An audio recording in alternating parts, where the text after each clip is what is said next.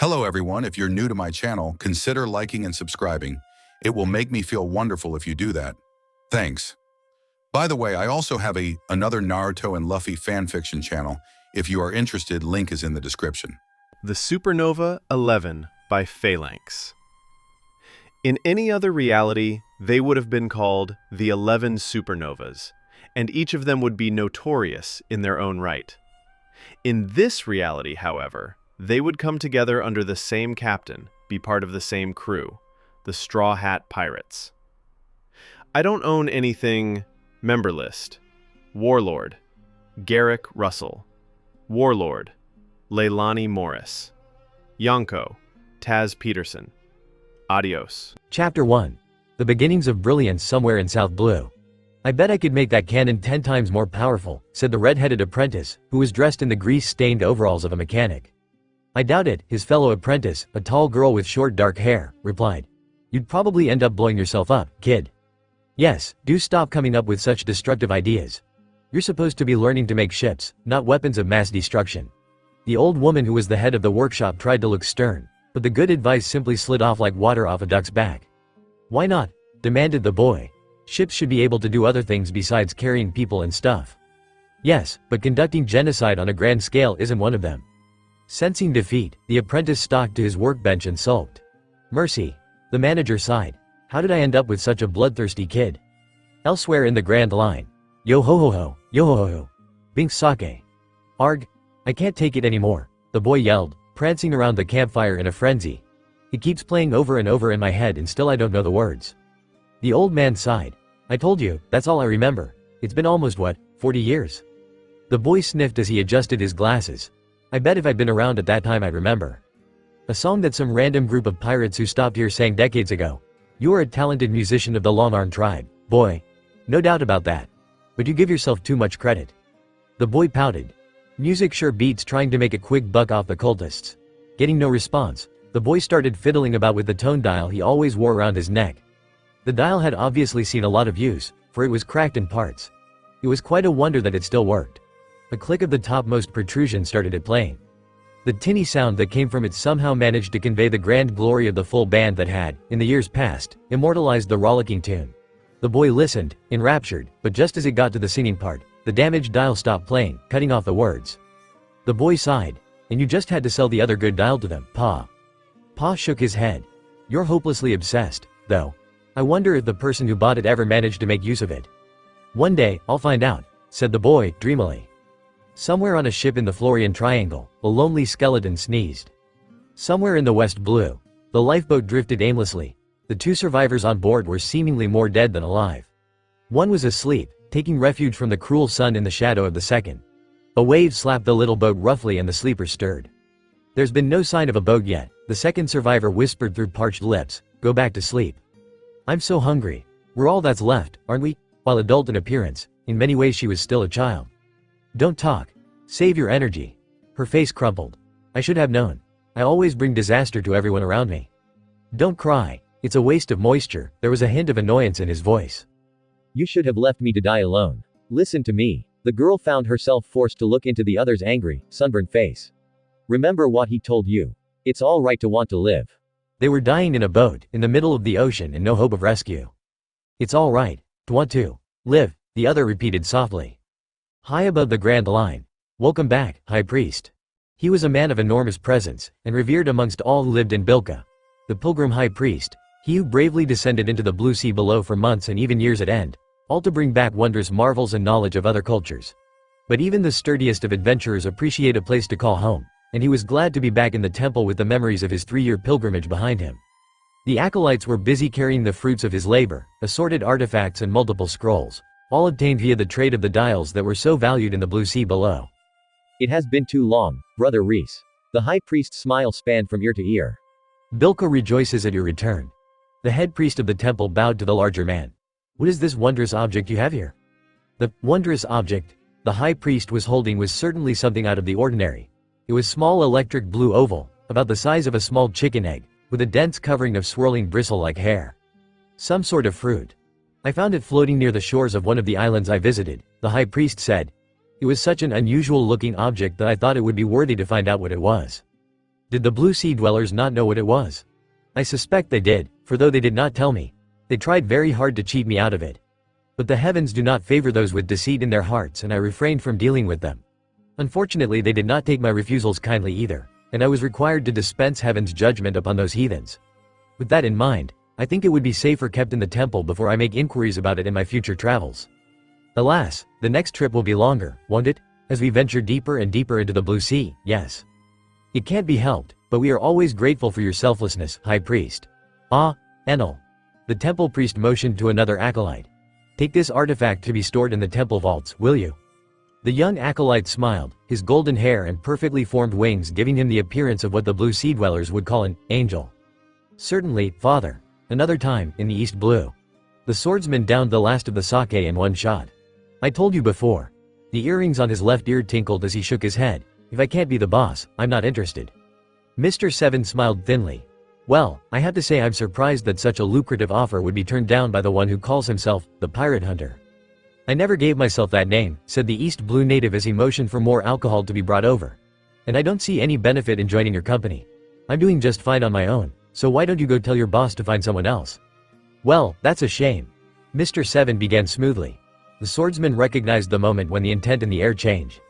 You see, now that you know of our existence, I can't let you, continued the recruiter. Mr. Seven did not get any further, for the infamous pirate hunter of the East Blue had already moved. The rapier that Mr. Seven had intended to stab through his opponent's heart was duly trapped in the back of the chair he had been sitting on. The falling shadow of the Santoryu master would be the last thing Mr. Seven would ever see. You can show yourself too, said the swordsman to the shadows, after he had finished wiping off his bloodied katana. You're quite good, said the figure hiding in the darkness, unfazed by the fact he had been found out. So, are you planning to avenge your friend now? He's not my friend. Just a subordinate. And not a very good one, at that. There was a pause as both parties regarded each other. As a matter of fact, I'm more interested in making a deal with you, Pirate Hunter. I've already said, what you really want is a challenge, isn't it? The swordsman smiled broadly. So how about you try fighting me? The ring of steel unsheathed could be heard. If I win, you work for me. And if you lose, you become the new boss. The challenger mirrored the swordsman's bloodthirsty smile, but I won't. Elsewhere, in the Grand Line, silent as a painted ship upon a painted ocean, asterisk. The ship sat patiently still upon the calm sea, it was waiting. Captain.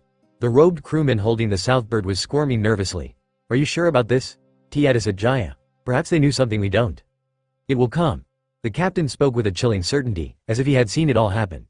But the observant first mate, who knew him better than anyone, could tell that even behind the facade the man was slightly perturbed.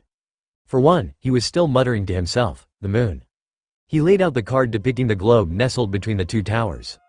The Hierophant. The second card was placed next to the first. Then he drew the next and his brow furrowed, an unusual display of emotion for him. Death. Around the ship, an ominous rumbling could be heard. The seawater began to bubble, as if ready to boil. Calmly, the pirate known as the Magician drew another card from the deck. This time he looked thoughtful. Captain. It is fated.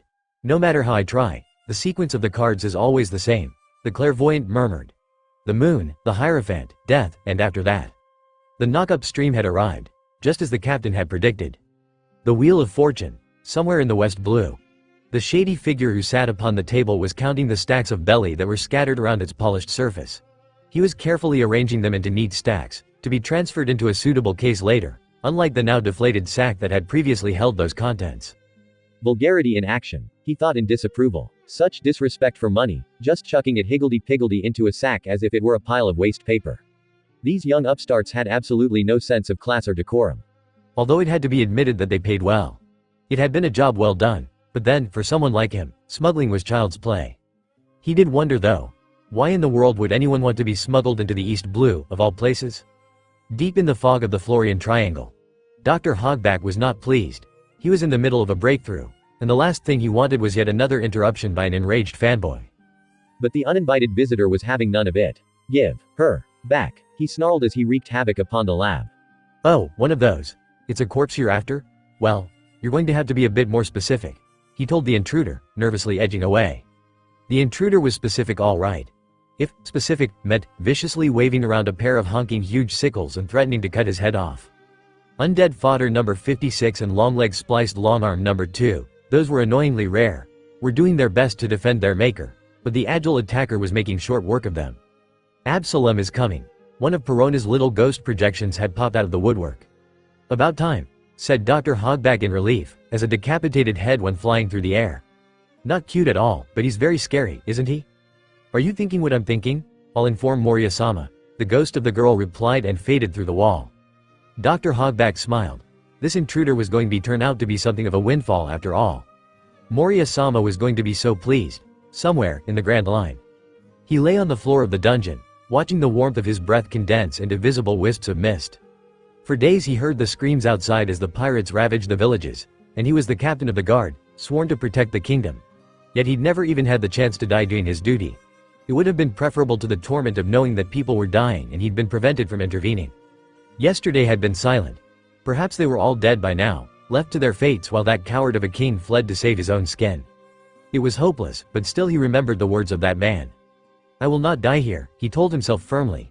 Your self-diagnosis seems quite accurate. A voice, vaguely amused, came from beyond the bars of the jail cell. Shame, I've never dissected a zone type before. Dalton pulled himself up with some effort. A furry-hatted man stood outside looking in, projecting an aura that was both sinister and yet at the same time, almost benign. Who are you? That depends, Mr. Bison, the man smiled lazily. Is the edict that all non-royal doctors in Drum are to be executed still in effect? Dalton shook his head. Now that there is no one to enforce it, no. Excellent. The man rubbed his hands in glee. I'd heard that the doctors of Drum used to be one of the most advanced in the medical field. They must have left some notes. Whose castle is this, by the way? Our former king's. It was designed by an architect who studies snowflake patterns in his spare time. Don't mind if I use it, not if you find some way to release me from this jail cell. Deal, said the man before he'd even finished his sentence. And meanwhile, in the East Blue, upon the shores of a quaint little village adorned with windmills, a young boy prepared to set sail. So how many crew members are you going to have, Luffy? Makino's smile was warm and indulgent. Well, 5 is good, maybe 9. No 10, why 10? I dunno. He smiled as the wind whipped through his short, messy black hair and the straw hat that was his most treasured possession.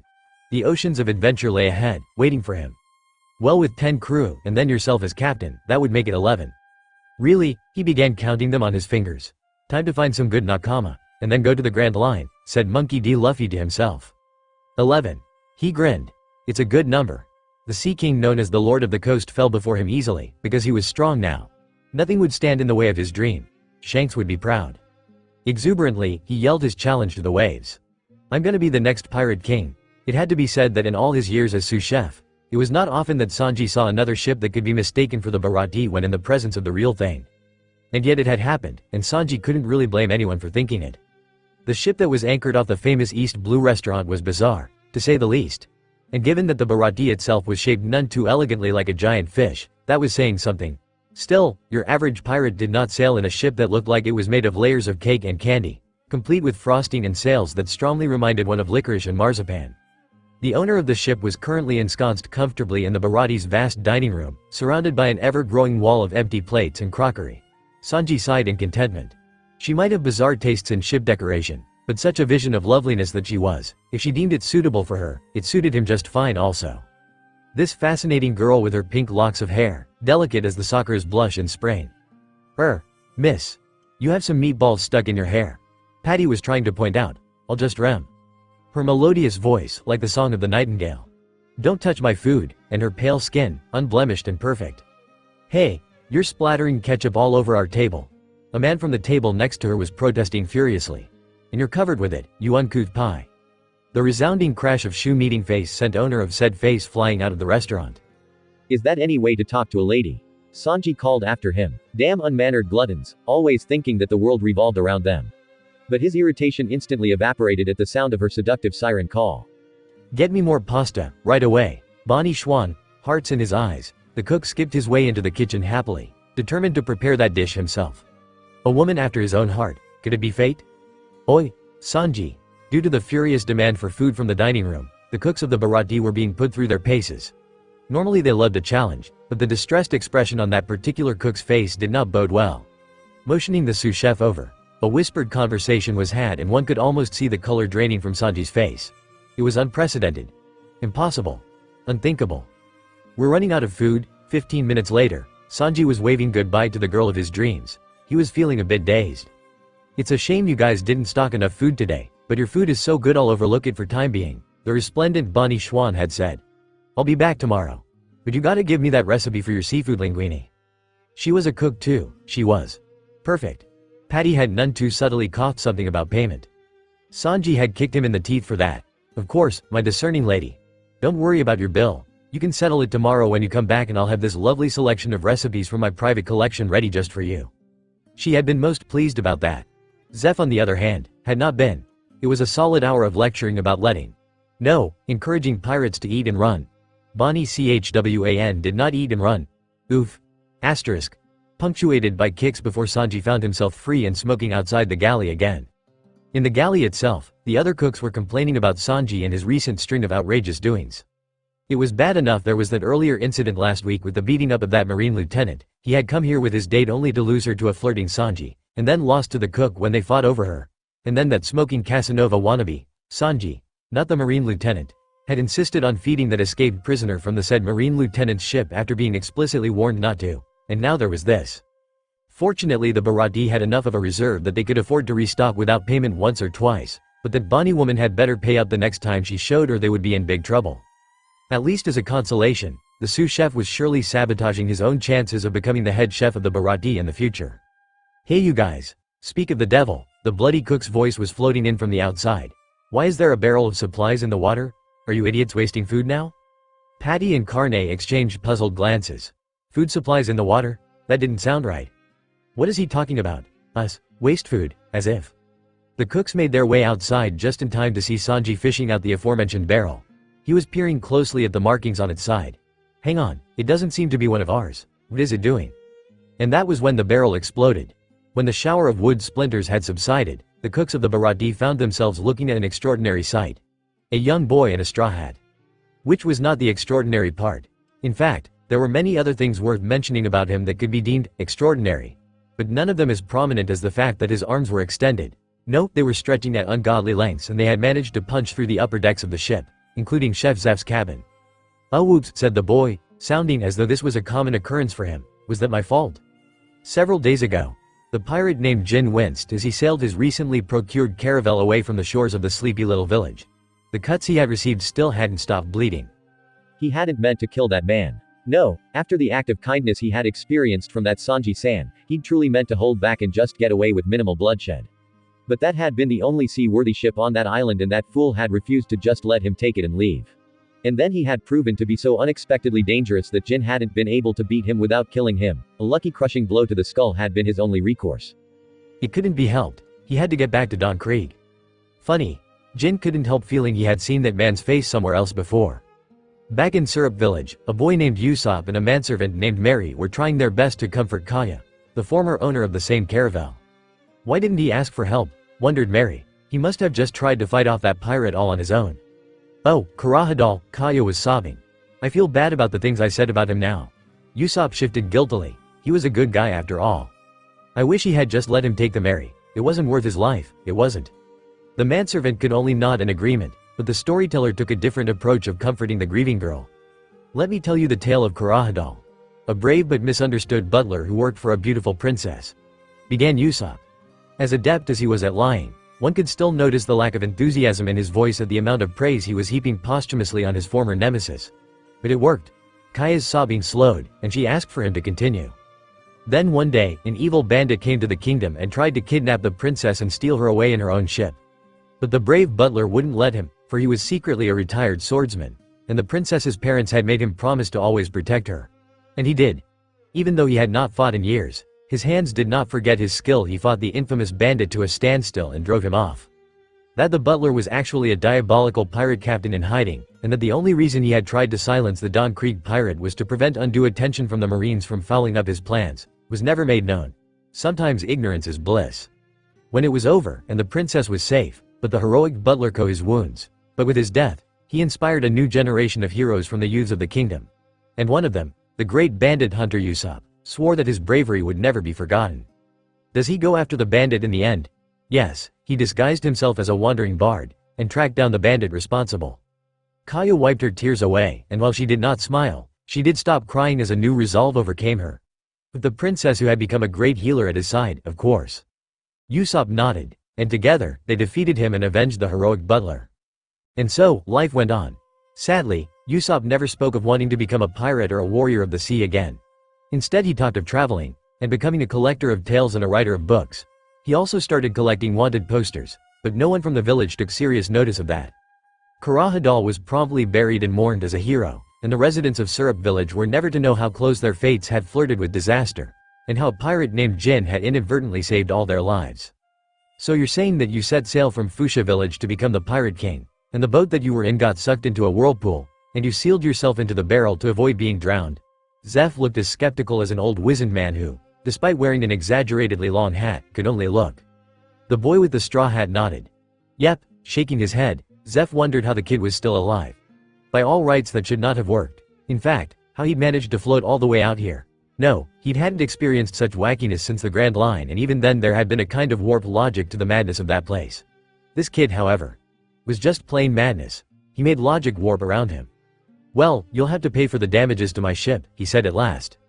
The boy looked at him. But I don't have any money yet. But I will when I become the Pirate King. Can I just write you an IOU for later? The chefs of the Barati would comment later that it was at that point when Zeph worsened the damage done to the restaurant ship earlier by kicking the strange, seemingly indestructible rubber boy through the roof.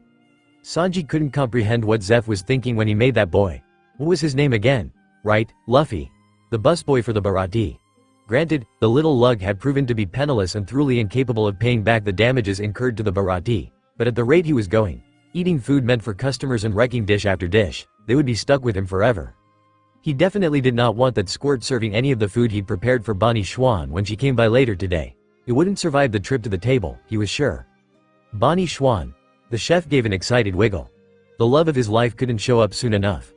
Any moment now, she was going to walk through that door and grace them with her wondrous presence. Right on cue, someone burst through the door. The momentary rush of joy at thinking it was Bonnie quickly ebbed when Sanji realized it wasn't the lovely beauty he was expecting, but someone else entirely. Jin stood in the doorway, bracing another man who looked on the verge of death. Even as Sanji's eyes took in the detail of the pale hair, heavy-set frame and armor-plated torso, a murmur ran around the room. The restaurant patrons recognized that man too. It's Don Krieg the pirate. What happened to him? The man was starving. Sanji knew it without even having to consciously think about it. The man had been starved to the brink of death. The dead, desperate look in his eyes gave it away. Please, Sanji-san. Words were superfluous here. Everyone knew what Jin wanted to ask of the chef.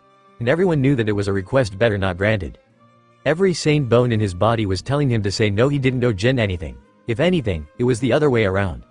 The tales of Don Krieg's ruthlessness were well known, and Sanji did not trust Don Krieg's assurances that he was not going to cause any trouble one bit. But right now, a man before him was starving. Over 80 days without food. 80 days. That was 3 months, almost. The sea can be such a cruel place. If we ever get off this rock, I'm going to open a restaurant ship. And we'll feed everyone, as long as they're hungry. He regretted nothing. He knew the outcome even before it happened. But the foreknowledge was irrelevant. As someone else he would have known, and hated, in another reality would have said, a real man keeps his word. Of course, in this reality he didn't know that someone else, and he didn't know how horrified he would be to be actually agreeing with that person, but fortunately, this was not so much an issue at the present. Still no regrets. Not even when Don Krieg reneged on his word, and revealed his intent to take the Barati, and when the other chefs accused him of bringing ruin upon them, still he stayed resolute. If any of you want to live, you'd better be gone by the time I get back. A promise was a promise, but he was under no obligation to be a doormat to an ingrate of a pirate who stole food. Feeding a starving man was one thing, but if it came down to protecting the Barati, he was going to fight to the death. It had only gotten worse when Don Krieg realized that the head chef of the Barati had once been the famous pirate Red-Leg Zeph, and that his captain's log would contain valuable data about the Grand Line. Of course the man's greedy, grasping mind meant that he expected this to be handed over to him as well. Took everything from him, his dreams, his crew, his leg. No regrets. Not now, not 2 hours later when the fighting chefs of the Barati braced themselves for the onslaught by the Don Krieg pirates. Maybe he shouldn't have tempted fate, Sanji-kun. A small ship had appeared from the south. A ship that looked like a decorated cake, with a cheery girl possessing hair the color of the Don's blush standing on its bridge. Bonnie had finally arrived, at the worst moment possible. Sanji had thought then that the situation couldn't have gotten any worse, but as it turned out, he was wrong. Bonnie had been looking forward to another session at the Barati again. After all, it had been a long time since she had been able to eat to her heart's content at such a place without people looking askance at her. The Chocolat Gâteau was not a large ship, which was a good thing, because otherwise it would have been a royal pain to sail all by her lonesome. It also helped that the ship's ludicrous appearance made pirates give it a wide berth. There was a limit to how opportunistic a pirate could be, and Bonnie had discovered a long time ago that most pirates, despite their pragmatism, had a reluctance to take a ship that looked like a frosted layer cake, probably due to manly pride. This she used to her advantage, not that she really needed it against most of the sad excuses of pirates one found in the East Blue. But it was nice not to have to be constantly fending off attackers, especially when she secretly had this much treasure on board.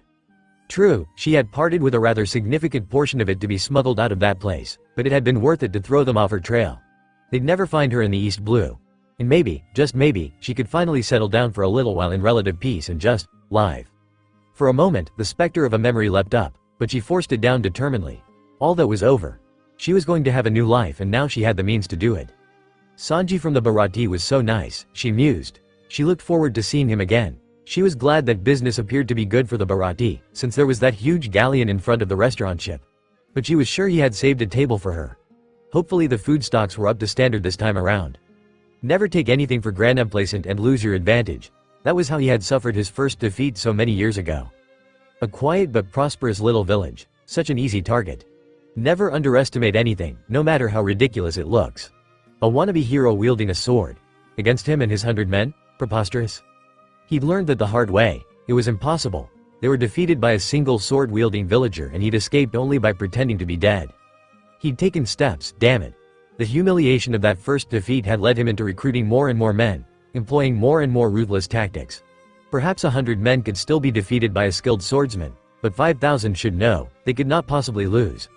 Not with the advantage of surprise, deception and every other conceivable tactical approach he could think of, and yet. The entire armada sunk within 7 days of entering the Grand Line, all by a single swordsman in a tiny boat. He was Don Krieg, the greatest pirate of the East Blue. Why was it that his ambitions could be foiled by a single swordsman not just once, but twice? He would take no chances this time. Any unforeseen factor was to be eradicated. There would be no third time. He gave the order that the ship that had newly arrived, and which could potentially bolster the forces of the Barati, was to be sunk by a well-placed barrage of cannonballs. They realized Don Krieg's intention a moment before he carried it out, and by then it was too late. Bonnie, Sanji screamed over the sound of splintering wood and twisting iron as the cannonballs tore into the hull of the blindsided ship. God damn you shitty pieces of pirate trash to hell. Wait, she managed to jump off, but I don't think she can swim, called out one of the chefs. True enough, the girl was thrashing in the water, desperately reaching out for a piece of wreckage to cling to. That was all Sanji needed to hear. In a heartbeat he had left Zeph's side and plunged into the water, racing to rescue the drowning girl. He wasn't quite fast enough, and she sank down before he could reach her. Over the waves they could hear his frenzied swearing. In the distance, they could all see him take a few deep breaths, then dive into the depths after her. That was all the opening the Don Krieg pirates needed. They charged, and for a while, a full-scale battle raged over the restaurant ship. They might have relied too much on numbers, but there was no denying these pirates were strong. Even the sea chefs of the Barati, who were used to fighting and brawling, had been no match for their bloodlust. All save Red-Leg Zeph. He might be a crippled old man, but it should not be forgotten that once he was a famous pirate with a kick like no other, and even if he was past his prime, the Grand Line veteran was still in a different league from the rest of the pirates. Alone he held the line against the invaders. You shitty bastards. How dare you do that to a lady? Sanji had surfaced again, with the unconscious girl in his arms. He also had a nosebleed that didn't appear to have come from fighting, but no one commented on that, maybe because most of the Barati's staff were laid out in varying states of defeat on the porch. The sous chef of the Barati took in the devastation, and his face, already furious, turned a deadly shade of black. Oi busboy. Take care of her for me, said Sanji, handing Bonnie's limp form over to the boy Luffy, who up to then, had been firmly told to stay out of the way, and therefore, still hadn't gotten involved in the fight despite his protestations that he was strong and his punch was as powerful as a pistol shot. Bonnie would be safest with him, Sanji decided. Hey, what's going on? Where are you going? My dear sweet Bonnie Schwan, said Sanji, ignoring the boy. Please excuse me for a moment, for your fair prince must go now and… At this he turned and glared at the pirates. Kick some shitty pirate ass. It was then when the pirates discovered that much to their horror, that Red-Leg Zeph was not the only man on board who knew how to kick, and that Sanji had in fact, secretly been his protege. Now that the gloves had come off, none of the pirates, not even the sub-commander Pearl, a huge man with really no awareness of how ridiculous he looked wearing what looked like a giant dinner plate on his chest, a crock pot on his head, and 2 more pot cover-like things in his hands, really stood a chance against them. Save for 2. One of them was Don Krieg. and the other was Jin. "What are you lot doing?" Don Krieg was shouting. "Can't the lot of you take care of an old cripple and a foul-mouthed chef?" "Just hang tight, Krieg Kuso," the foul-mouthed chef said in reply. "I'll be coming for you next." It was hard to say if the threat shook Don Krieg, but it had to be noted that it was at this point that Krieg stepped up and looked about to join the fight himself. And it was clear from his stance and action that his intended target was Sanji. This did not go unnoticed by Jin. Sanji was in the middle of kicking Pearl a new face and did not notice that the apologizing Jin had finally decided to kick off his mortification and apathy. With a speed that took one's breath away, he had whipped out a pair of Tong Fa, smashed Zeph's peg leg, and knocked the old man down. All in the span of time it took Sanji to make one of his whirlwind kicks. Coldly pointing a loaded flintlock pistol at the chef's head completed the betrayal. Everyone froze. Once again, words were superfluous. Barely alive, her awareness was nothing but a little speck floating in the darkness. "Just stand down, he'll kill you if you don't. Just give in and leave with your life." "Oi," someone was prodding her. "Are you awake? All your fault, if you would only just hand it over." Bonnie sat up in shock, neatly headbutting the round-faced boy who was hovering above her. "Ow, don't waste your time with warnings, Jin. Pearl, kill him." Oh no. The memory of what had happened moments before returned. The chocolat gâteau was gone, destroyed and sunk before she even knew what was going on. Oh no no no. They opened fire on us without warning. Everyone is gone. They're dead. They're all dead. She shook her head to clear it of the voice, forcing down the cold prickling of an old familiar fear. "Who are you? Did you save me just now?" "Hey, me? No," said the odd little boy, whose most predominant feature after his ear-to-ear grin was the straw hat perched on his head. "That was the cook over there, eh? What happened? He was winning the fight just now." Cook, Sanji-kun. It was beginning to sink in. While she had been out cold, there had been a war raging. The wounded were strewn across the extended deck of the Barati, and towering over an extremely beat-up man that she could barely recognize as the Barati's sous chef, was a man sandwiched in some kind of silly-looking armor. He was savagely wailing away at Sanji-kun, who for some reason was just standing there and taking it. It didn't look like he would be able to take it much longer. His assailant didn't appear to think so either. "I'll finish him off all right, Captain Krieg." And then he raised his arm for the final blow. Sanji braced himself to be killed by Pearl's finishing move. But instead of the discs crushing his skull, nothing happened. This was because out of nowhere, the busboy had stretched his arm with his bizarre ability, and stopped the blow. There was a smoldering look in the previously vacant-looking expression that made Sanji wonder if this was even still the same person as before. "You're stronger than him. Why aren't you dodging?" the busboy demanded. "Shitty busboy. Can't you see that he's got a gun to Zeph's head?" The boy turned and fixed Jin a stare. "He won't fire it." "What are you talking about?" the pirate snapped back at him. "Of course I will." The boy only shook his head. "I heard the other chefs talking about you earlier. Sanji saved your life when you were starving." "What is that supposed S?" met with a wide grin. "You were grateful to him." Jin only blinked and looked blankly at the absurd boy. "I am the first commander of the Don Krieg pirates. Do you honestly think I wouldn't hesitate to kill a hostage?" "No, because you're not a bad person. Busboy, what do you think you're doing?" "Shut up," Sanji hissed urgently. There was only a chuckle from Zeph. "You think this is funny? You think the Don Krieg pirates are not serious?" Don Krieg, perched on the figurehead of his flagship, was growing impatient and furious. "Don Krieg, Jin, enough talking, just kill him," Don Krieg demanded.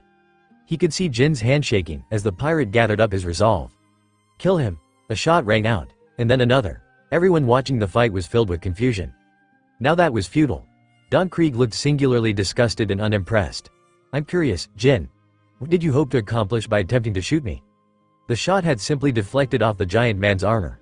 But even though no physical damage had been done to Don Krieg himself, that same could not be said for Pearl, who, being at closer range, had been hit where his armor did not cover. "Damn! You Jin! You dirty traitor!" Pearl gasped as he crumpled to the floor. "I'm sorry, Don Krieg, but I cannot let you kill this man." "Jin," Sanji was stunned. "You disappoint me, Jin. I don't care anymore." There was a slightly deranged look on the pirate commander's face. "But Sanji-san showed me." "No, he showed us both kindness. The first since I was born. I cannot let you kill him. If you care so much about some foolish cook, then you can share his fate." Turning to the assembled pirates, he shouted, "Listen up, the first man who brings me the head of that traitor, I will award the post of the new first commander of the future pirate king." Two things happened at that point. 1. The busboy let out a roar of rage and launched himself across the expanse of water between Don Krieg's ship and the Barati. Using his rubber arms as some sort of self-propelled slingshot, he punched Don Krieg in the face with his own body as the metaphorical fist. 2. The crowd of pirates, egged on by the prospect of becoming the new commander of the Don Krieg pirates, charged forward, only to be reduced into a mass of snot-nosed, crying babies. Sanji's cigarette fell out of his mouth and clattered to the floor, self-extinguishing in a puddle with a soft hiss. What the hell just happened? Devil fruit users, Zeph, who was gingerly sitting up, muttered. What are the odds? Both of them are devil fruit users. Both? Then he realized the truth. Bunny? Sanji-kun. Sorry I couldn't tell you about it, but thanks for saving me back there. To this Sanji nearly swooned with happiness. It sucks for everyone involved, but everything I owned was on my ship, and I can't pay you back now. Here she turned to Zeph. But old man, if I get rid of Don Krieg, count my debt settled, okay? You'll have to beat the busboy to it, Zeph replied, jerking a thumb at the direction of Don Krieg's ship, where both combatants were facing off. Stupid boy. Don Krieg was holding his face where Luffy had left a wonderful knuckle-shaped impression. You're getting involved now? What is it with you people, fighting over a stupid restaurant? I didn't hit you because of that, Luffy informed him gravely. Don Krieg glared. Then why did you? The busboy raised his voice. Because you said you were going to be the Pirate King, and I'm going to be the Pirate King, not you. I will not surrender that title to anyone else. Don Krieg stared at the absurd-looking boy and his equally absurd proclamation, and burst out laughing. You overestimate yourself. Just because you ate a devil fruit doesn't mean that you have the advantage. In fact, I'd say you're at a disadvantage, boy who cannot swim. It doesn't matter if I can swim or not, the busboy said, because I'm gonna kick your butt. Dream on, boy who, he was cut off mid-sentence because at this, the boy made a very credible attempt to add another set of knuckle imprints onto Don Krieg's face. The pirate captain, being on guard this time, managed to defend himself with a cloak of spikes which the busboy unhesitatingly punched through. Don Krieg went skittering across the deck as the boy usurped his place on the figurehead, his hands dripping with blood. Sanji stared at the boy in disbelief, not for the first time. My name is Monkey D. Luffy, and I'm going to be the Pirate King, the busboy informed the pirate captain, his expression still uncharacteristically serious. That boy was ridiculous. Oblivious. Foolhardy. Damn it to hell. The boy reminded him of someone else. I'm not going to be killed by you filthy pirates. I'm going to find the all blue. For a fleeting moment, Sanji saw the ghost of a little boy who had faced off an infamous pirate of the Grand Line for the sake of a dream. Monkey D. Luffy? Don Krieg had recovered and was rising to his feet again. I'll remember that. With this he raised his shield and aimed its face at the busboy. So I can carve it into your tombstone. Jin realized that Don Krieg meant to do. MH5, boy, watch out. A poison gas weapon? Bonnie said, her eyes widening. He's going to gas everyone here. Sanji barely had a moment to wonder how and why she had knowledge of such things, before he was distracted by her loveliness as she turned to him and Jin. I need to get in range and stop him. Throw me across to that ship. What? I said freaking throw me. Jin and Sanji both exchanged glances, and then they nodded. 5 seconds later, a swearing but determined pink streak was hurtling across the expanse of water between the Barati and Don Krieg's ship. Luffy, not understanding what Don Krieg intended to do with the MH5 shield, was preparing to charge in again, and the only reason that he had not been gassed was because Don Krieg had been taking a moment to put on his own protective gas mask. It was all the time Bonnie needed to close the distance get in striking range. One moment, Don Krieg was a huge hulk of a man, with bulging muscles and clad in heavy, shiny armor. The next, he was a shriveled old man, collapsing from the weight of his own arsenal, his arms so weakened from rheumatism that he could not even hold the shield aloft. Bonnie, who was still flying through the air, might have crashed into the mast, but fortunately Luffy had seen her trajectory and managed to catch her, breaking her fall. Cool, I didn't know you could do that, commented the boy. Looks who's talking, rubber boy. Now finish him off before the effect wears off. She did it, I think I'm in love, Sanji swooned. I doubt the effects of that devil fruit would be permanent, and if they aren't, that won't be enough to stop Don Krieg, said Jin grimly. Then I'm going over there myself to make sure this ends here, Sanji declared. There's no need for such drastic measures, a voice interrupted them. Everyone turned around to look at Zeph, who was calmly watching the proceedings. What do you mean? Did you not notice the new arrival? Unnoticed by the crew of the Barati and Krieg's ship, a small coffin-shaped boat with black sails had sailed onto the scene. Sitting regally in the middle, illuminated by eerie green candles and bearing a massive cross-handled sword on his back, was a man. He was dangerous. There was no doubt of that. But in case there had been any, Don Krieg's ship suddenly being cut in half easily put them to rest. He cut that huge ship. In a single stroke, Sanji breathed. Then he noticed Jin was shaking. What's wrong? It's him. That man we ran into in the Grand Line. He sunk all our ships. His crew. No, just him, alone. That man does not need a crew. Zeph said, his arms crossed.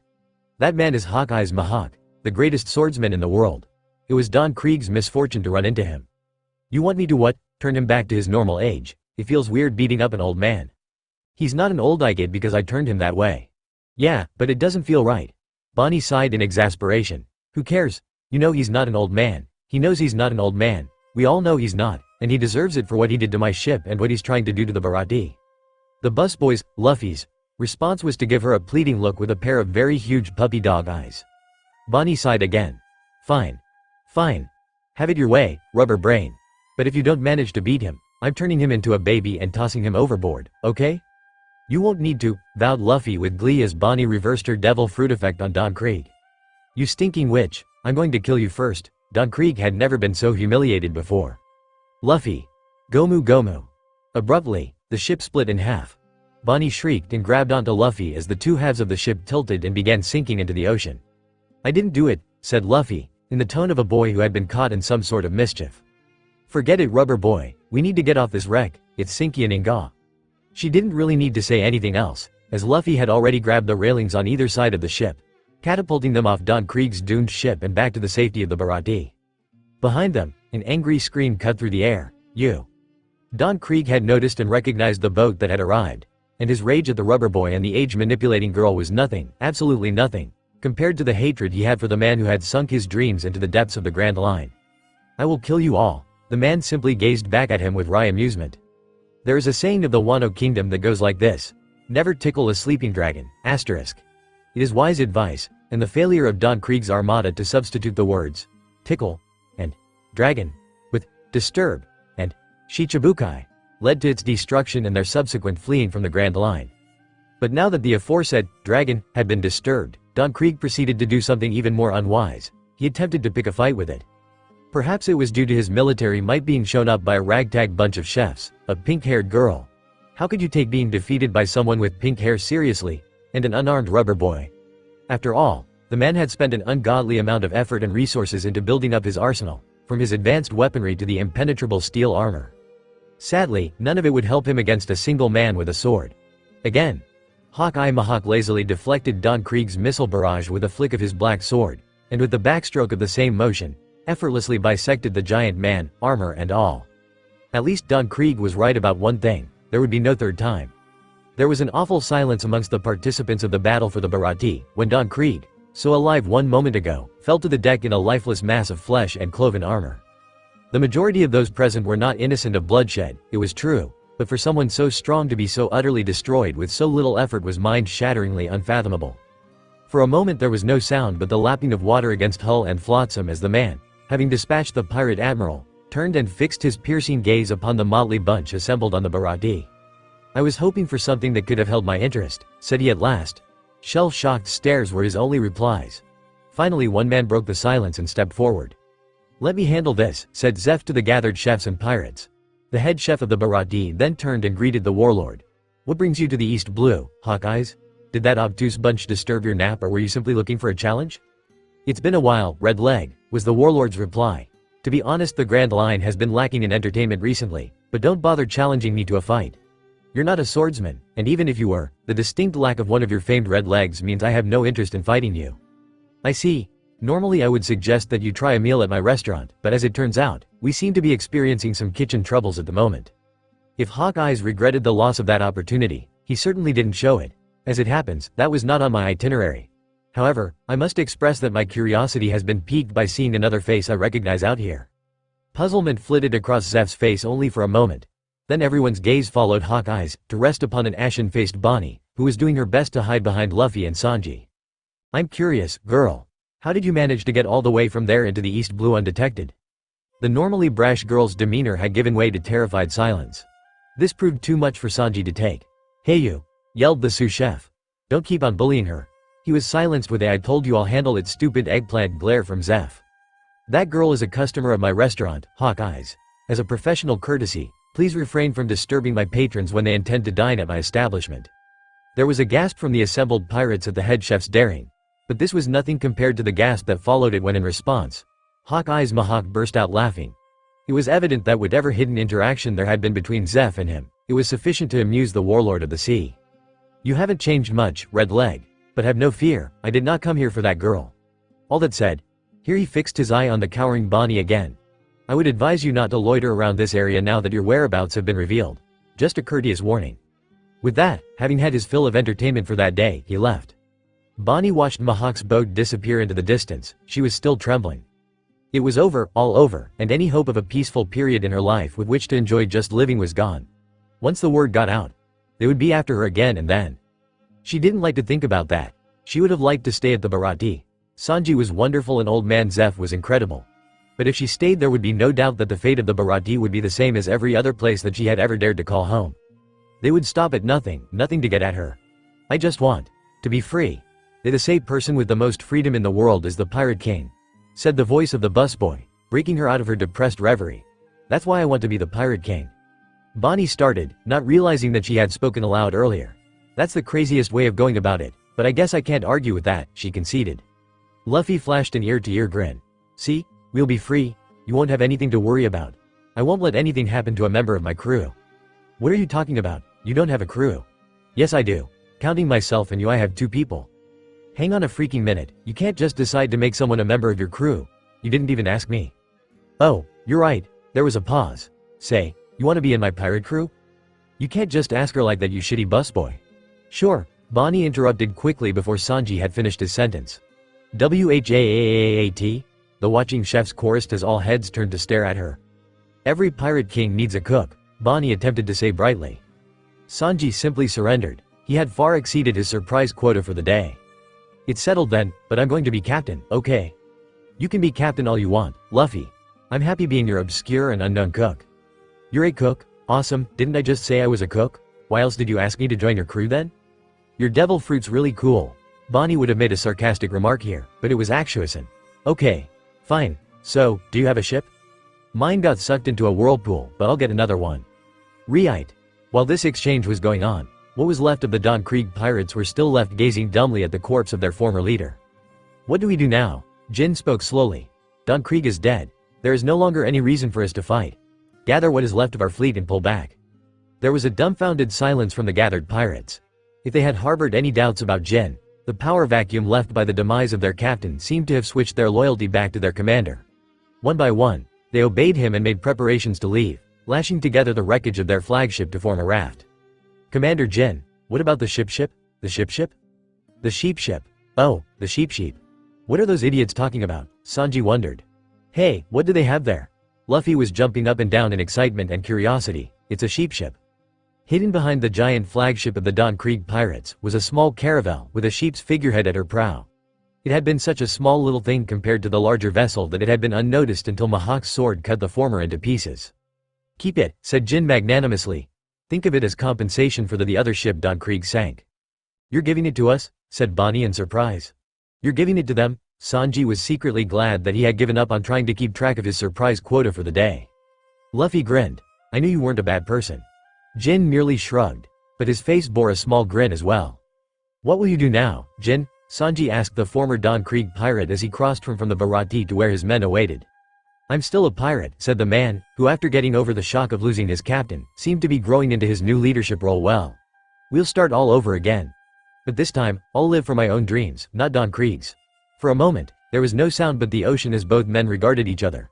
Sanji-san, I am still very grateful, and I am very sorry about. Sanji cut him off with a wave of his hand. Never mind that, Jin. Come back and eat here sometime. A smile spread across the pirate's face. I'd like that very much, Sanji-san. I might really take you up on that offer. And he did. The farewell party was in full swing. You sure about this? Sanji asked Bonnie and he helped her carry food with which to restock the sheep ship. I mean, going off sailing with some crazy rubber boy you barely know. Don't be silly, I can take care of myself. Bonnie gave a laugh and winked. Probably better than you. Sanji turned red. It was likely enough to be true. Just kidding, Sanji-kun. But why don't you come along? What? Come along with us. You have things to do out there, don't you? And there's room for more than one cook in the kitchen? For a moment the sounds of the party were silenced to Sanji's ears as what Bonnie was suggesting slowly sunk in. Bonnie was asking him to come along and be a pirate with the crazy rubber boy. Leave the Barati, leave the East Blue, leave Zeph, and go off to new adventures in the Grand Line. Someone has to find the All Blue. Sanji stared at the girl of his dreams, desperately searching for the right words to say. I have this dream. Really? That's an amazing dream. Bonnie's voice was high-pitched in her excitement. Zeph, who was on the other side of the room, overheard part of the exchange between the two cooks, and slipped out of the room with an all-knowing smile on his face. He didn't need to hear the rest of what the girl had said. Sanji's gobsmacked expression had said it all. Finally, said the old man to himself, I'll be rid of that stubborn little eggplant. And that stupid boy can finally leave this place and follow his dream. Even he knew how unconvincing that sounded, so he began practicing his angry face for when he had to pretend to be surprised when Sanji broke the news to him. But when the party ended hours later, Sanji still hadn't said a word to him about leaving. Straw Hat is setting off. He heard one of the chefs say to Sanji, aren't you going to say goodbye?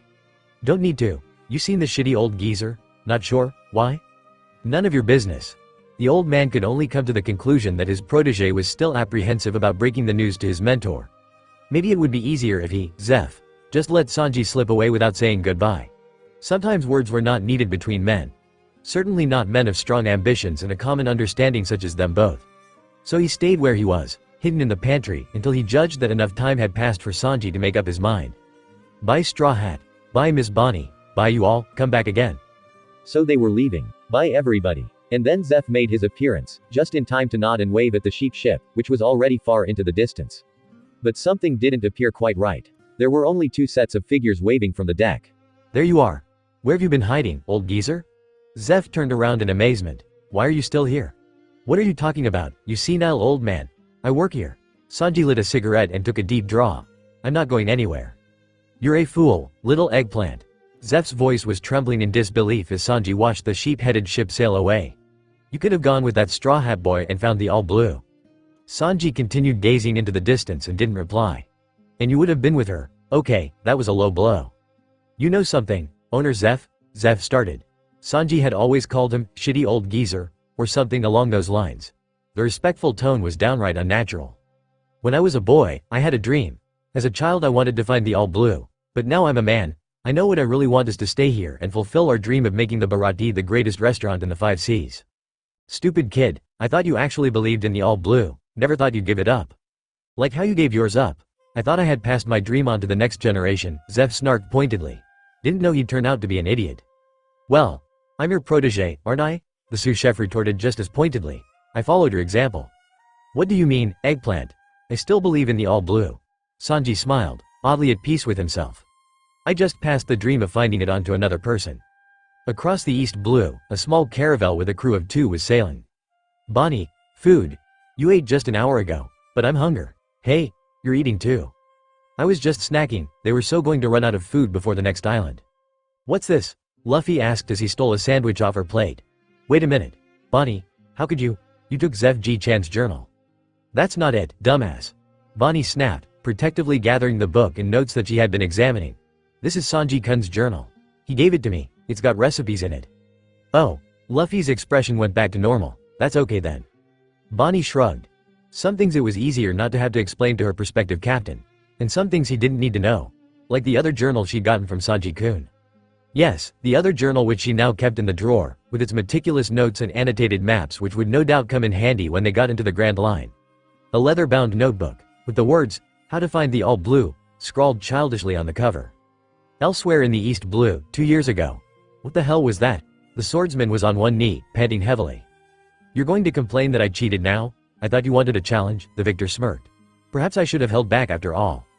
No, Roronoa Zoro looked in to defeat him since Kuina. You won, even if you had that freaky ability to help you. But you still won the sword fight, and I'm a man of my word. I just wanted to know what that power that you used just now was. It's called a devil fruit, pirate hunter, said the swordsman, sheathing his saber and slinging his other weapon to his side. I suppose in the East Blue it's not that common of a thing. But if it's any encouragement, it says much of your skill that I was required to make use of it. He put on his hat, a plumed bicorn, with a gloved hand. Now, we should be going. Let's see, what should we call you? 3 swords, and you fight like a demon beast. How about the number of the beast, Mr. 6? You can call me whatever you like, the newly christened Mr. 6 replied. Just remember that every year I will fight you again, and the day I defeat you will be the day I stop working for you. Those terms are acceptable.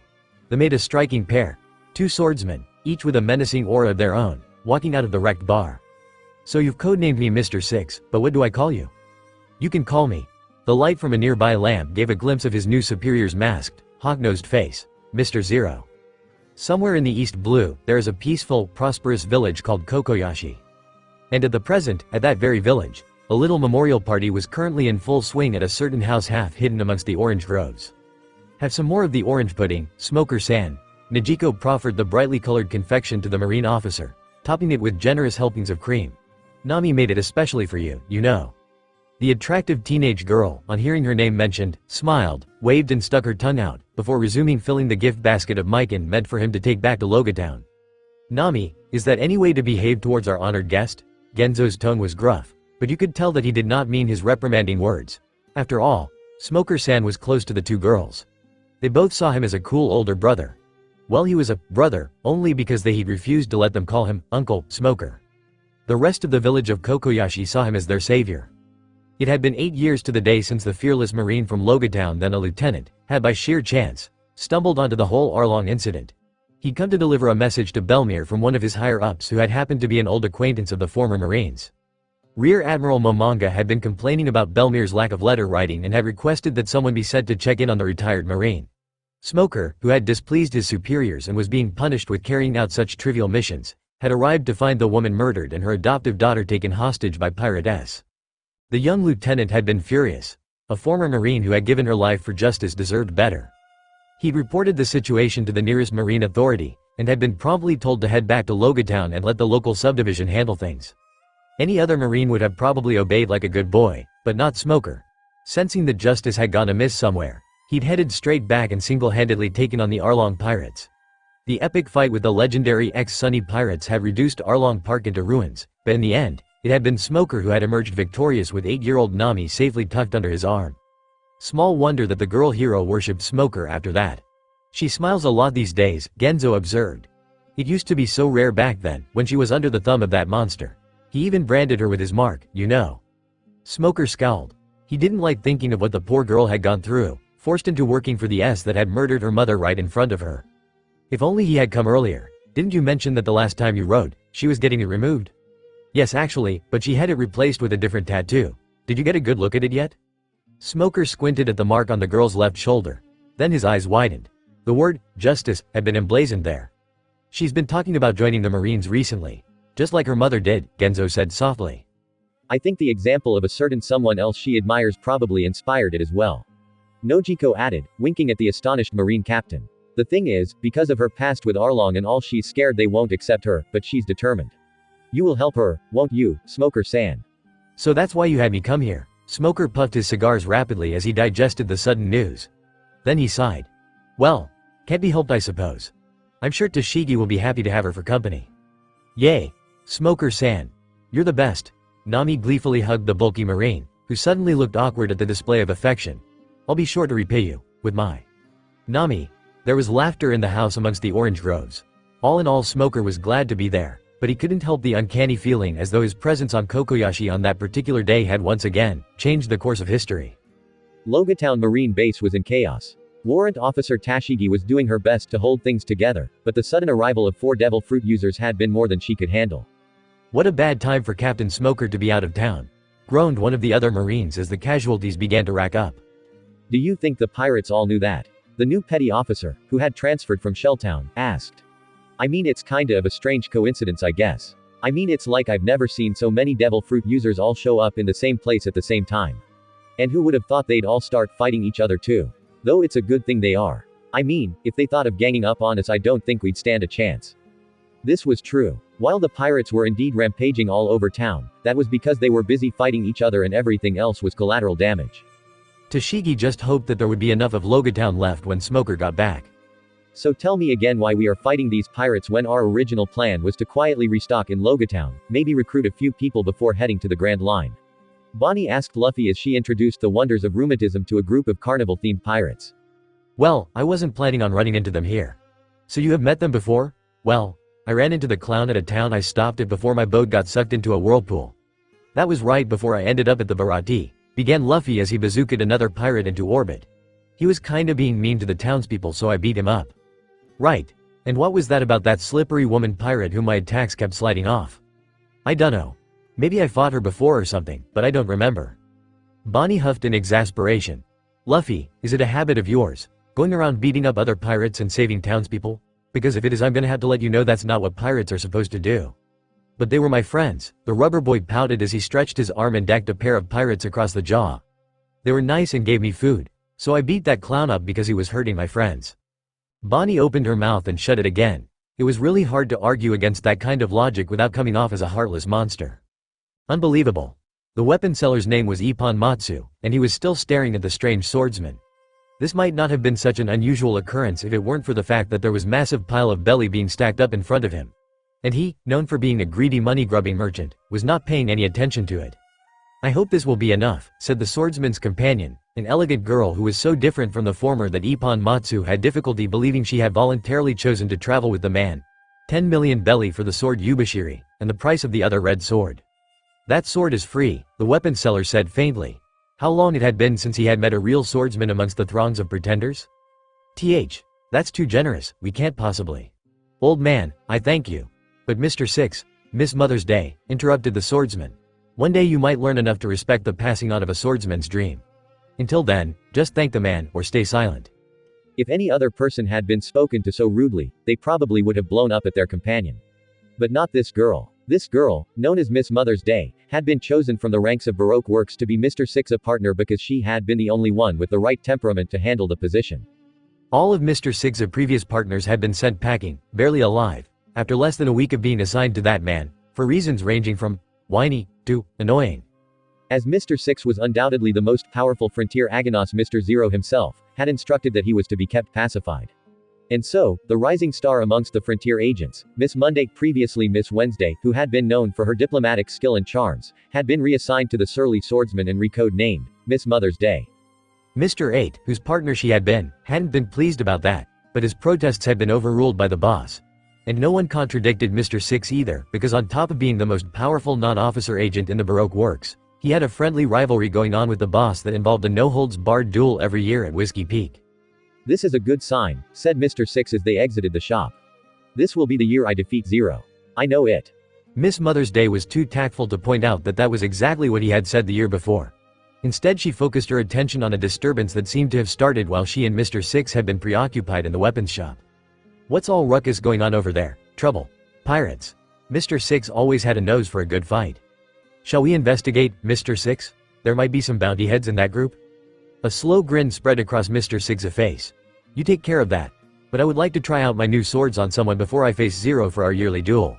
Let's go, Miss Mother's Day. Yes, Mr. Six.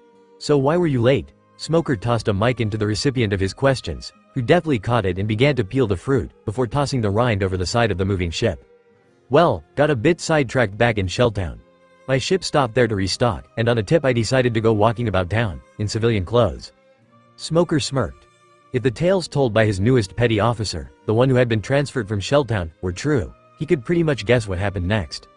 And so here I was stopping outside an inn and wondering if I wanted to go in for a drink when this self-important dandy comes along with his rabid pet dog. He didn't even have the damn thing under control and it was about to start biting the townspeople, so I culled it. Dandy boy didn't take too kindly to that. Certainly not. The man smiled. Blustered about his father and how that me being a punk.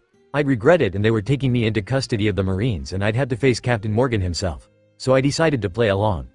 Smoker's chuckles were getting progressively louder. How did Morgan react on realizing his son just tried to arrest the Vice Admiral Momonga himself? Vice Admiral Momonga grinned sportingly as he scratched his topknot. As you would expect. Blustered and tried to pin the blame on his useless son. I had to shut him up with some hard questions about how he was running the base.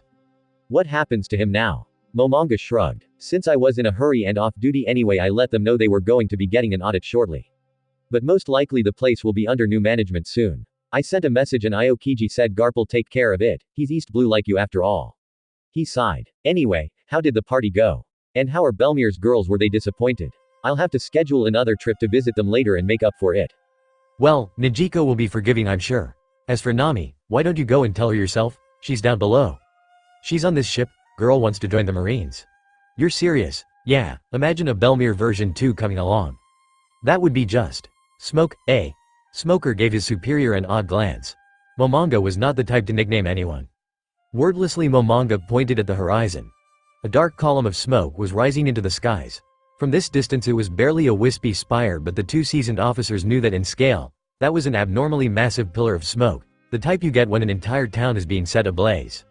Is that coming from? Shit, swore the protector of Logatown. All hands on deck.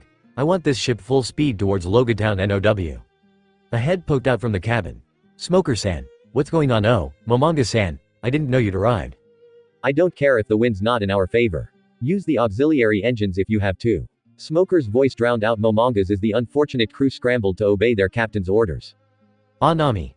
Nice to see you again, but things are about to get hectic here, and I think the bridge was dissolving into a frantic mess which swiftly ruled out any chance of further conversation. And get Logtown on the den, bellowed Smoker. It's pointless. I am the great Buggy-sama, and your weak swords mean nothing to me. Warrant Officer Toshigi winced in pain at her bleeding arm. But she was not standing down. Smoker had left Logat in her hands and she wasn't going to fail him.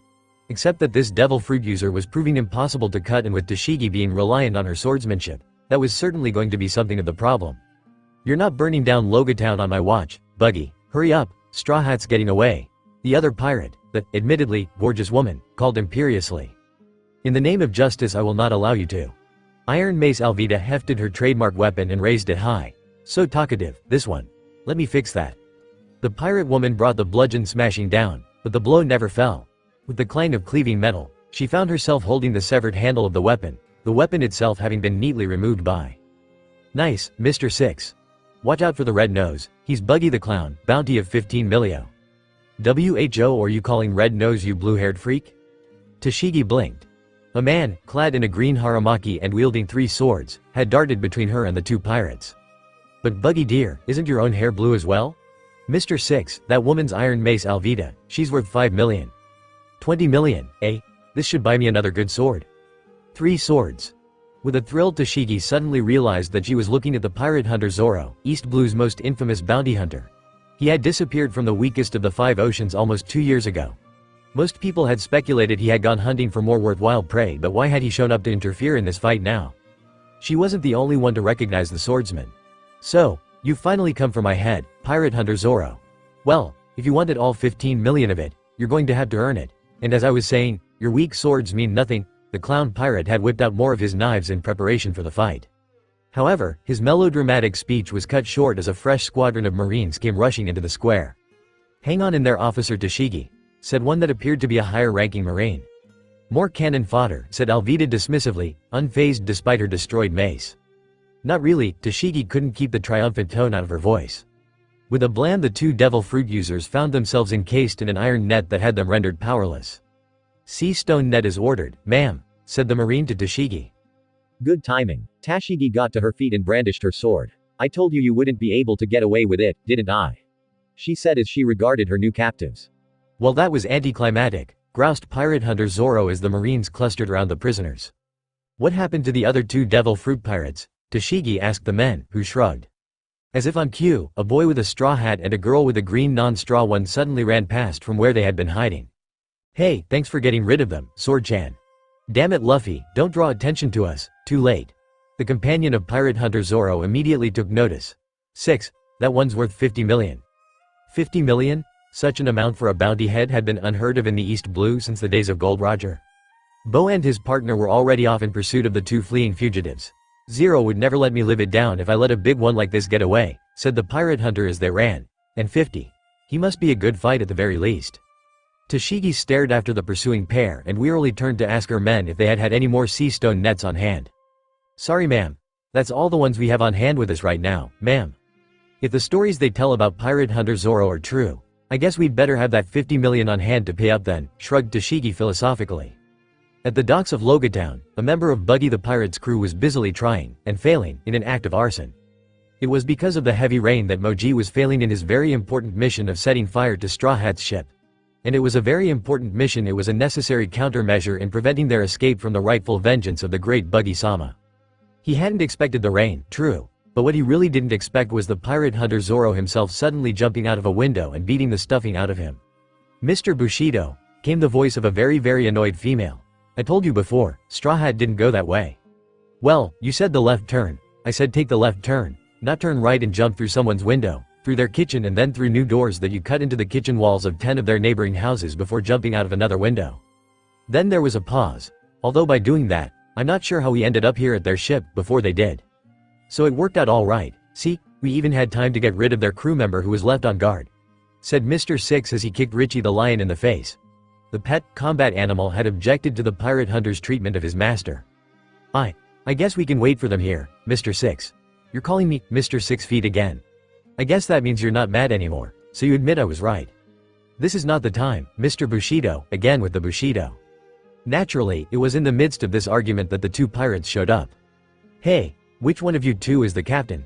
Asked the famed pirate hunter, on noticing their breathless arrival. Him, the pink-haired girl immediately said, pointing at her companion. I'm the captain. The other pirate in the straw hat volunteered almost as quickly. I'm Monkey D. Luffy, and I'm going to be king of the pie. Excellent, I'll be your opponent. Interrupted Mr. 6, who had already pulled out a black bandana and was tying it around his head. He's mine, Miss Mother's Day. Mr. Bushido. That guy doesn't have a bounty. What, you said 50 million just now. It's not him, it's the other one. Wah. 3 swords clanged to the ground as Mr. 6 and Miss Mother's Day were both reduced to crying babies. Yes, that was anticlimactic, said the 50 million bounty head as she and her captain, Monkey D. Luffy, ran for the safety of their ship. So why did you turn those two into babies? Luffy asked his cook as the Going Merry cast off. That guy with the swords, he looked really strong, I wanted to fight him. Are you stupid or something? We're trying to get away, and that was the pirate hunter Zoro, the most feared bounty hunter in the East Blue. And whoever that girl with him was, she knows too much. Oh, you mean you wanted to stop her from talking? Yes. I wanted to lie low, groaned Bonnie. Why did I even think traveling with you was a great way to do that? Luffy, however, seemed more preoccupied about something else. Hey Bonnie, did she say that you already have a bounty? Yes. How much? 50 million. Luffy was staring at her. That's not fair. I want a bounty too. That's not a good thing, Luffy. Luffy was too busy sulking to reply. Come on Luffy, let's just get to the merry and get out of here. We'll just get a crew once we get into the Grand Line. Bonnie changed tactics and tried to be appeasing. I guess so, Luffy was still sulking. And given what just happened at Logat, you'll get a bounty soon enough, I'm sure. That's true. Luffy cheered up immensely as they steered the ship away from Logat. An obliging wind, in just the right direction, was propelling them forward. When we get to the Grand Line, I'm gonna get a bounty that's even higher than yours. It's going to be 51 million. Sanji-kun, Bonnie muttered to herself, looking upwards at the stormy sky for sympathy. Why did I decide to go with this guy? Why? Lightning split the sky as a cloaked figure, unseen by the agitated marines running about below, sat and watched the dramatic escape of the Straw Hat Pirates. Well. I guess he didn't need my help after all. Still, how interesting that he should have taken up with her, of all people, but it works well. He watched as a small ship sailed into the distance and smiled. The world didn't know it then, but he did. In the near future, the occupants of that ship were going to turn the balance of the world on its head. Go forth, Luffy. Change the world. It is your destiny, said the most wanted man in the world to the one who would be his legacy. Get the ship ready. Smoker's scowl was terrifying as he surveyed the ruins of his town. Tashigi had just given her report and presented the 2 devil fruit user prisoners. I'm going after those 2 pirates. And your duties as head of the marine base. What about that? Momonga reminded him pointedly. Smoker only returned a look that was just as pointed. You're going to get me to cover for you, of course, sighed the vice admiral, giving Nami a resigned "See Nami, this is how he treats his superiors" look. They're probably going to head for the Grand Line, you know. Maybe you should let me go after them ins. I'll follow them into the Grand Line if I have to. I'm going to show those little pieces of trash. Smoker snarled as he gripped his jute for emphasis. That no one trashes my town and gets away with it.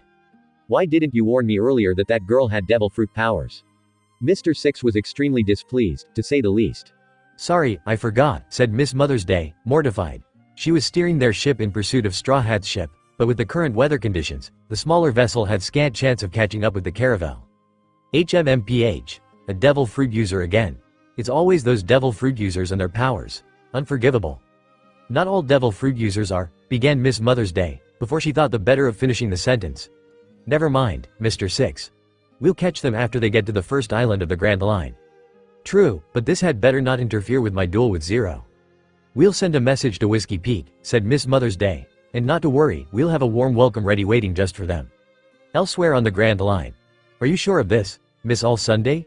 The man stood looking out the window, his masked face turning to look at his partner, whose composed demeanor was at odds with the devastating news she had just presented to him. Absolutely sure, Mr. Zero. That clever girl, smiled, Mr. 0 feet. She used her partnership with Mr. 6 and my agreement with him to good advantage. Would you like me to deal with them? Well, for the sake of our benefactor, obviously we need to handle this. But as it happens, my yearly duel with Mr. 6 at Whiskey Peak is coming up, said Mr. 0 as he reached for his saber and examined its freshly sharpened edge. It would be a good time to kill 2 birds with 1 stone. Yes, about Mr. 6. Reports indicate that he's getting harder and harder to control. He's been quite the terror since his defeat of Mr. 8 in that dispute last year. That does not surprise me. Even I was hard-pressed to defeat him in our last duel. I am sure he's gotten even stronger by now. Will this present a problem? It will all depend on whether I win, and he's play out. Mr. Zero sheathed his saber again, and slung it to his side. Let's just say that this year, things at Whiskey Peak are going to get interesting. I'm hungry. Bonnie, food. Shut up. I am too, you know. And you know perfectly well why we don't have any food. Two miserable pirates were leaning over the railing of the Going Merry. They were trying to catch fish, but it was proving to be futile thanks to the high volume of noise that came from their bickering. Every fish in the vicinity was giving the little caravel a wide berth. This is all your fault, Luffy. If only you weren't such a magnet for trouble, we would have been able to stock up on food in Logat. But I didn't want to attract trouble, it wasn't my fault. There was a loud rumbling sound as two empty stomachs voiced their displeasure. I'm too hungry to argue with you, Bonnie muttered weakly. Me too. Both remained in silence for about a minute. Bonnie, I'm hungry. Garg. The irate cook of the Going Merry flounced away in exasperation, tossing her fishing rod onto the wooden deck as she did so. They were fast approaching the reverse mountain, but having been unable to replenish their supplies and having had to flee from the closest island, Logat, with the Marines probably in hot pursuit, the crew of the Going Merry were finding themselves dying of starvation, and they hadn't even entered the Grand Line yet. Sanji-kun, how am I going to find the All Blue at this rate? Bonnie muttered to herself as she looked over the diaries that he had passed on to her. I don't think we'll even make it into the Grand Line. As if in response, a piece of paper that had been overlooked slipped out from where it had been sandwiched in the last page. Curiously, the girl reached out for it and glanced at the familiar writing, Sanji's. To Bonnie, in case of an emergency. She raised an eyebrow. How had she failed to notice that note earlier? Unfolding the paper, she read. My dearest Bonnie Schwan, I leave this note in hope that you will never have to resort to doing as it says, but if you are reading this, it must be because you have run out of food. Just in case, I have hidden a cache of emergency food supplies on the Going Merry. They are mostly dried foodstuffs, but it should last you a few days, longer if you ration. Make sure Luffy does not know where it is or he'll eat it all. It's located in the hidden cabinet at the back of the pantry door. Your handsome prince, Sanji. Outside, Luffy jumped as a shriek of delight echoed from below decks. Sanji ku uun, I luv you. Meanwhile. If you're going to keep sneezing in the kitchens, wear a mask, said Zeph curtly to Sanji as the latter was busy fricasseeing mushrooms for the Barati's dinner service. Somebody must be talking about you, Sanji, commented one of the chefs. Said Sanji, scratching his chin as he headed to the cupboard for the suggested face mask. Now that you mention it, I keep getting this odd feeling that I should be somewhere else right now. For a moment, he thought hard. And then he gave up, shrugged and went back to the mushrooms. The hooded man sat at the edge of the sea cliff. Far below, the sea pounded against the rounded boulders that formed the base of Cactus Island. Mr. 8. The leader of Whiskey Peak turned to look at his partner, who was energetically waving around a den mushi. Given that Miss Monday had a grip like a vice, one almost felt sorry for the little invertebrate. Who is it, Miss Monday? He asked calmly. Miss Mother's Day. Faster than one would have thought possible, the man was already next to her and was listening intently to the frontier agent through the device. Miss Monday waited patiently. She knew her partner well enough to know then when it came to Miss Mother's Day, it was always special. The girl had been his former partner, but Miss Monday always held the suspicion that she had been something more as well. I see. Of course. We will take care of it. The Den Mushi's receiver was replaced as the conversation came to an end. Is Mr. 6 on the rampage again? No, actually, said Mr. 8 thoughtfully. She was giving us notice to expect a pair of visitors. One of them is worth 50 million. The flight trap strategy. It would probably be the most feasible. Miss Monday could not see Mr. 8's face as he said this, but she could imagine it from the distaste in his voice. Mr. 8 had always preferred to take a bounty the straightforward way by simply defeating them. But his recent loss at the hands of Mr. 6 had made him somewhat more pliable to using strategy and subterfuge to achieve his ends, even if he made it rather clear that it was only as a last recourse. And in this case, it was best to play it safe, especially when the boss himself was about to pay them a visit. I'll get the welcoming committee ready. If anything, Miss Monday was a professional and promptly left to make the preparations. Mr. 8 followed after her slowly, still deep in thought. Sorry about that, Laboon, the old man who lived at Twin Capes told Bonnie and Luffy. For the record, he's not the type of whale who normally really eats people. He freaking swallowed us, said Bonnie, still in shock. After finally making their way to the reverse mountain and into the Grand Line, the last thing she had expected was being swallowed by the biggest whale she had ever seen. Her ears were still ringing from when they had descended from the reverse mountain. She, admittedly, had been screaming in terror. Luffy, on the other hand, had been screaming in joy and exhilaration as the Going Merry slid all the way into the whale's stomach. She supposed having food again had restored his spirits rather quickly, even if he had lamented that none of it had been meat. The old man simply shrugged as he tucked away his ipecac shot, whatever that was. It was either swallow your little ship, or have it smash against him. You'd lose if that was the case. You're quite fortunate I was hanging around inside to let you out. Bonnie conceded that point. That whale was freakishly large, and after all, the old man had invited them to dinner. Given that he was their only chance at resupplying, and Sanji's emergency supplies wouldn't be lasting any longer, she really wasn't about to get on his wrong side. Luffy, however, didn't seem to be on the same page as her. Hey Asan, why do you have a flower on your head?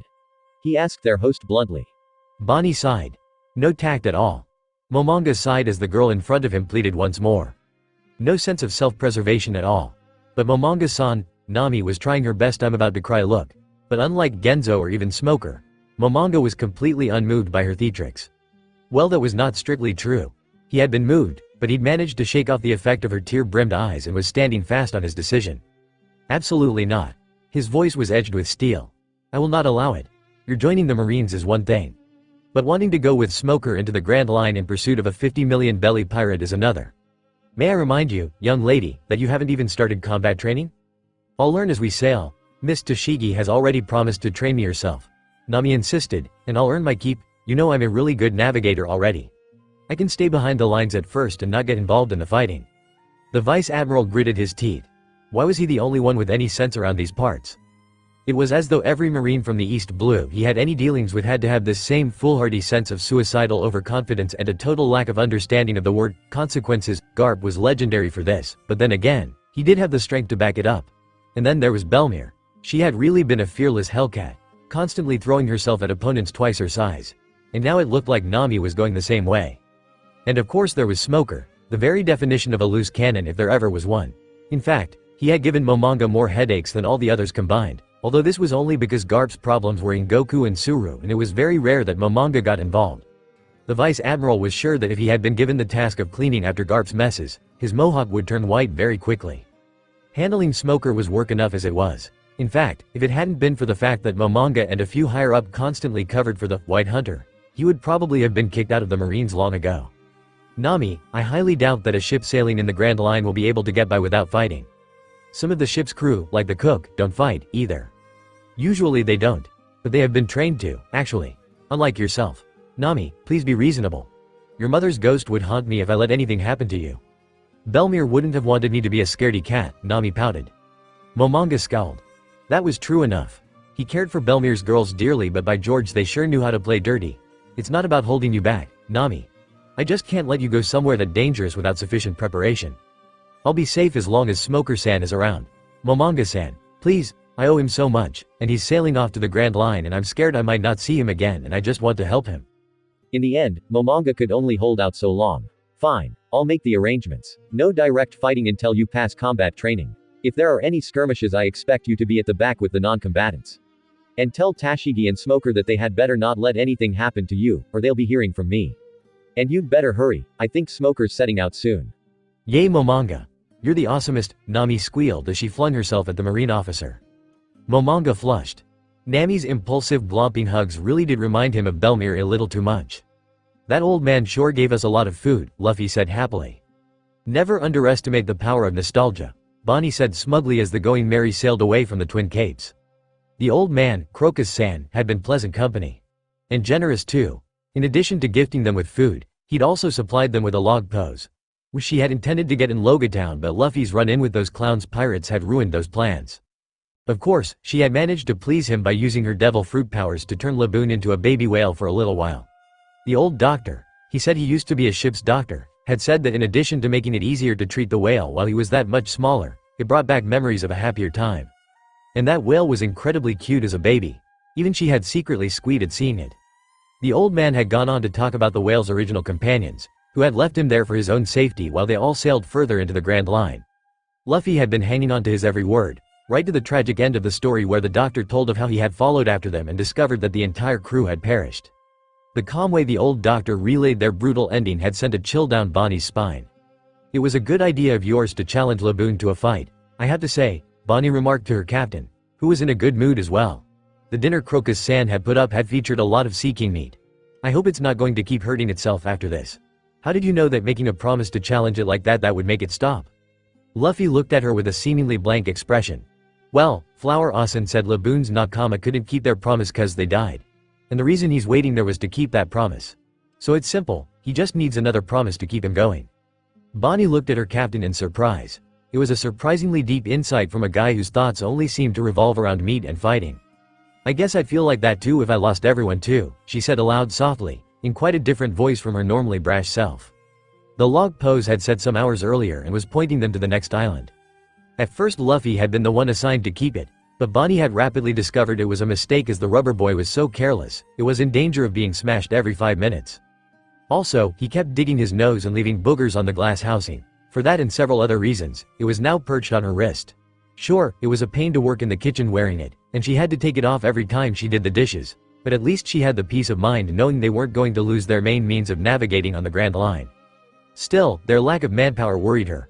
There was no way she was going to be able to play navigator and be the cook at the same time. Sure, Luffy was a great help in a fight, but there were other roles that needed to be filled on the ship.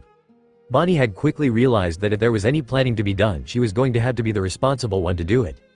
It was a pressing issue that had been worrying her for a time and really needed to be discussed. Hey Luffy. We really need to get more crew members. The both of us can't handle the Mary alone. Not in the Grand Line. Yep. That's why I asked Flower Asen to join. Which was true. The old doctor had declined, unsurprisingly. We should have asked Crocus-san for information about the next island, Bonnie reflected. I wonder if it's the kind of place where we'll be able to recruit people? Not to mention whether they would agree to come along. They didn't have much funds with them. At that point Bonnie really missed her old treasure-laden ship. Getting crew was a lot easier when you could just pay them. Nah, there's no need, it'll be a mystery island. Luffy, be serious. Don't worry. We'll meet a few of our future Nakama there. I'm sure of it. He said it with such happy conviction that she felt bad at the thought of making him think otherwise. But for reasons she couldn't explain, she had a bad feeling about the next island. If Whiskey Peak is thinking of killing Laboon for meat, think again. I've already had to send that other pair packing. Crocus presented an imposing figure, despite his age. Perhaps the way he handled the harpoon in his hands had something to do with it. If you're thinking of trying something, someone's going to get hurt. Both Mr. Six and Crocus were exchanging death glares. Oh yeah? The hot-blooded swordsman retorted. Who? There was a thwack as the boom of the boat's small sail accidentally knocked into Mr. Six, aborting his attempt to pick a fight. Oops. Sorry, Mr. Bushido, sir, we're not here for the whale. We're just passing by, Miss Mother's Day intervened. Then she turned to her partner and hissed, don't forget who you're meeting in Whiskey Peak, we can't be late. Right, Mr. Six replied, still glaring at the old man. I have bigger fish to fry. Crocus watched the both of them sail away after their log pose had set. Mr. Six, eh? He muttered to himself. It suits him, that swordsman has the eyes of a demon beast. He wondered who the bigger fish he had referred to was. Whiskey Peak was in a flurry of preparations. Disguises were donned, traps were set and food was spiked in anticipation of their new arrivals. What about Mr. Zero? Asked Mr. Nine, as he practiced his routine. We'll just have to make sure we wrap up the 50 million bounty before he arrives for his duel with Mr. Six.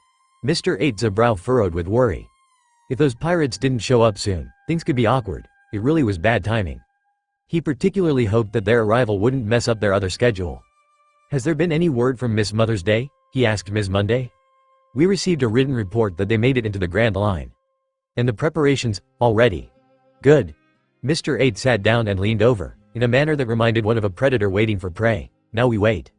So they're going for the flyer. Zero sighed as he looked through the short dispatch from Whiskey Peak.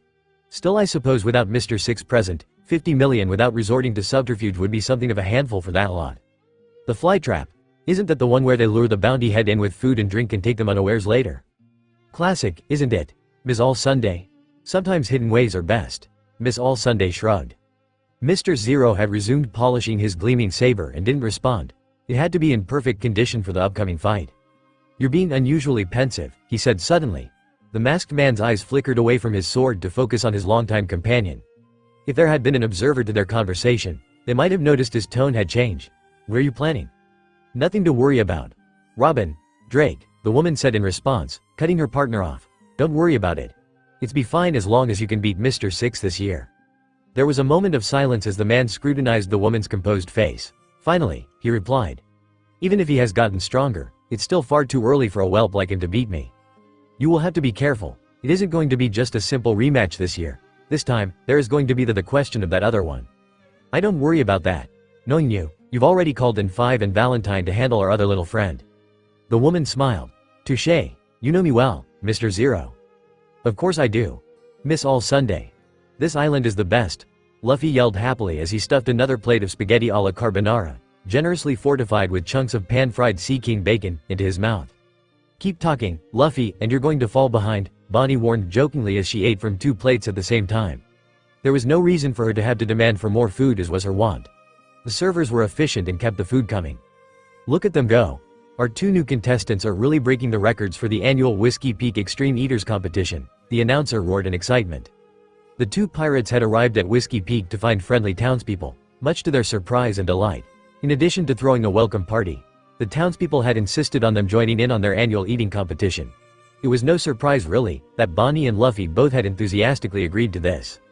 The mayor of the town, a hooded man whom Luffy had greeted with the blunt question of, "Hey Asen, why are you wearing a dress and another one on your head?" stood watching the events from the back of the room.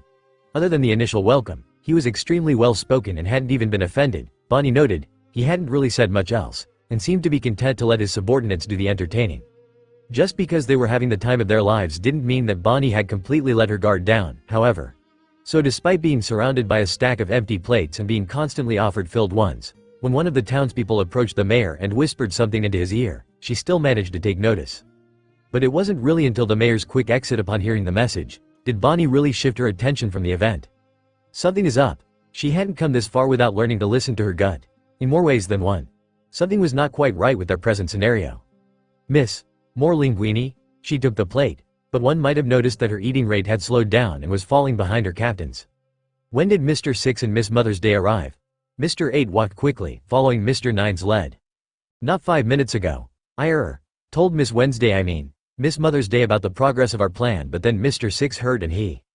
This is dishonorable, came the angry shout from the distance. Mr. 6. Please, Miss Mother's Day's voice could be heard trying to placate her partner. Mr. 8's face darkened beneath his hood. That devil, he muttered to his subordinate as they hurried over, he's always causing trouble. When you said you'd call ahead, you didn't say anything about this. Mr. 6 was indeed doing what Mr. 8 had said. Most of the Baroque Works agents present were backing away from him in fear, but not Mr. 8. Please don't yell it at Miss Mother's Day, Mr. 6. Despite the politeness of his language, there was no mistaking the controlled fury and the barely veiled dislike in the man's undertone. The swordsman whirled around to glare at the leader of the Whiskey Peak bounty hunters. Were you the one who made this decision, 8? Mr. 8 kept his voice even. May I remind you that your duel with Mr. 0 is scheduled for tonight? I would advise you save the fighting for then. Those 2 bastard pirates humiliated us at Logat. I'm going to be the one to take them down. And when I do, it's going to be by fair fighting, not this type of low-life trickery. A ruse would be the most effective way to take those 2. Mr. 8 said calmly. Especially after it was shown you couldn't handle those 2 in Logat. What did you say? There was the sound of a sword being drawn, followed by a clash. The watching agents scrambled to get out of the way, and by the time they had the courage to look back, Mr. 8 had drawn his own sword and had parried the Santoryu master's attack. Mr. Bushido. Mr. 8. Please stop this. As always, it was Miss Mother's Day who had to defuse the situation. Remember what's at stake tonight. Both combatants stopped at her words. Right, there would be no point fighting someone I've already beaten before anyway, said Mr. 6 as he sheathed his sword. Mr. 8 said nothing as he, too, put away his sword, but anyone paying attention would have noticed that his hand was shaking in anger. 8-san. Miss Mother's Day began. It's all right. I won't endanger what we worked for, the man said at last. But even as Mr. 8 said his piece, Mr. 6 suddenly turned and leapt at the Whiskey Peak leader with his swords out. Watch out, the onlookers screamed. For a moment it seemed as though he was going to strike the man from behind. But much to everyone's confusion, his leap carried him over the hooded man's head, far past the one everyone had assumed to be his intended target. Instead, he made a cutting motion in midair at what appeared to be nothing. What are you? Miss Mother's Day began, shaken. Her sentence was cut off as a fraction of a second later. 2 identical explosions occurred on either side of the trio. Fortunately, they had exploded far away enough to not have caused harm to any of them. Mr. 6 ignored his partner's outburst and calmly sheathed his swords. Then he looked past her and towards the rooftop where 2 figures could barely be seen outlined against the night sky. 5. What's the meaning of this? Murmurs rose from the gathered agents as they became aware of the 2 newcomers. It's Mr. 5 and Miss Valentine. What are the officer agents doing here? The two figures on the rooftop moved forward into the light. "Well now, looks like we've given ourselves away," said the first, a man dressed in a long red coat and dark glasses. "Answer my question." 5, Mr. Six barked. "Ah, Six. Crude as always. For your information, the boss gave us a mission here to take care of a certain person. Although to be honest, orders were to wait until Mr. Six's duel with the boss was over before we showed ourselves." Mr. 5 picked his nose languidly. "But since you and 8 looked about to kill each other, we decided to act a bit sooner," said the man's partner, floating about with her umbrella open as she did so. "Can't have you doing our jobs for us, Mr. 6, 0 might end up giving you credit and promoting you to our spots. Of course, we didn't think both of you would actually back down and we blew our cover trying to stop you. Nice redirecting of my snot bomb by the way, Mr. 6. Both Miss Mother's Day and Mr. 8 seemed twa, and the latter also moved in front of the former in a protective gesture. "Mr. Bushido. You saved us. Wounds to the back are the swordsman's shame," replied the swordsman. "I don't like people who sneak attack from behind. More of your stupid bushy honor rubbish. Still, since we started, we might as well just finish this now. Stay out of the way, Mr. 6, this doesn't concern you, Miss Valentine. Here I come." The next moment was a confusing flurry of motion. The airborne Miss Valentine suddenly plummeted downwards towards them with frightening force. At the same instant, something large and white appeared from seemingly nowhere, and streaked away with Mr. 6 and Miss Mother's Day in tow. It didn't get far. A series of explosions in the air forced the flying creature to land again, not too far from the original spot where they had been standing a moment ago. That area had since been reduced into a deep crater courtesy of Miss Valentine. "Well now, looks like we flushed out a couple of hidden snipes," Mr. 5 said lazily as he continued to blow something that looked suspiciously like dandruff into the air, keeping the explosions going. "So that must be the famous flying devil fruit I've heard so much of. No wonder the boss needed us to come and get rid of you two traitors. Again with the devil fruits," muttered Mr. 6 to himself. "And since when did you have a devil fruit?" he continued, turning to Mr. 8. "And why are those two trying to kill you?" Mr. 8 only remained silent. "You really don't know anything, do you, Mr. 6? laughed Miss Valentine, in a manner that made one think of a hyena. "Even here we've heard the rumors that one of the guardians of certain sandy kingdom possesses a devil fruit that allows flight." Mr. 5 pulled out a revolver, and began blowing into the chambers. "I guess that would be you, Pel the Falcon? The bodyguard of the Princess Nefertari Vivi. Or should I say, Miss Mother's Day?" Both girl and man still remained silent. "Pretty good work infiltrating the Baroque works. Too bad the boss has ordered that you never be allowed to leave. We'll have a couple of graves ready for you in the Cactus Hill." Mr. 5 pointed the muzzle of his gun at the two as he said this. Mr. 8, or whoever he really was, finally broke the silence, now that it was clear that it would no longer protect them. "TCH. They know everything. Vivi-sama, please escape, I will buy you time." "But Pel," protested the former Miss Mother's Day. "Go, you must get that information home." The girl hesitated, then turned and fled. "Our orders were mostly to take care of the Falcon," said Mr. 5 to Mr. 6. "But Zero's going to hold you responsible for your partner, 6. You'd better go get her." "I only answered directly to Zero, so quit trying to order me around, S." "Or what?" mocked Mr. 5, secure in his lofty status one rank above the pirate hunter. It was tempting fate. That was all the invitation Mr. 6 needed to start the fight by socking Mr. 5 across the jaw, really. "What's going on outside?" Bonnie threw down the plate of linguine with a pang of regret and ran for the door. She wasn't the only one. The occupants of the hall in which the eating contest was being held had also abandoned their plates and were also running for the windows and doors. From her point of view, she saw a sight that immediately spelled OHCRA pages. The mayor of the town was in the middle of fighting another man who was wearing shades and a long red coat. But the thing that really caught her attention was the fact that he was making things explode, and that the mayor had turned into a giant bird-like man. "Cool, I didn't know the dress-assassin could turn into a bird." Luffy had come along beside her, and was watching the fight with eyes shining. His rubber hands were still stretching and emptying the plates of food into his mouth while he did this. For a moment Bonnie felt envious of his devil fruit ability. "Why are you lot just standing there and watching?" The explosion man suddenly turned and yelled at the assembled townsmen, as he fended off an attack from another man who looked suspiciously familiar. Bonnie squinted, and then her eyes widened in shock. That man looked a lot like the green-haired bounty hunter from Logat. Had he come after them? "What are you waiting for? You call yourself bounty hunters. Mr. 6 and Mr. 8 are traitors. Get them, or you'll have to answer to the boss." The other combatant, a woman with an extremely unstylish bucket hat, from Bonnie's point of view, anyway, was screeching at the assembled mass, who seemed rather reluctant to get involved. Bounty hunters. The prickly feeling that had been creeping up Bonnie's spine exploded into fear. Her bad feeling had been right on the money after all. The sensible thing to do would be to use this opportunity, while the bounty hunters were fighting amongst themselves to escape. Luffy, we need to get away now. Naturally, it didn't happen because of Luffy. As was expected, Luffy was already on the verge of charging into the fray.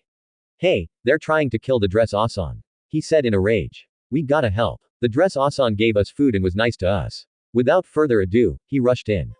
Yubaka Captain. 1. We're pirates, not heroes. 2. They are all bounty hunters. 3. Can't you tell this whole town set a trap for us?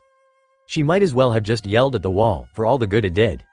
Whomever we recruit as the third member of the crew, Bonnie decided as she followed her captain's lead, had better damn well be freakishly intelligent to make up for our glorious leader's mental shortcomings. Fortunately, the bounty hunters were all too busy fighting each other to pay any serious attention to them.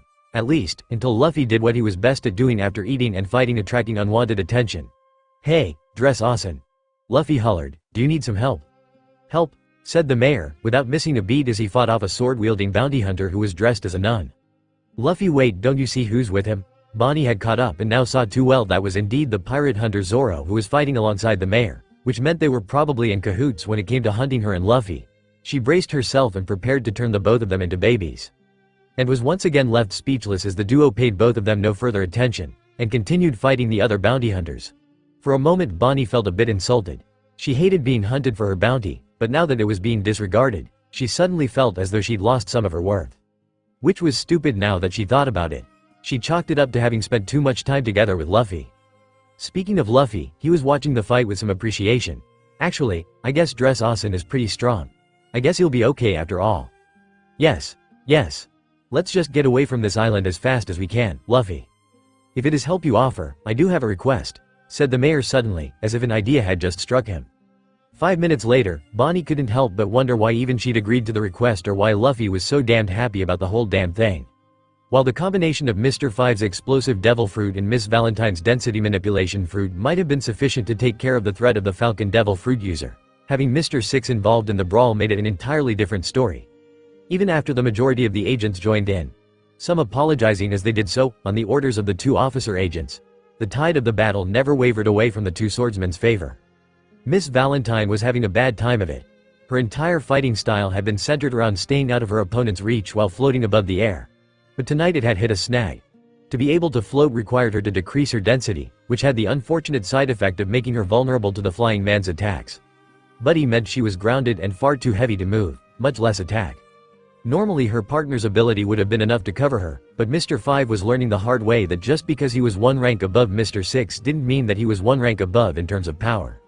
Suddenly, he understood why Mr. Zero valued Mr. Six's skill. The man was a demon with those swords of his. And even a devil fruit was scant advantage when you couldn't hit that impossibly fleet swordman who was always pressing an attack, so there was no time to gather himself and formulate a counter strategy. Saying that the lightning-swift warrior and the deadly swordsman made short work of the two should suffice. It wasn't long before Ms. Valentine was sent crashing to the ground, having been kicked out of the sky by the former Mr. 8. Mr. 6 on the other hand, had already finished and was bemoaning the fact that he had splattered some of Mr. 5's blood on his haramaki. You weren't this strong the last time I fought you, the pirate hunter commented as the Falcon Man landed on terra firma and morphed back into his human form. He had lost his hood sometime during the fight, and Mr. 6 could see now that the man had short dark hair, a pale complexion, and an expression that reminded one of the sparrowhawks that had sometimes perched on the giant tree outside his master's dojo. I held back, replied former Mr. 8, or rather, Pell the Falcon. If I had used my devil fruit powers they would have immediately known who I was. Figures. We're going to have a rematch later. A bloodthirsty grin reappeared on the swordmaster's face. Pell gave a curt nod. I will fight you as much as you want after all this is over, but not now. Yeah, I suppose we should go find her. We? The other swordsman raised his eyebrows suspiciously at this. You wish to help the princess accomplish her mission? I don't care if she's a princess or whatever, but she's still my partner, and the least annoying one I ever had. I'm on her side for now. If there was one thing Mr. 8 did know about Roronoa Zoro, it was that he was as honest and straightforward as they came. Too honest and straightforward to practice subterfuge, in fact. Which was why despite his insane strength, there had been a limit to how high he could rise in the Baroque works, and why he was not an officer agent. Though I should warn you, Falcon Man. If Zero shows up and orders me to kill you now, before all this is done, I still have to do as he says until I've beaten him in a duel. I've given my word. I will keep that in mind, said the former leader of Whiskey Peak as he transformed into a giant falcon. Just in case we need to have that rematch sooner than we think. Over at the harbor of Whiskey Peak, against the dramatic backdrop of explosions and fighting, Bonnie and the bounty hunter woman from Whiskey Peak were staring down at each other in mutual recognition. Prior to the two pirates' arrival, the fleeing fugitive had been in quite a state of distress, having discovered that her own ship had been sabotaged and set adrift. It was still visible in the distance, drifting about in the harbor. Hey. Who's she? Back off. The girl spun around a pair of jeweled slashers. Just leave me alone. You're the one the mayor wants us to help. Bonnie couldn't believe her eyes. Help? Yeah, your friend said we were to give you a lift to some place called Alabasta? Alabasta, the girl corrected, and don't think I'd fall for such a trick. He said to show you this as a token of trust, Bonnie continued, showing her a long necklace that comprised of interlinked gold medallions. That's Pels, said the girl, recognizing it. So that was the bird Austin's name? Said Luffy. Cool, anyway, he says he wants you to travel to Alabasta with our pirate ship. Yeah, said something about using this as a camouflage. And you're willing to do this? The girl said slowly, still not quite believing them. What, do we look like a ferry service? We'll be expecting a nice reward after this, you know? I'll give you a clue. We're pirates. We like treasure. Princess Vivi. Bonnie was a shrewd bargainer. The girl sighed. I cannot promise you too much, but I give my word you will be reimbursed once we get to Alabasta and things are settled. Good enough. Welcome aboard, grinned Luffy. She's Bonnie, the cook, and I'm the captain. Luffy. Hey bounty hunter Chan. Do you know if I have a bounty yet? My name is Vivi, and a bounty for you. Not that I know of, sorry? Luffy went off into another sulk at this. Bonnie simply grinned, put the necklace of gold medallions around her neck, and hustled to get the Going Merry cast off. Damn. Mr. Five groaned from his crumpled position from the bottom of the crater he and Ms. Valentine had been unceremoniously tossed into. I can't believe we lost to those two. What are we going to do, Mr. Five? We've failed Zero, the unluckies are going to get us. We haven't failed Zero yet, Mr. Five gritted his teeth as he crawled to his feet. One thing those two don't know, some of my explosions can be delayed, and detonated remotely. What good does that do, Mr. Five? They've gotten away. Mr. Five fingered the large gash he had received on his front. It was bleeding profusely. When that bastard cut me down, my blood got on his blades and clothes. And I did just tell you I can choose to detonate my explosions remotely, didn't I? Wait. It's Pell. The Going Merry had barely started moving when her new passenger's cry brought things to a standstill. He's caught up, and Mr. Sigza with him. At this, Vivi pointed at the approaching white figure. Her face was filled with relief and joy, while Bonnie's was filled with apprehension. She was once again remembering that she had a 50 million bounty, and that Swordsman did have an axe to grind for what she had done to him in Logatown. But the smile was immediately wiped off Vivi's face as the next moment, just as the two neared the Going Merry. Waving frantically for them to stop, two very horrible things happened. 1. The drifting boat that had been Vivi's exploded, the shockwave knocking down everyone who had been standing on the deck of the Going Merry. 2. A second explosion, smaller but far deadlier, suddenly enveloped both Pell the Falcon and Mr. Six, who was hitching a ride on his back. As the dust cleared, Vivi could see their charred bodies plunge from the sky into the dark waters of the harbor below. Vivi screamed many things right after that, but it was such a mess of horrified gibberish that neither Bonnie nor Luffy could make her out, other than something about diving into the water to save the two. But the princess never got the chance to mount a rescue. An admirable sentiment, Miss Mother's Day, but honestly, I would suggest you worry about yourself right now. Everyone on board froze at the unfamiliar voice. Too late they looked back, only to see the two intruders emerge from the hidden shadows of the little vessel. One was a woman with a brimmed cowboy hat, a serene expression and hair that was almost invisible in the darkness. The other was a tall, gingery man who was clad in black leather and a rather distinctive bicorn. A dark cape with red inner lining completed his look. Who's that? Bonnie whispered to the princess as her bad feeling was once again proven right. Vivi's eyes had taken on a haunted look. It's Boss Zero. Chapter 5.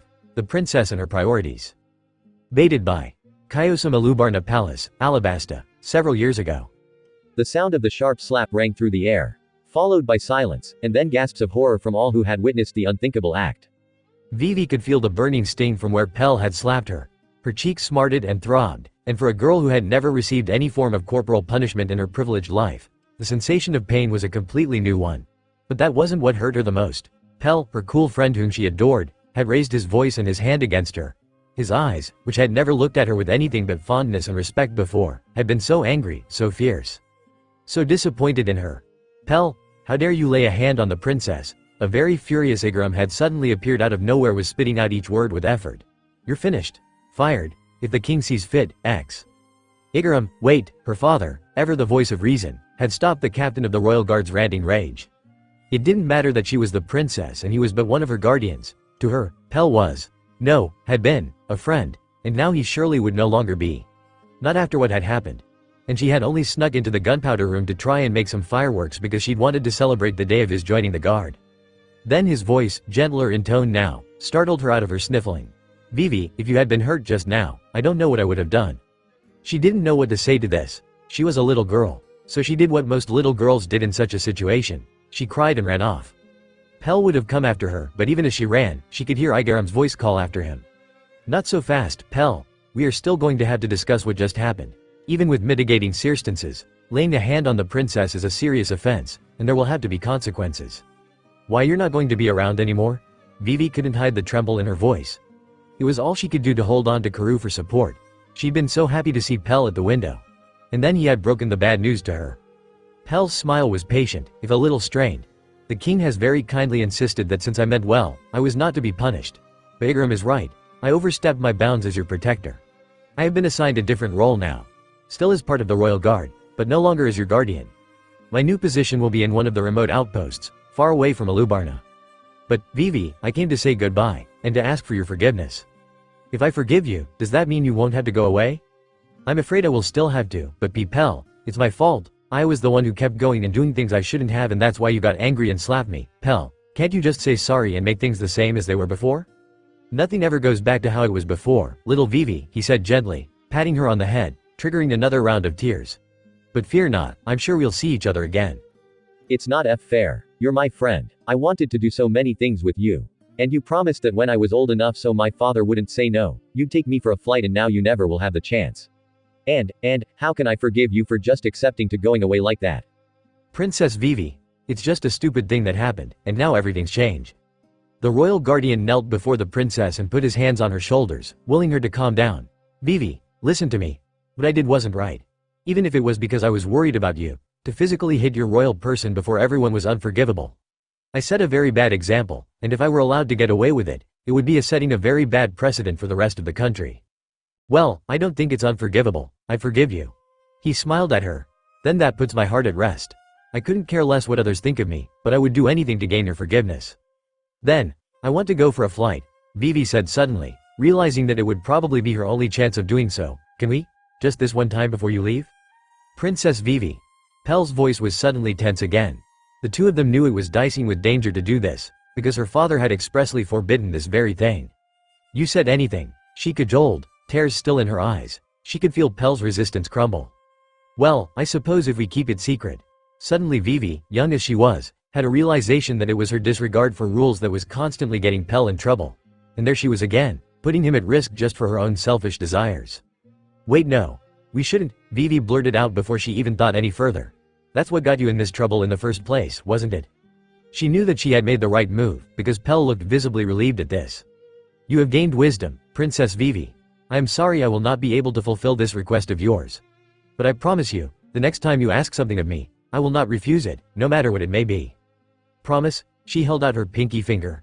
Asterisk, I promise, he vowed as he met it with his own. Several years later. But you don't know who the mastermind behind that organization is, do you, Igaram? Vivi's voice was gentle but determined. She was 14 and already she considered the weight of the country, or at least some of it, hers to bear. The years had instilled a sense of responsibility upon her. Her blithe and carefree childhood was now something of the past. With her status came expectations, and as she had learnt the hard way, everything she did had a consequence. Everything. Even her doing nothing had them too. So when that unseen hand had started orchestrating the kingdom against its royal family, she could not just sit and watch as the people's love for her father was manipulated into hatred, and the good name of the House of Nefertari besmirched. The captain of the royal guard spoke of a criminal organization that went by the name of Baroque Works. On the surface they hadn't seemed such a threat, merely bounty hunters and mercenaries, but there was a very organized and cunning hand controlling their actions. It was when he got to this point when he froze and stopped. What if we set people to infiltrate? Vivi was already formulating her plan. I have tried and they have failed. But do not worry yourself about this, Vivi-sama. I've said too much. She could guess what he was thinking. How had he let the princess wheedle that much information out of him? Now she was getting such dangerous ideas in her head. To the people of the palace, as much as they loved her, and as much as she loved them, she was still, and would always be seen, as the princess first and foremost. A symbol to be protected, a figure for the future. but they never saw her as a girl willing to give her all to save the country that she loved. Igaram, do you know what I'm thinking? Vivi-sama, no, I must go. Igaram positively fled the room. He knew her persuasiveness, and the only way to keep from being swayed to her will was to put some distance between them. Vivi clenched her fists. Igaram was too loyal to her father, and probably too cautious to take a gamble on her life. But she had already obtained the lead she needed, and she still had an ace up her sleeve. Princess Vivi, Pell, you got my message. Vivi flung herself in joy at the much-missed silhouette of the Falcon Man as he entered her room through the window. Although they regularly exchanged letters, it had been years since they last set eyes on each other. Yes, I came at once, my word, Vivi, you've really grown, but what is this about? There was no point in small talk, and they had precious little time before they were discovered to the point. Pell, do you remember that promise you made me, all those years ago? Yes, he said slowly, as if not liking where the conversation was already going. The time has come for me to call upon that promise. Are you sure about this? It's not too late to turn back, Pell said softly to Vivi. She was on Pell's back, and so swift was his flight, Alubarna Palace had already disappeared into the distance behind them. It was nothing like how she imagined her first flight on Pell's back would be. The desert was too dark below, the skies too empty, the wind too loud and Pell too worried and tense. Part of her wanted to turn back. It felt like a betrayal of everyone who had ever cared for her. But this was for the salvation of Alabasta, so she steeled her resolve, gripped on tighter to Pell's feathers and resolutely vowed to continue. There's no turning back now. We must do this and bring the light back to Alabasta. 1 year later. Miss Wednesday. Congratulations on your promotion. Henceforth you shall be known as Miss Monday, and I will be your new partner. Vivi tried not to stare at Mr. 8, but it was for a different reason than what the other watching Baroque Works agents might have supposed. The mysterious Mr. 8 rarely showed his face. In fact, he wore a hood that concealed it most of the time, but she recognized the way he stood, the slope of his shoulders and the soft, steely voice. Mr. 9 nudged her and whispered, "Don't stare at Mr. 8 like that, he's scary." "That will be enough, Mr. 9. Please proceed to getting acquainted with your new partner." "Why yes sir," Mr. 9 was more than happy to skedaddle. After Mr. 9 left and the newly paired partners were left alone, Mr. 8 removed his hood and revealed his face to her. Even though she knew it was Pell, Vivi was startled, but that was because she had never seen Pell's face without his face paint before. Without it, he looked extremely different, almost unrecognizable from his public image. It must have been very handy for going undercover. She herself had had to rely on the inverse. With enough skill, copious amounts of makeup could make a young girl look far older than she was. "It's been a while since we last met," Pell said, smiling slightly. For the sake of their respective covers, he left her title unspoken, but her mind filled it in for her anyway. Princess. Vivi smiled back. They had both infiltrated Baroque Works separately, but somehow, by some fortunate coincidence, they had ended up being assigned as each other's partners anyway. The two of them would quickly move on to become the most effective frontier agent partnership in the history of Baroque Works. Unfortunately, it drew unwanted attention from a different quarter. Several months later. "I've heard your reasons, 8. But the fact remains, that Miss Monday here is the most efficient female frontier agent in the ranks and she should be moved up accordingly to be Mr. 6's partner." Boss Zero's was calm and he seemed completely unperturbed by the objections of the distressed frontier agent. It was the first time Vivi had laid eyes on the head of Baroque Works, and truth be told, he hadn't been what she had expected at all. He did things in a very open and direct manner that surprised her. In a rather ironic way he reminded her of Pell, reserved and quiet, but straightforward and devastatingly competent. In her experience, men of this type preferred clean battle to underhanded assassination. She couldn't put her finger on why, but the idea of someone like him secretly plotting to overthrow Alabasta from the shadows seemed to her rather off. However, I do recognize that Miss Monday's effectiveness is partially due to the excellent teamwork the both of you have. I will give your partnership a chance to continue. 6. Mr. 6, who had been standing to one side, looking distinctly uninterested in the discussion, now stepped forward. Vivi did not like his confident swagger, the surplus of swords at his side, why would anyone need so many? And his overly young appearance. Most of all, she did not like the cold aura of menace that emanated from him. They'd all heard the rumors about this man. No loyalty to the organization, only the boss. By all accounts, his last two partners had been lucky to have survived working with him, given his reported treatment of them before he had tired of them and sent them packing. This was also the main reason Pell was objecting to her being paired with Mr. 6. In truth, Vivi was glad that Pell had stood up for her. She was afraid of that man. "What do you want now, Zero?" The tone was insolent. "If I recall, you like challenges. Mr. 8 here is a swordsman." At this, Mr. 6's eyes suddenly gleamed in interest. "The both of you are to fight. For the title of Mr. 6. Pell drew his sword. "In that case, I won't lose." "Funny," said inbent Mr. 6. tying a black bandana over his head and drawing all three of his swords. That's my line. Vivi clamped her hand over her mouth. She would not give her cover away by crying or begging them to stop. She would not. She had never been an expert at swordsmanship, but even she could tell that Mr. Six, despite being so much younger than the experienced Pell, was frighteningly skilled. He was so skilled he was going to be able to kill Pell. It wasn't fair. She was very sure that under any other circumstances, Pell could have beaten this Mr. Six. The problem was, while Pell was skilled with the sword, he didn't focus on it exclusively like Mr. Six obviously did, and his fighting style hinged a lot on his devil fruit. In this battle, where he had to hold back and not use his devil fruit to keep his cover, he was at an overwhelming disadvantage. He'd already taken 2 serious strikes from Mr. Six and still he'd refused to stay down. Pell was going to die for Alabasta and no one else except her would ever know or appreciate it. There was only one thing to do. Boss Zero. The man's piercing gaze turned from the fight to focus on her. She tried to remember the lessons of diplomacy that had been instilled in her. The key to getting a favorable outcome in any situation was to think of a solution that benefited both parties. There is no need for the Baroque works to lose 2 skilled agents, she spoke up. I'm more than willing to be Mr. Six a partner. Indeed, she could tell that the man was appraising her carefully as he signaled for the fight to be halted. She turned to Pell and Mr. Six, both of whom had been injured, but the former the most seriously. Mr. 8, while I greatly valued my partnership with you, it's time to move on. Don't die like this for me, her eyes pleaded with Pell. For a moment there was silence as they exchanged gazes. Very well, Mr. 8 said at last, dropping his sword. Are you yielding, 8? Mr. 6 seemed outraged at this. Yes, I am, said Pell through gritted teeth. Behind him, his bloodthirsty opponent sheathed his swords in contempt and disgust as Mr. 0 declared the match over. So you and 8 are involved? Mr. 6 asked her out of the blue one day after she had been assigned to him. Vivi jumped. That was the last question that she had expected from someone as taciturn and unsociable as Mr. 6. And no such thing. He's just a very good partner, that's all. Always watched out for me when I worked with him. Why is that important to you? Asked that swordsman bluntly. Why wouldn't it be? That's what a partner is for. Vivi couldn't help herself. Mr. 6 was such an emotionless blockhead. Well, if he was that great a partner, he should have made sure you were strong enough to protect yourself. You know, instead of just protecting you and letting you stay a weakling. Her anger flared despite herself. I'm not a weakling, she protested. I can fight too, you know. Then fight me.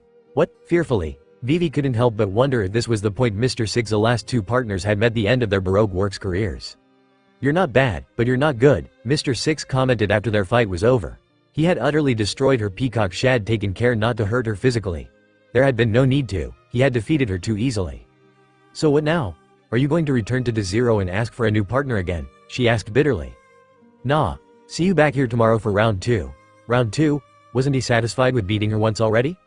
Like I said, you're not too bad. The other 2 were way worse. But why again? Because being good at fighting takes practice. Don't you want to become stronger? The idea stunned her. She'd reconciled herself to the fact that she wasn't much of a fighter, and here was this man telling her that all she needed was more practice. Of course I do. Then you're going to have to train with me every day, and if you're going to continue being my partner until I defeat Boss Zero, then you'd better get stronger quick. I'm not having someone weak drag me down, Miss Mother's Day. With this, he left for his afternoon nap, with Vivi gazing after him with a sense of newfound respect. Months later, Vivi stared in shock at the pirate crew she had single-handedly defeated. Their captain had been worth almost 1 million belly. Told you you could do it, said Mr. 6, matter-of-factly, as they both went to collect the bounty. Back to the present. As the dark waters swallowed the 2 men who had been so much of her life, Vivi was faced with one of the hardest decisions in her life. Her first option: jump into the water and attempt to rescue Pell and 6, leaving the 2 pirates to be slaughtered by Mr. 0 and Miss All Sunday. But what good would that do? Even if she could find them both, they would be sitting ducks in the water and Baroque works would eventually take them prisoner. Her other option was to believe in the 2 pirates' strength and try, as futile as it sounded, to defeat or drive off the 2 Baroque works bosses. Vivi knew her chances weren't good, but still, there was some hope at least. The girl with pink hair, Bonnie, she knew, had a 50 million belly bounty. Surely she was powerful, after all. Mr. 6 could almost fight on par with Mr. 0 if it wasn't for the latter's devil fruit, and back in Logat, Bonnie's devil fruit ability had taken out Mr. 6 and herself with very little effort.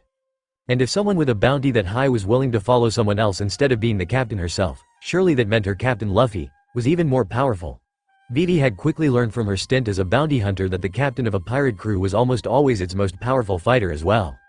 It was a hard choice, but for the sake of Alabasta, she couldn't afford to fail, no matter what the losses. So with a breaking heart and tears in her eyes, Vivi turned her back on her two longtime comrades, and faced the two sinister figures who had come for her. The owners of the Going Merry were not amused. "Who are you people? What are you doing on our ship?" The only response to the angry yells of captain and cook was the Cape man turning to his companion, and conversationally commenting, "Miss All Sunday, if that fool of a 5 is still alive, we're going to have a word with him about ruining my duel with 6. There was a hint of irritation in Mr. Zero voice. The order was not to make a move until the event was over. "Indeed, Mr. Zero," Miss All Sunday agreed. "I shall send the unluckies to administer some corrective action to him, if he survives." "If he survives, make sure he doesn't. We have no use for agents who can't follow orders." "Noted," said the woman. "I suppose we'll have to find some replacements, perhaps that new." "Stop ignoring us." Both Luffy and Bonnie exploded in annoyance. My. The natives are getting restless. "Let's proceed with the matter at hand then, Mr. Zero," said Miss All Sunday. Her partner was already on it. "Miss Mother's Day.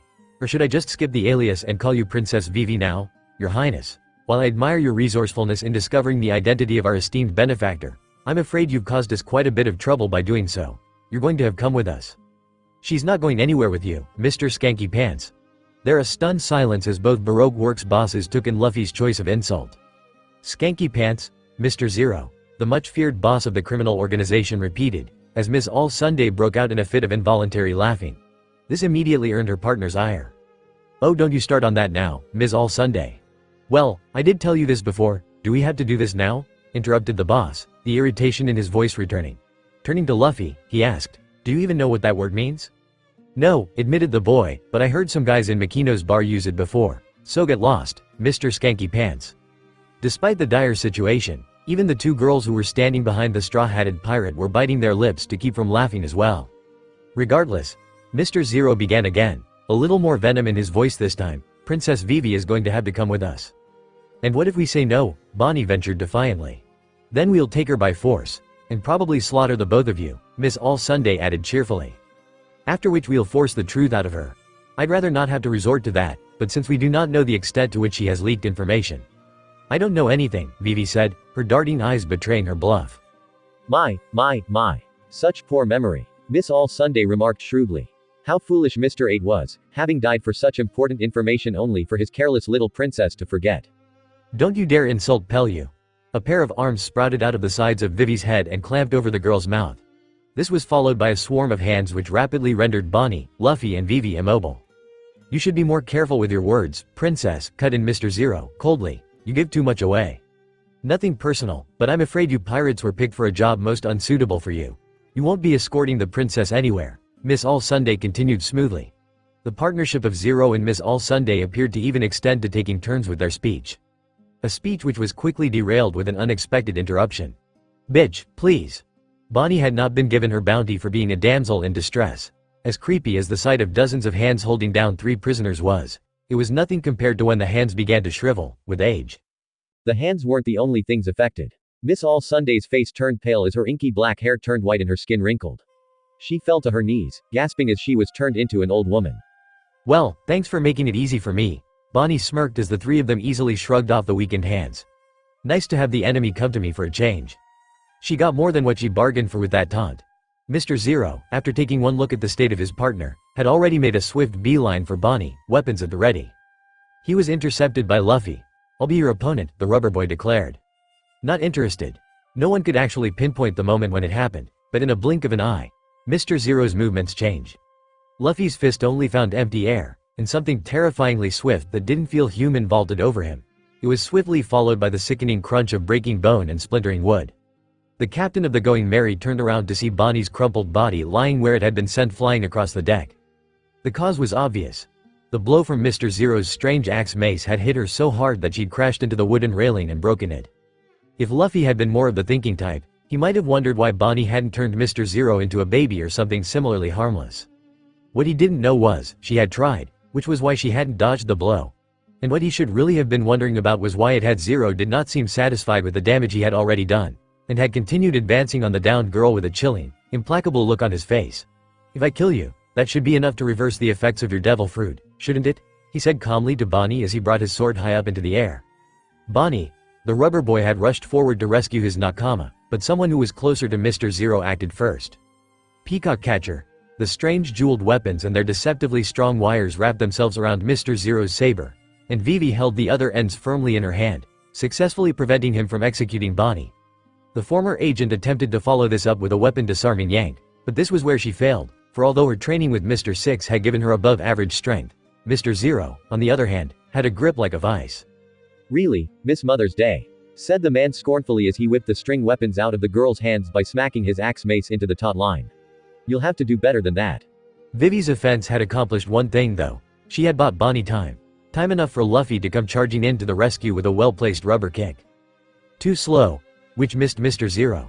But it did make the man dodge out of the way. Most importantly, his dodging moved him away from the vulnerable Bonnie. You hurt my nakama. Luffy's irises were contracted into little dots. I won't forgive you. Forgive me? Oh, grow up, boy. Mr. Zero did not seem impressed by the hostile intent the boy radiated. Stupid things like that are only easy to say when you don't have to live up to them. You want to protect your nakama? You'd better have the strength to back it up. I'll kick your ass, skanky pants, infantile, replied Mr. Zero, contemptuously stepping out of the path of the charging boy and allowing him to crash into the wall of the cabin. Almost immediately Luffy re-emerged from the mess of splintered wood, raining a flurry of blows on his opponent, none of which connected. Somehow, they were all blocked or evaded by Mr. Zero. No skill whatsoever, commented the man as he quickly exploited a flaw in Luffy's offense to move in close with his axe mace. The impact of the resulting blow would not have done much to hurt the rubber boy, but the sharp blades on the end of the weapon certainly did. You have determination and guts, Mr. Zero said as he continued taking advantage of the opening to kick Luffy downwards, so hard that his rubber body bounced off the deck and into the air again. And it might have been enough to carry you through in the East Blue, but out here in the Grand Line. Without missing a beat, Mr. Zero followed up with another kick that sent the pirate captain flying over the railings of the Going Merry and his watery doom below. It's nowhere near enough, Mr. Zero concluded. Luffy, came the shriek from behind the victor as the boy's hapless form plunged into the water. Vivi had run to Bonnie's aid while the fight between the two had been going on, and was now kneeling beside the injured girl with a look of horror on her face. As I said before, worry about yourself, Miss Mother's Day. The cold, unfeeling tone in Mr. Zero's voice, and the predatory way he stalked over towards them, both weapons ready, sent chills down the princess's spine, but Vivi did not budge from her position. In her hands she had her backup weapon, the sharp-edged chain belt she wore. Be smart and get out of the way, princess, and you won't have to die like her. Vivi knew that by her, of course he meant Bonnie. It's me you wanted, wasn't it? Well, leave her alone and come get me then. All in good time, Mr. Zero continued his slow, frightening, advance across the deck. All in good time. The advantage of the chain whip class of weapons was that they moved remarkably fast. Vivi had long since learned to use the speed to her advantage. But even before her weapon completed its arc to reach its target, Mr. Zero had somehow vaulted over her so fast she almost couldn't react in time. A back kick from midair, almost an afterthought, sent Vivi sprawling to the deck. Mr. Zero didn't even pause to see her fall. He'd already moved on to his objective. By the time Vivi managed to recover from having the wind knocked out of her, Mr. Zero already had the Bonnie by the throat, and the girl was struggling for breath. Age manipulation, was it? Even as he said this, in the half-light, Vivi could see that his skin had changed in color, and his form had become distinctly non-human. Why? Won't my powers work on you? Bonnie, injured as she was still desperately attempting to fight back, both hands clawing away at his firm grip. That's the problem with the nature of your kind of devil fruit powers. You rely on it working a certain way too much. Ponder about it in your afterlife. He might have broken her neck then and there, but a couple of hands suddenly sprouted out of his elbows and stopped him with a touch. That won't be necessary, Mr. Zero. The effects of her devil fruit have worn off. It was as though a switch had been turned off. One moment, Mr. Zero had been a tranquil, inexorable force bent on murdering Bonnie, whatever the cost. Next, on seeing that his partner had returned to normal, he gave an almost imperceptible nod and relaxed his hold on his victim so she could at least breathe. Still, she is too dangerous to be left alive. Let her go, I'll go with you. I won't resist, just leave her alone. Both Baroque Works leaders turned to look at the begging princess. Whether we let her go or not is irrelevant. You will still end up coming with us, Mr. Zero stated. I'll make things difficult for you. I'll jump overboard, and I know the both of you can't swim. Mr. Zero looked singularly unimpressed with this threat. With Miss All-Sunday's abilities, you won't even reach the Watt. We'll take that offer, Miss All-Sunday interrupted. Mr. Zero gave her an odd look at this, but he also released Bonnie, who slumped onto the deck. Very well then. We have your word that you won't resist and will come along willingly? The princess bit her lip and nodded, before turning to address the remaining pirate. Bonnie-san, don't try and stop us. Sorry, but the situation has changed. You won't be getting your reward for getting me safely to Alabasta. Then the princess turned back and spoke to the two victors. I'm ready to go as your prisoner. There was no other sound but Bonnie's pained breathing as the two escorted their newly acquired captive to their vessel, a strange mounted thing that looked like a giant turtle.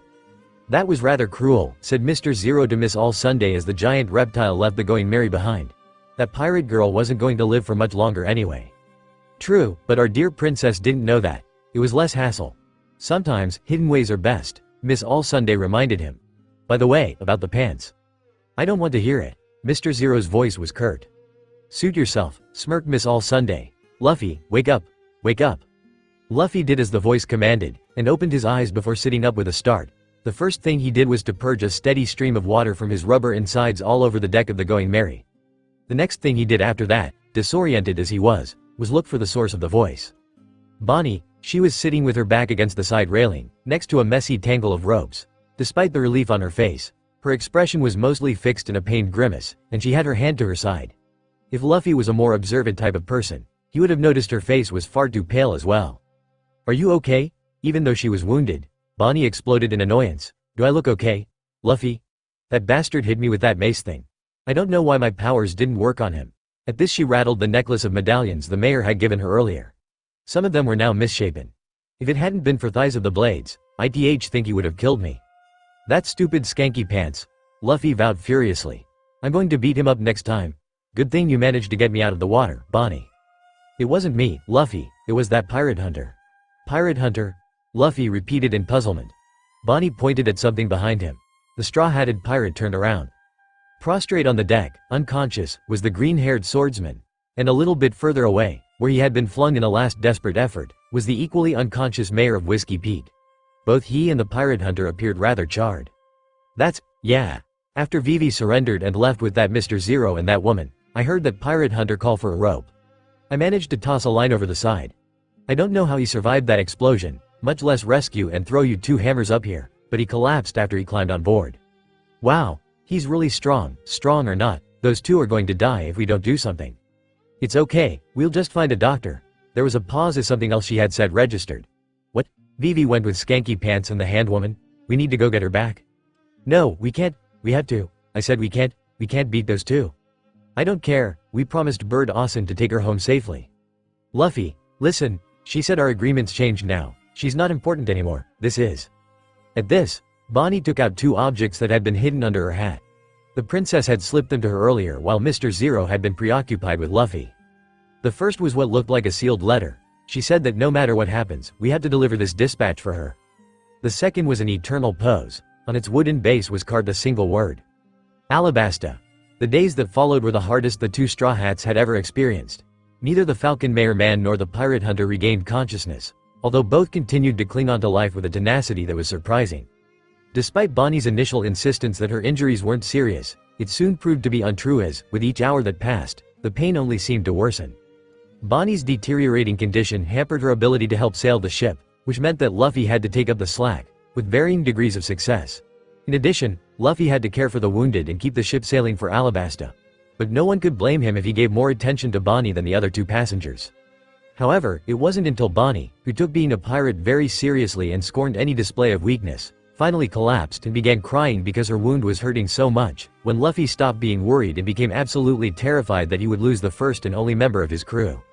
In another reality, by the time Straw Hat Luffy had reached the Grand Line, he would have been much more powerful than he was now, having faced off against considerably more dangerous foes, amongst them a legendary fishman pirate and a Logia devil fruit user. But partially because his companion had been powerful, the ease with which he had avoided those fights meant that he was not as strong in physical combat as he should have been at this point. Fortunately, it had the side effect of making him less reliant on brute forcing his way through violence. To keep alive, he actually had to think and be resourceful. Desperation is a good motivator. In any other reality, all bets would have been on Straw Hat Luffy being absolutely incapable of sailing the Going Merry to the next island. The Straw Hat Luffy of this reality, however, by a combination of luck, persistence, and an eternal pose, managed to sail the ship past Little Garden and to the next island on the line. This was where Luffy's luck came in, because although he didn't know it as he stood on the deck of the little caravel, the dark landmass looming in the distance was once called Drum. And once upon a time, it had been famous for the one thing he needed the most at the moment. Dalton, formerly captain of the guard of the Drum Kingdom, was busily engaged in the arduous task of retrieving a candied apple from a thieving Lapan. After the third try, the de facto leader of the now nameless kingdom gave it up as a bad job and left the rabbit-like creature to its spoils. He had plenty more in the basket, so it wasn't really much of a loss. As he neared the copse of snow-covered pines, he clenched the basket handle between his teeth and transformed into his bison form. His target had always been skittish around humans, so it was more comfortable for all concerned if he stayed in his devil fruit form. "Chopper," he called out to the wary creature, "I brought caramel apples." The reindeer's blue nose was just visible, sticking out from behind the trunk of a venerable pine. Cautiously Dalton shifted to hybrid form and set down the basket of caramel-coated fruit. "You can come out, there's no one to see." Fortunately, not much coaxing was needed. The reindeer darted out of its hiding place and was soon making short work of the treats. Dalton smiled. That reindeer always did have something of a sweet tooth. This was a ritual that had taken place every day since the fall of Drum and Dalton's release from his cell. Things had definitely taken a turn for the better since Waple's desertion. While Dalton might have hated the Blackbeard pirates for ravaging the kingdom, at least the populace had been freed from that tyrant as a result.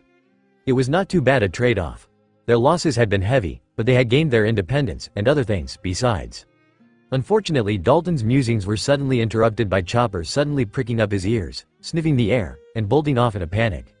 The bison man twitched his ears in annoyance as his own senses confirmed the approach of a few of the villagers. This was quickly replaced with apprehension. Everyone knew that Dalton's morning sessions were not to be interrupted and the area where Chopper resided was to be left alone, so for the villagers to intrude meant that something urgent that needed his attention had occurred. In his mind, there were only two things that could be the cause: pirates or Dalton-san. The two fur-wrapped villagers were now visible over the snow-covered rise, and were panting from their efforts. A ship has been sighted heading for the island. Waple has returned, the pessimistic part of him whispered, raising the cold specter of an old fear. But much to his relief, it turned out to be the other possibility. "There's a Jolly Roger on the ship. We think they're pirates." Pirates were bad news, of course. The people had not quite recovered from the nightmare that had been Blackbeard's rampage, but they were prepared this time. They could handle this. "Do not panic," Dalton assured the villagers. "Remember our plan. Get the preparations ready, I will be along in a moment." "Yes, sir." "Oh, and send a messenger to the doctor and let him know. He has asked to be kept informed about such events." The villager gave an involuntary shudder at this, but nodded. Unbidden, the voice of the island's only practicing doctor reverberated in Dalton's head. "Your contingency plan for pirate raids, eh?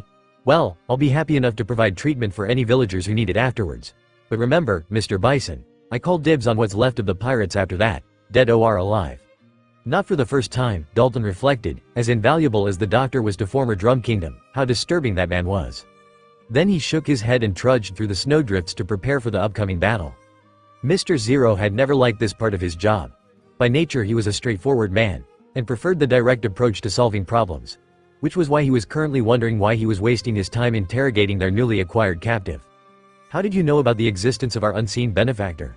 "It was obvious," replied the girl. She was, of course, Miss Mother's Day, also known as the double agent Princess Vivi, and was currently seated in the interrogation chair before him, infuriatingly composed despite the dire situation she was in. Mr. Zero hid his scowl at the vagueness of her reply. They had been through rounds and rounds of similar responses. While Princess Vivi had promised to cooperate, her maddening and inconclusive answers to his questions had him wishing he had left the interrogation to Miss All Sunday.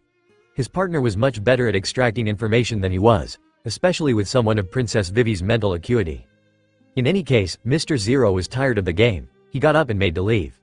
"If you wish to continue sidestepping my questions with empty words, suit yourself." There was a whoosh of fabric as Mr. Zero headed for the door. "But there's no use holding out.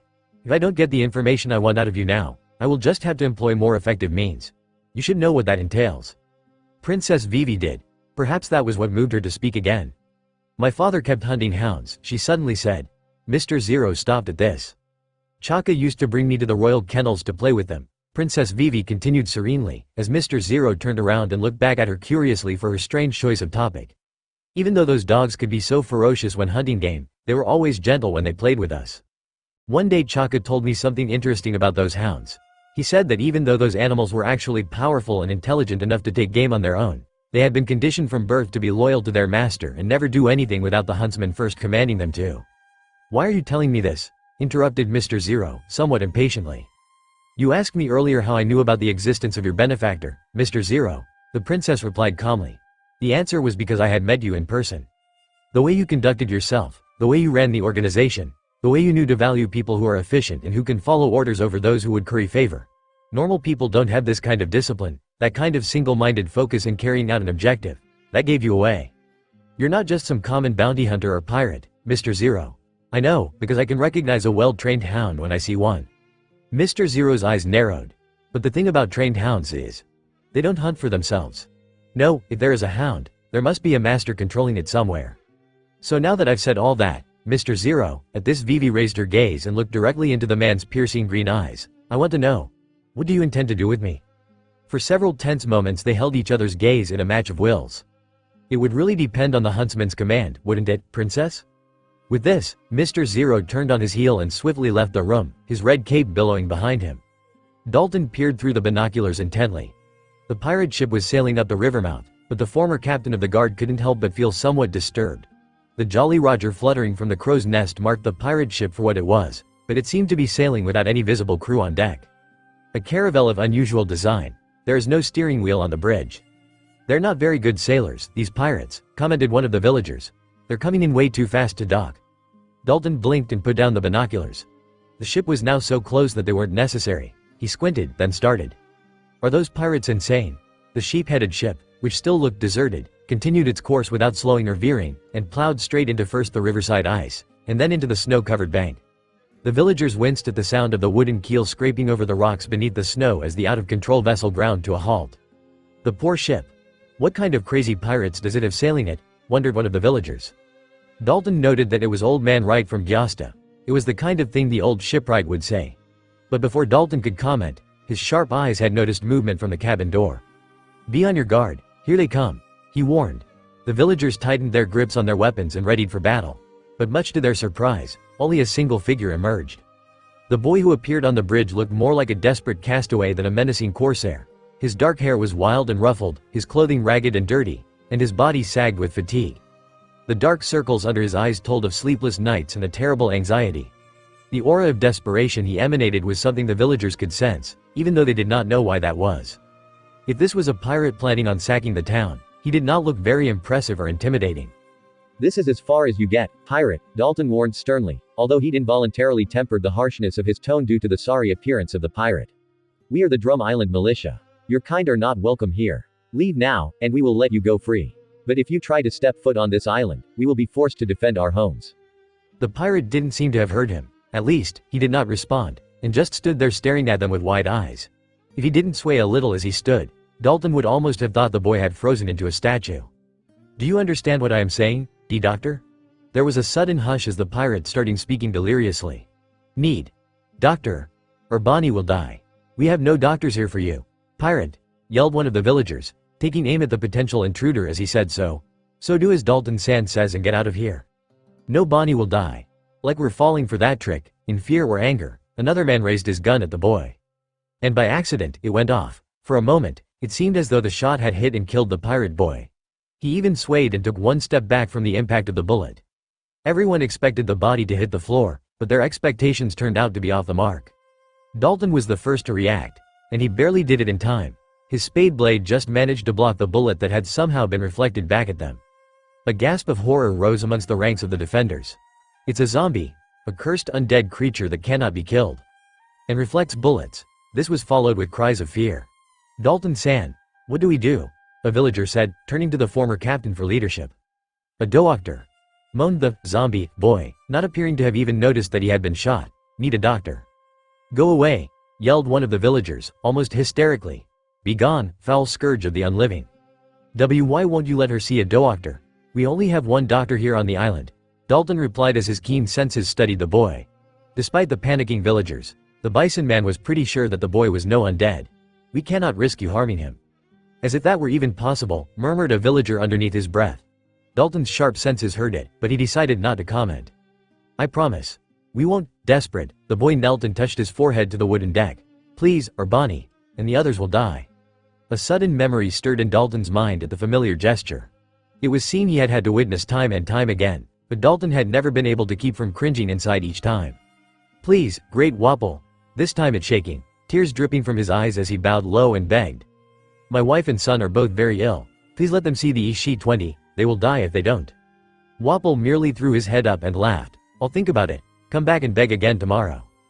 Given the urgency of his plea, Dalton had expected the man to be waiting for another audience with the king first thing in the morning. But he did not come back the next day.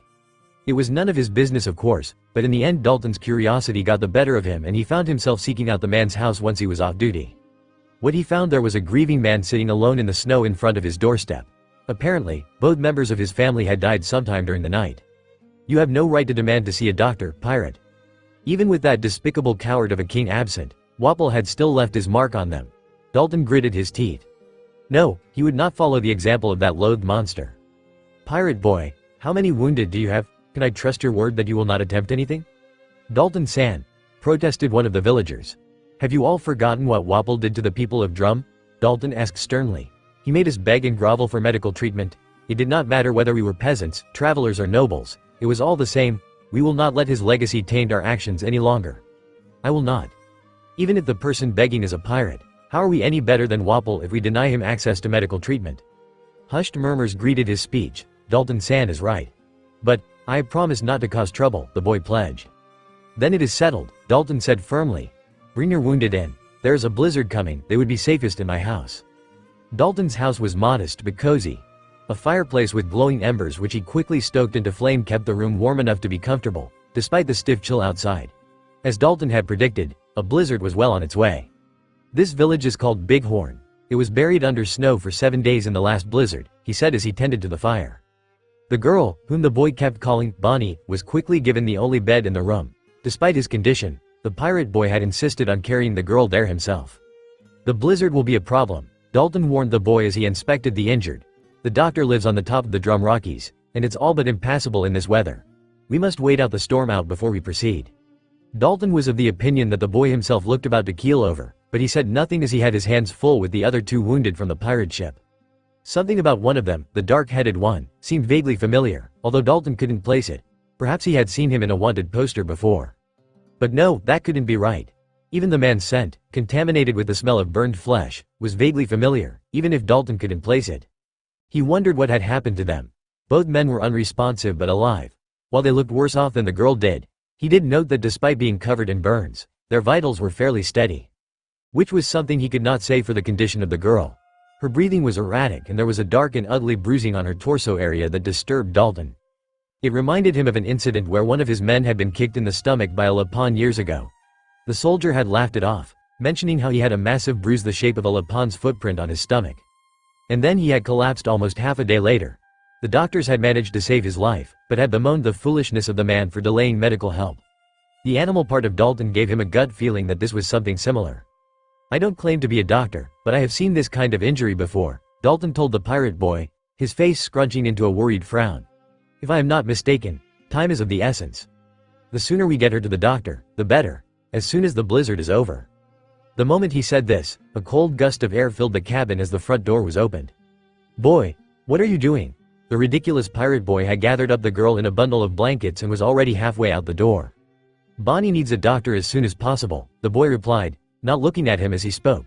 She can't see the doctor if we stay here and wait. We can't wait for the blizzard to stop. Dalton knew this was true, but the undertaking was insane, foolhardy and reckless. Like Urulik, walking open-eyed into a trap, and Waple laughing at his foolhardiness all the while. Boy, wait, you don't know the way, then I'll find it, I won't let Bonnie die. Dalton sighed. No, follow me. I'll come with you. The villagers can watch over your other two friends. Dalton Austin had not been exaggerating when he said it was a blizzard. Luffy didn't know how the large man even knew where he was going, but he moved through the white curtain of heavy snowflakes steadily and unerringly, sloughing a path through the drifts for them to follow. Luffy determinedly did his best to follow suit, his precious burden cradled in his arms. Bonnie had sunken into a deep sleep, and had only woken up once to ask where they were and who Dalton was. She hadn't stayed awake long enough to hear him finish his answer of, "The nice Austin's taking us to see the doctor." For Luffy, this part of the journey almost felt like a waking dream. Or perhaps more accurately, a waking nightmare, for it was then when the gnawing, empty feeling of hunger and fatigue deep inside him really made itself felt as they trudged through the storm without conversation. The wild howling of the wind made attempting to talk pointless anyway. For what felt like hours, the blizzard raged, relentlessly battering the two humans foolish enough to be out in it. Then with sudden abruptness, it stopped. The curtain of fat snowflakes cleared, and Luffy was much heartened to see that Dalton's mystery sense of direction had been right after all. Ahead of them loomed the Drum Rockies. Laboon don't like the snow much. They stay in their burrows every time there's a blizzard and wait for the snow to become hard-packed before they move, Dalton said out of the blue. Luffy didn't know or care why Dalton was talking about Laboon. He was more concerned about Bonnie, who was stirring. It was as if she had somehow sensed the worst of the storm was over, and groggily opened her eyes. Luffy. What's that? Bonnie. The rubber boy was so happy to see his nakama awake, he almost forgot to answer her question. What's what? Behind that tree, said Bonnie, trying to motion weakly. Luffy turned around and managed to catch a glimpse of a strange four-legged animal that was for some odd reason, attempting to hide its head behind the trunk of a pine. With the rest of its body exposed, the creature looked rather absurd, but it soon quickly realized that it had been spotted, and bolted in a scatter of fresh snow. What kind of creature was that? Wondered Bonnie, surprisingly lucid. Chopper, said Dalton quietly, looking after the fleeing animal. Does it eat people? Chopper is a reindeer, and no, they do not eat people. Then why was he following us? Chopper is curious. He probably saw your Jolly Roger and followed us. Is the mystery animal your pet or something, Austin? Luffy interjected. I wouldn't say that, replied Dalton, as they resumed their march. The clearing of the weather had lifted their spirits somewhat. Chopper is, well, it's a long story. Are you sure you will be okay on your own, Dalton-san? They're pirates? Humor this old man, Dalton had said as he pulled on his furred cap. Besides, I did promise to keep an eye on those pirates, didn't I? Well, if you say so, I'll watch these two for you until you come back then. It had seemed like a breeze at that time. After all, Old Man Wright reflected as he sat in front of the fire in middle of Dalton's modest house. Dalton-san needed a bit of help and he was flattered to have been approached and to be of assistance. All the same, he was beginning to regret his decision to stay in Dalton's house and help keep an eye on the two wounded pirates. True, the two pirates that Dalton-san had left under his care looked so out of it, they wouldn't pose much of a threat even if one of them regained consciousness. But still, there was something about those two that spooked the lone villager. Which was why he gave a little shriek when one of them suddenly moved. In a panic, the shipwright reached for his weapon. Dalton wasn't here. What was he to do if the pirate awoke and turned violent? Fortunately, the pirate did not awaken, although he did mumble a few words before sinking back into unconsciousness. Princess. Sheepishly, the villager lowered his weapon again, feeling somewhat foolish for having overreacted. He reflected that obviously even pirates had typical dreams about princesses. And then he yelped again, this time because of an unexpected knock on the door. Excuse me, said the visitor politely as the old shipwright answered the door. It was no one the old man could recognize. I'm looking for a Mr. Dalton. I was told that this was his house. It is. But Dalton-san is not here. He went for the doctor. Oh, I'm sorry to hear that. Do you know when he will be back? I'm not sure, answered the old man, relaxing a little. While the long dark coat and wide-brimmed hat the newcomer wore made him look somewhat intimidating, at least he seemed like a civil sort of person. It will depend greatly on the weather. Unfortunately, the blizzard hasn't let up yet. Well, what do we do now? A grim voice interrupted. The old shipwright quickly realized that it came from another man who, until then, had been silently standing behind the first. He could barely make out the shape of the man in the thick curtain of falling flakes, his bright yellow scarf contrasting against his camouflaging pale blue coat. I'm sorry to impose, but do you mind if we wait here for him? Asked the first visitor. Ah, well. The shipwright wasn't sure what Dalton would think about letting two more strangers into his house, but he quickly decided Dalton-san probably wouldn't have kept two visitors waiting outside in the cold and let them in. So did you two just get here? Wright inquired of the men as they settled down to wait. He noted that the first man, the dark-coated one, didn't even seem cold, while the other one obviously did not feel the same way and had taken up a position near the fireplace to thaw. Just half an hour ago. Yes, we almost thought we missed the island. Weather was crazy on the way here, supplied the other man. You sailed here in the blizzard? Blurted Wright in disbelief. The young man, Wright could see the first man was significantly younger than his companion, just shrugged and smiled. Well, it happened to her. Stopped just as we got to the island. That's very fortunate. Many folk get lost in those storms and are never seen again. Why, said the first visitor with a polite little cough. It was very fortunate indeed. So what happened to the doctor? Bonnie asked as she huddled against Luffy, despite the fact she was wrapped in a cocoon of blankets. Dalton noted that she was shivering. You mean Dr. Hirulik? As I said, he died, and Chopper has once again shunned human company and gone wild. No, the other doctor. You said there was another one. Is she the one you're taking me to? Dalton suddenly looked disturbed. He had spent the better part of the remaining trek recounting the history of Drum's Dr. Hunts to two of them, and how its famed level of expertise in medicine had declined into almost nothing. Since Hiruluk's death, no one has seen Dr. Kureha anywhere. We searched, but the aftermath of the pirate raid was such that it was hard to make sense of anything. The only doctor on the island now arrived after Waple fled from Blackbeard. He said he was from the North Blue and had come to study our famous drum medicine. The fact that there were no longer any doctors left did not seem to deter him.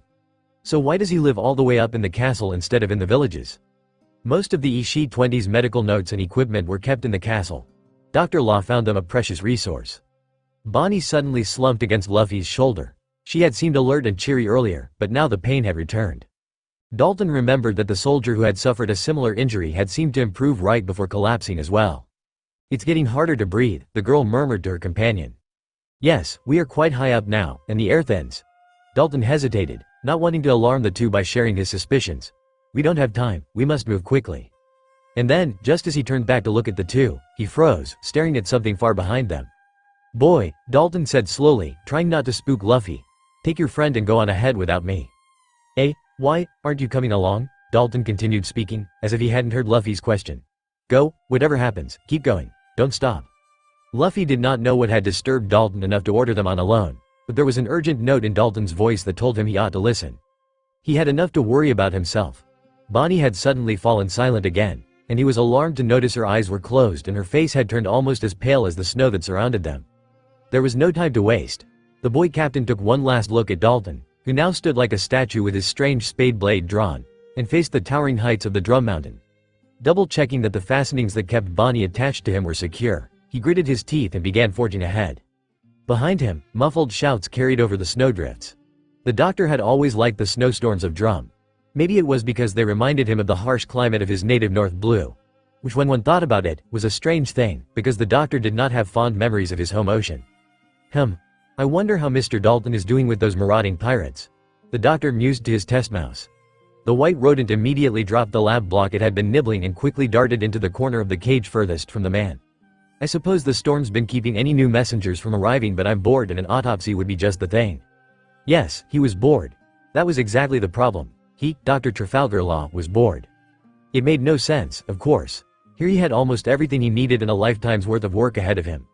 Mountains and mountains of notes and research and discoveries. But his heart wasn't in it, and he couldn't explain why. Or perhaps he could. Perhaps he just didn't want to admit to himself that the wanderlust was stirring again. On a whim he flung on his furred coat and decided to go for a stroll around the grounds. The view was always extra magnificent just after a blizzard. The first thing he noticed was the signs of activity from the village. There seemed to be more smoke coming from it, certainly. He supposed it was from the pirate attack. Law scowled. The villagers were sure taking their time in sending the corpses over. Perhaps he ought to make a trip to Bighorn after all. The waiting was trying his patience. Doctor. Law blinked. He had been so deep in his thoughts that he had failed to notice the set of knuckles gripping the edge of the cliff. Looks like Mr. Dalton didn't quite manage to handle those pirates after all, he murmured to himself as he casually strolled over to the edge. Fortunately he was a second slow in peering over, as at that moment, something stretched and shot upwards, narrowly missing him. There was a screaming and flailing of limbs, and then something bounced a few next to him before slowing to a stop. He knew immediately that the thing was a devil fruit user, because it had stretched, partially inflated, and wrapped himself around the slight figure he was carrying. A smart move to cushion the fall. Really? Law was still pondering what manner of creature the new arrival was when the thing began unraveling and shrinking back into the shape of a rather bedraggled-looking boy carrying an unconscious pink-haired girl. Hey, are you the doctor? Law stared at the boy for a moment and smiled. The day was looking up. Looks like the blizzard's let up, the young visitor announced, peering out the window. Hopefully we won't have to impose on you much longer, sir. Oh, it's no bother at all. It's been great having your company, replied Wright the shipwright brightly, and he meant it. The two visitors had proven themselves to be thoroughly pleasant fellows. Even the older one with the initially grim demeanor had turned out to be an extremely friendly and engaging chap once he had thought out a little, both literally and figuratively. And as it turned out, the both of them had many interesting stories about their travels in the Grand Line. The two of them were also extremely sympathetic listeners and had been most willing to listen to his accounts of the various troubles that had befallen the former Drum Kingdom and how it impacted the locals. Telling the tale of Waple's reign of terror and his subsequent desertion during Blackbeard's invasion certainly made the old man's vigil over the two wounded pirates much more pleasant. At least, it was pleasant until the gunshots interrupted the peace of the village. What was that? The younger of the two visitors asked, standing up suddenly in alarm. You two stay here, I'm going to see what's going on, the old man, anxious not to have the visitors in to think Bighorn was some sort of lawless cowboy town. I'm sure it's nothing to worry about. I'll come with you, Gramps, offered the yellow-scarfed man. The old man was already on his way out the door, his mind racing. Gunshots in the quiet village meant trouble. Had something happened? Perhaps more pirates had showed up and the pitiful pirate who had crashed his poor ship was actually a diversion for the real raid. The figures of men were now visible at the village entrance. As they drew closer, what the old man saw made his heart sink.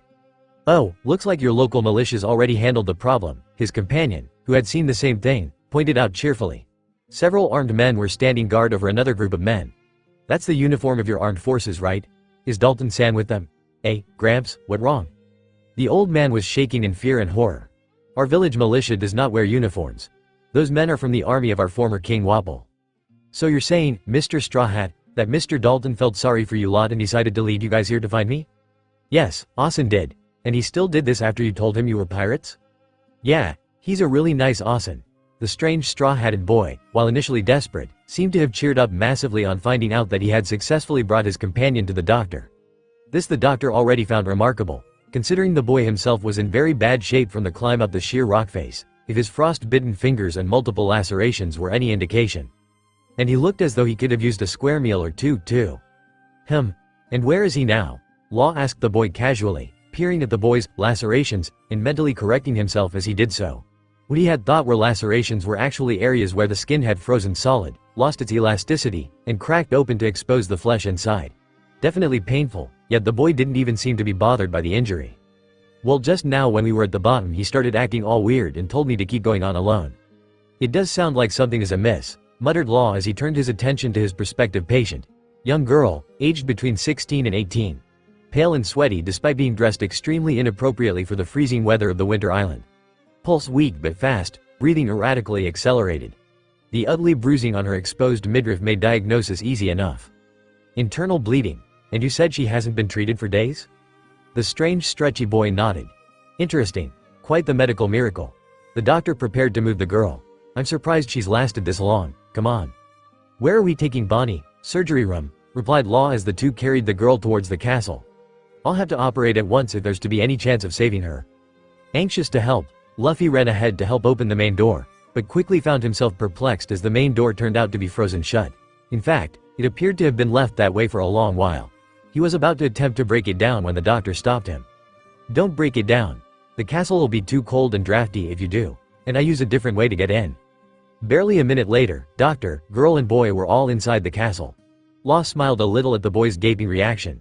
"Pick your rubber jaw off the ground, kid. By the way, what did you say happened to Mr. Dalton again?"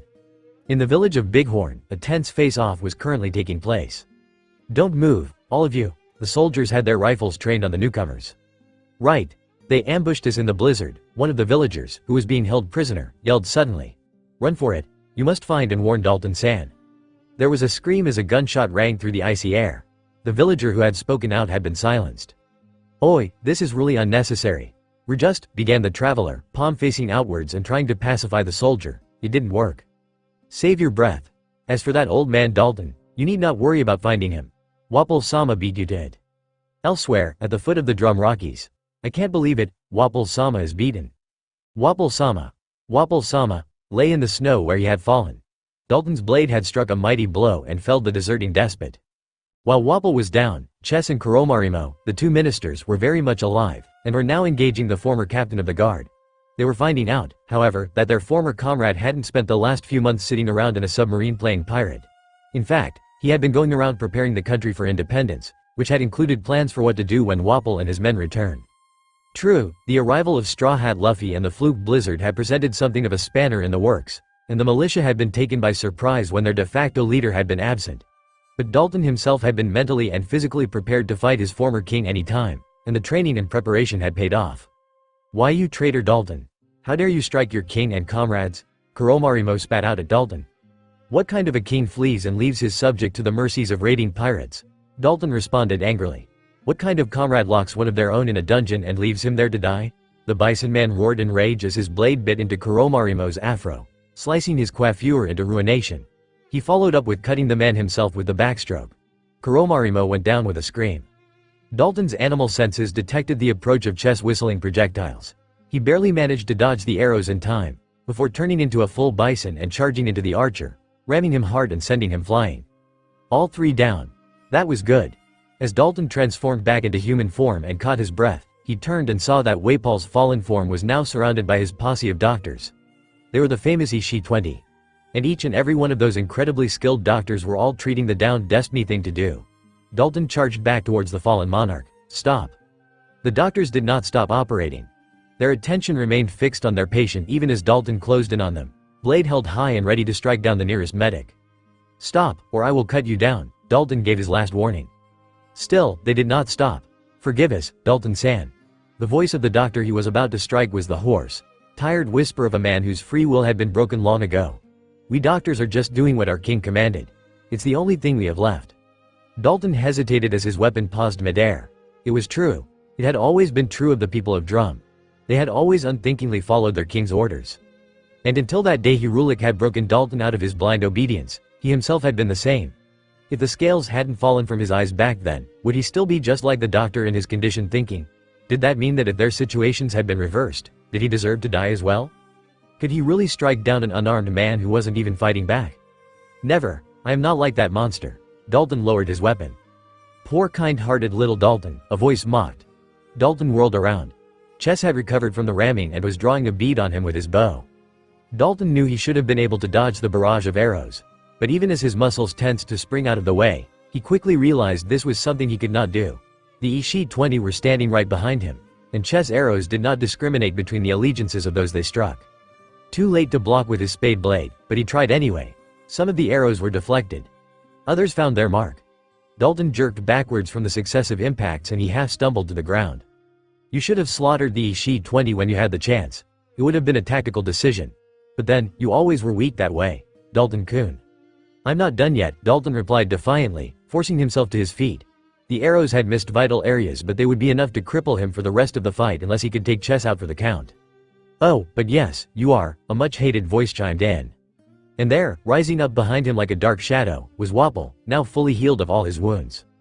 Dalton knew it was hopeless, and yet some stubborn part of him refused to give up, so he transformed, and charged at the man who once he had pledged his loyalty to. Meanwhile, in Bighorn Village. Put those hands where I can see them, ordered the drum soldier. And you with the scarf, we can see you're armed. Drop those swords to the ground, slowly. Hang on now, protested the traveler querulously. These are high-quality swords, you can't just dump them in the snow.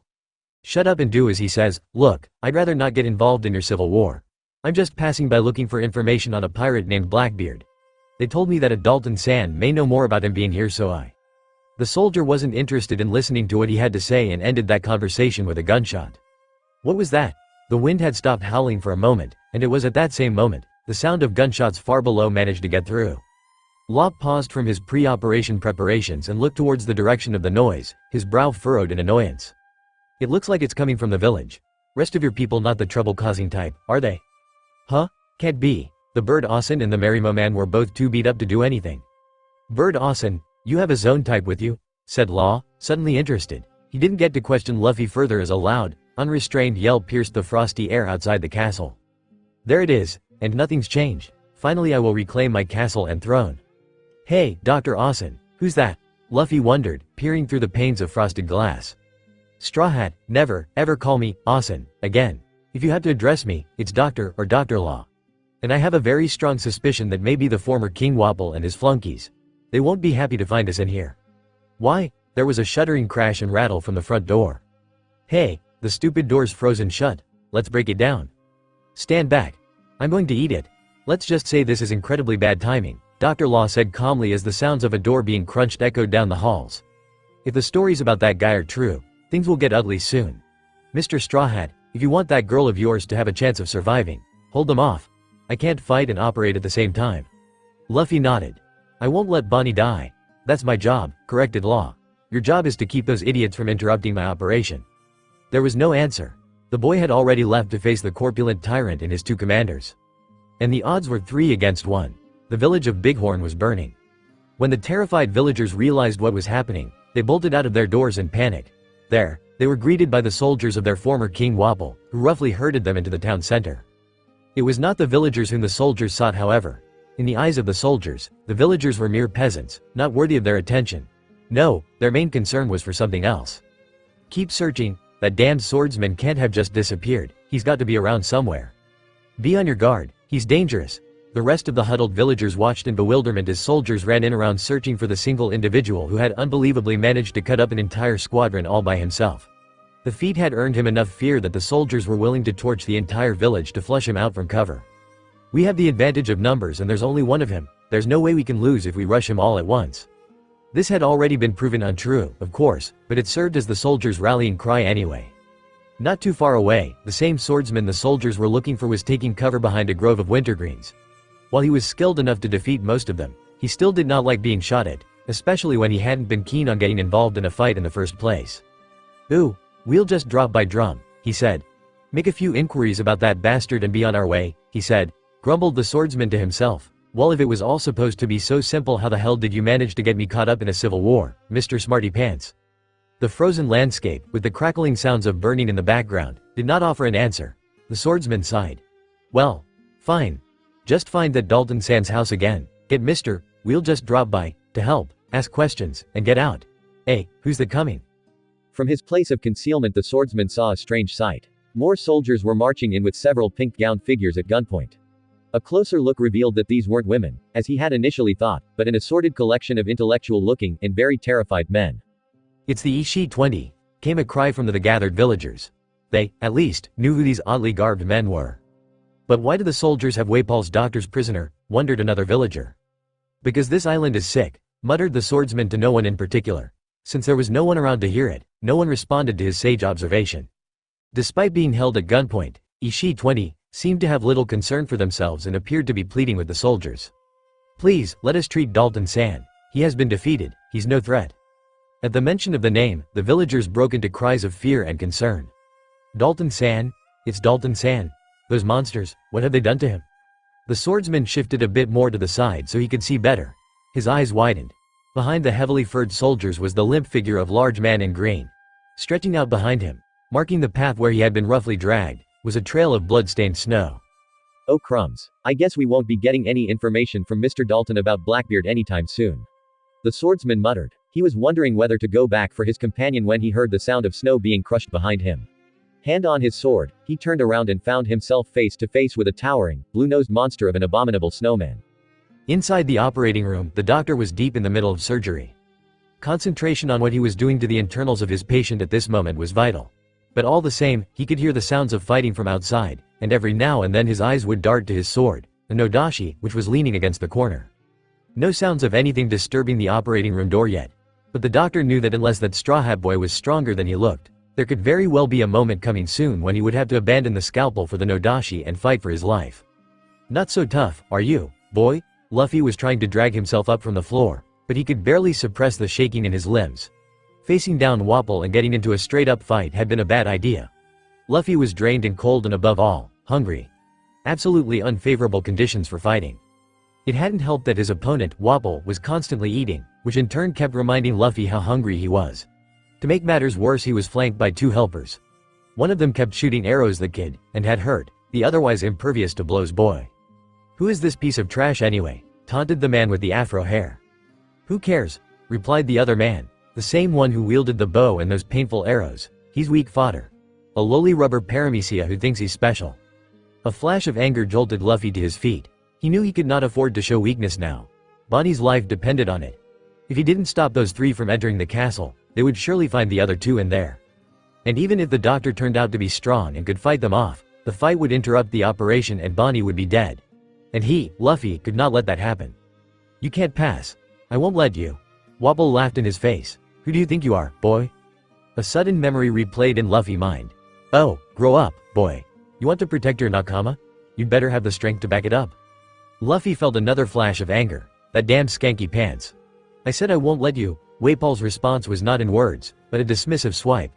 Perhaps he expected the boy to hit and then stay down for good, but Luffy was finding his second wind, and managed to avoid the blow. The second wind was also clearing his mind and Luffy was beginning to think.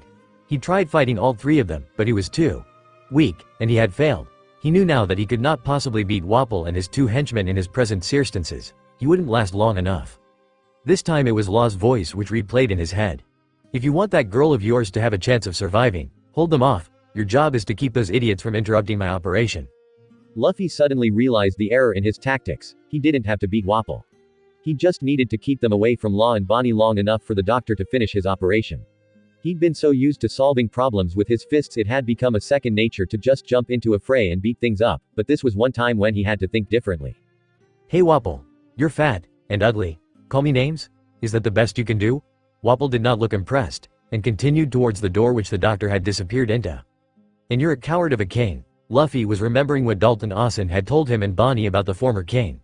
You're scared of pirates, aren't you? You ran away like a sissy when that pirate Blackbeard came along. I'm a pirate, and you're running away from me because you're scared, aren't you? You're a fat, lazy, big-mouthed, ugly coward. The jibe wiped the haughty look off Waple's face. What did you say? The taunt worked. Luffy previously had never thought of making use of what he had learned from Dalton's story, but now he was grateful for it, because instead of proceeding towards the direction of the doctor, he turned and took a step towards Luffy. You heard me, and you're a slowpoke too. How dare you insult the king like that? Said the henchman who had the bow. Let's teach him a lesson, Kuromarimo. The other man, Kuromarimo, nodded. If he had plans of attacking Luffy however, he would not be successful, because the boy had already darted out of range and line of sight. Catch me if you can, slowpokes. After him. Chess, shushing away and dodging arrows, risked a glance behind him. His plan was working. All three of them were hot on his heels, and he was leading them out through the eaten-up door and into the castle grounds. Away from the operating room. To the villagers of Drum, the worst of their nightmares had come true. Waple had returned, and for all their hopes and hard work at rebuilding their lives, they were once again beneath the heel of the same heartless tyrant. Before them, by the flickering light of their burning homes, was the bloodied and broken form of the man they respected as their leader, Dalton. By the order of King Waple, this traitor will be publicly executed and his body hung on display in the village center. More cries of horror from the villagers. A bolder few made to move forward, but the soldiers quickly pointed their rifles at those few as a warning to stay where they were. You will all watch and learn what fate awaits a traitor, the leader of the soldiers said, sneering menacingly. And if you are not content with just watching, well, there's going to be plenty of space on the gibbet for a few more. Any objections? No? Didn't think so? Two soldiers dragged Dalton before the leader. The villagers could see now that he had been pierced with many arrows, but he was still alive, because his pained breathing was still audible. There was the sound of sobs as the leader cocked his gun and aimed it at Dalton's head. For King Waple. Then a scream, inhuman and chilling, rent the air. What the hell was that? The lead soldier glanced around nervously, all thoughts of playing the executioner forgotten. He was answered by the crashing sound of uprooted trees, and something large and heavy approaching the village from the direction of the woods. What the hell is that? Another soldier pointed with a trembling finger at the large, hulking beast that was now visibly charging towards their direction. The soldiers opened fire. The creature flinched as the bullets sang past, some biting into its thick hide. But that did not stop it charging right into the leader of the soldiers, sending him flying into the air. It's the damn monster thing from before, one of the veteran soldiers announced on recognizing the abominable snowman. Captain Dalton beat it before, which means we can too, keep shooting it. The creature positioned itself protectively over the fallen form of its only friend. Then, for the first time since the day it had been orphaned, it spoke. Don't you touch Dalton, you monsters. The voice, animal yet speaking in the human language, left in its wake a ringing silence. It spoke. The beast, it spoke. One of the villagers managed to say at last. Not for long. The leader of the soldiers had clambered back up. There was an ugly gleam in his eye as he took aim at the beast with his recovered rifle. You'll be a pelt yet, monster. Then his eyes widened and he fell forward in a pool of blood.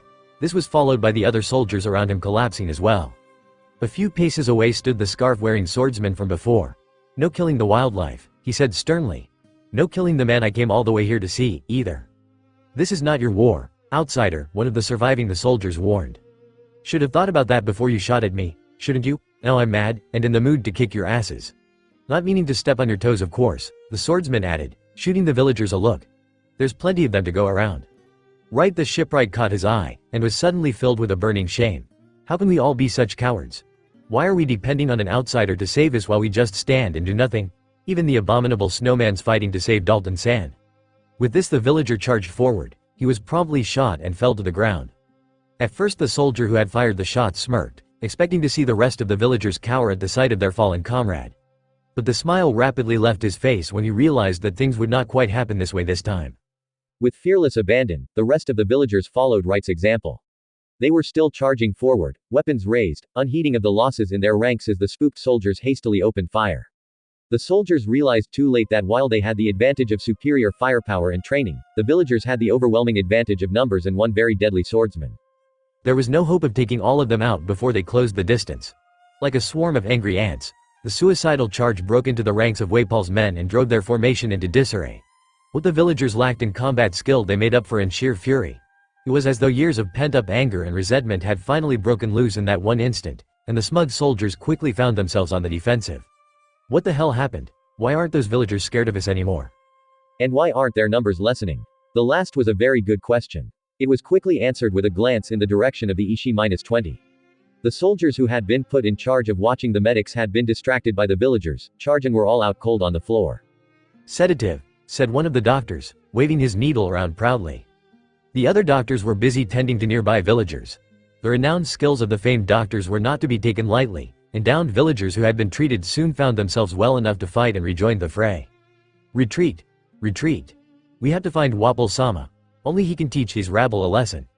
It was a bitter pill to swallow, but obediently, the soldiers began their retreat in the direction of the castle. This rapidly degenerated into a rout as the abominable snowman, no longer the focus of the soldiers' gunfire, rose to its feet and promptly went berserk again. This was too much for the soldiers, and they were soon sent running into the woods for their lives. Watch them run, and don't come back. We did it. We beat them. But the triumphant cheers of the villagers were quickly muted by a single, heartbroken cry. Dalton. Now that the danger was gone, the abominable snowman was pawing at Dalton's fallen form, trembling. They're gone now. Please wake up. A chill settled on the jubilant company. Sometime during their fight, Dalton had stopped breathing. Cold. Luffy gasped as he stumbled through the thick snow. Behind him he could hear Waple and company, still in hot pursuit. He turned around to taunt, ducked in case an arrow was coming his way, then rounded a corner and skidded to a stop.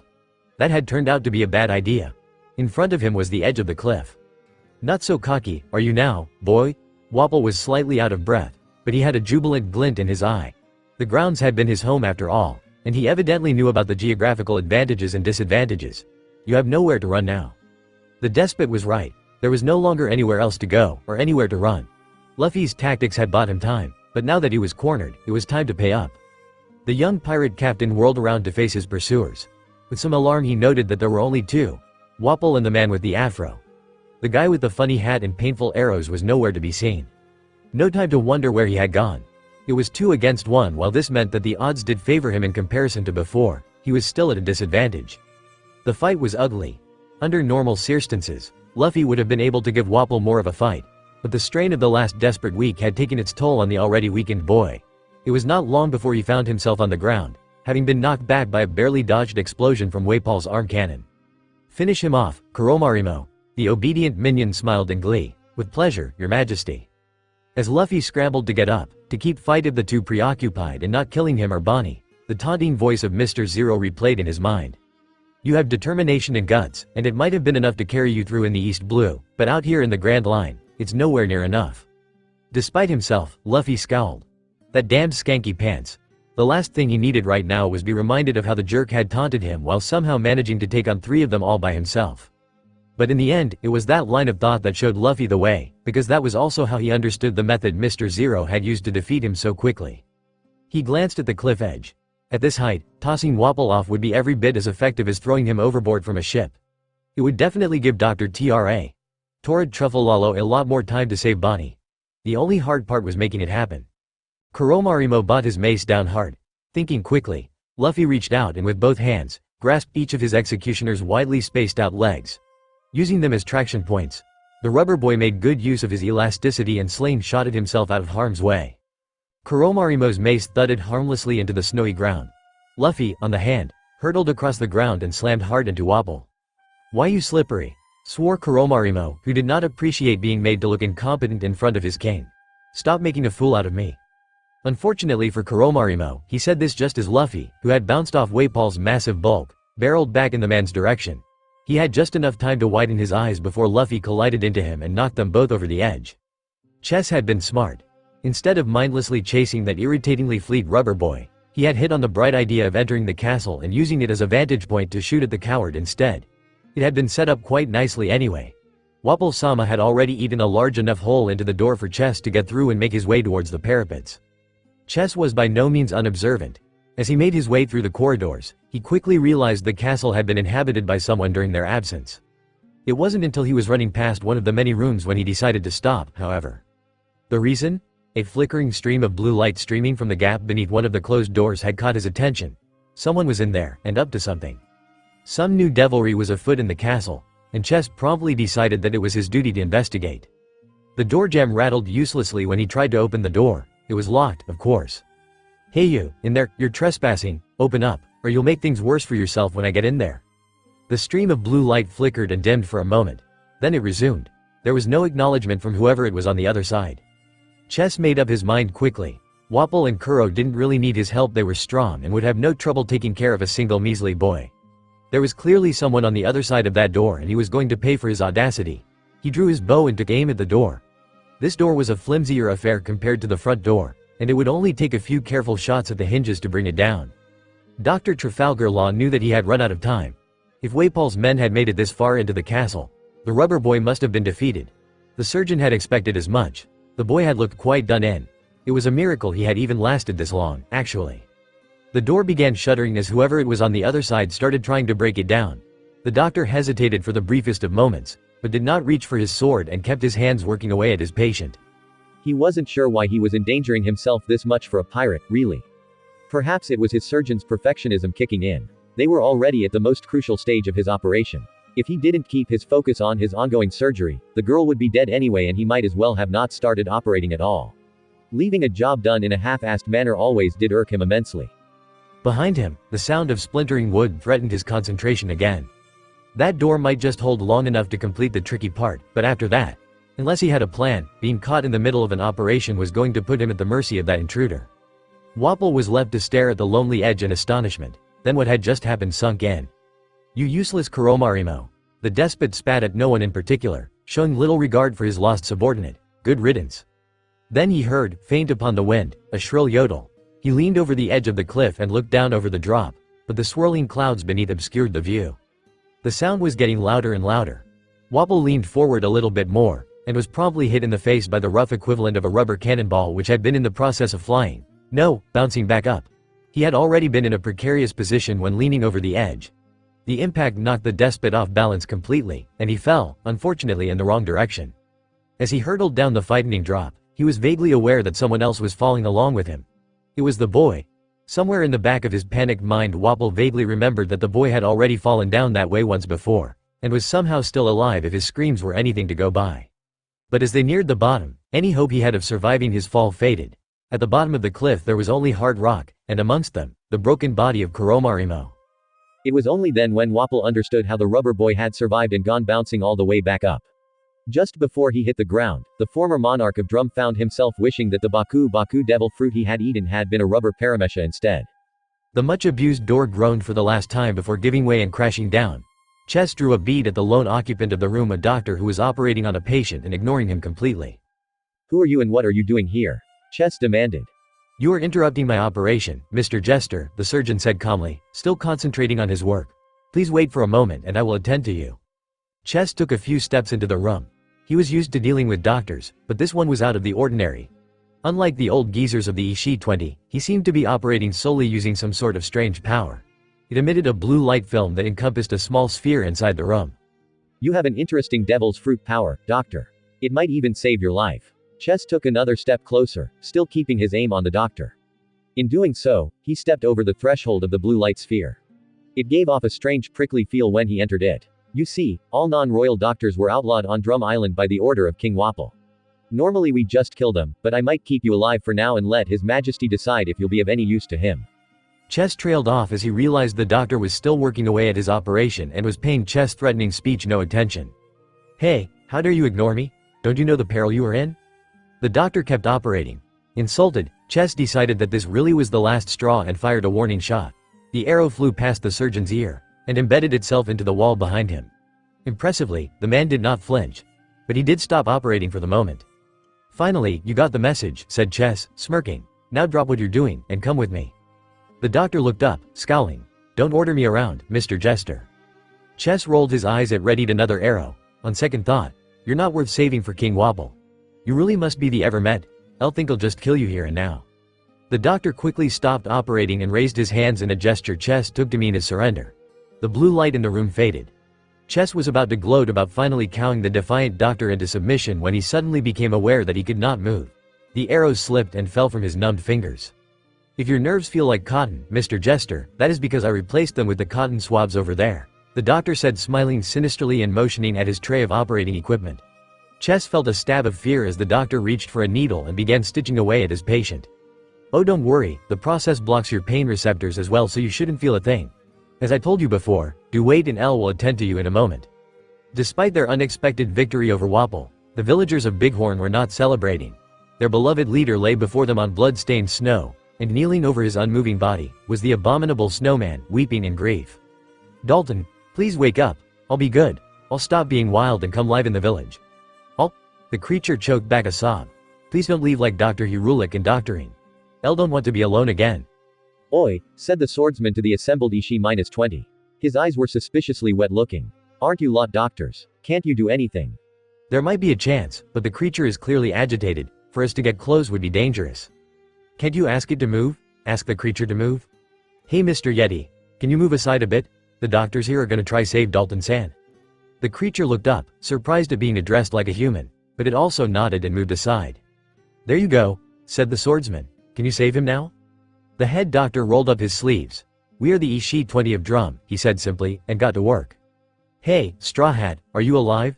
The doctor prodded the limp form of the rubber boy with a booted toe.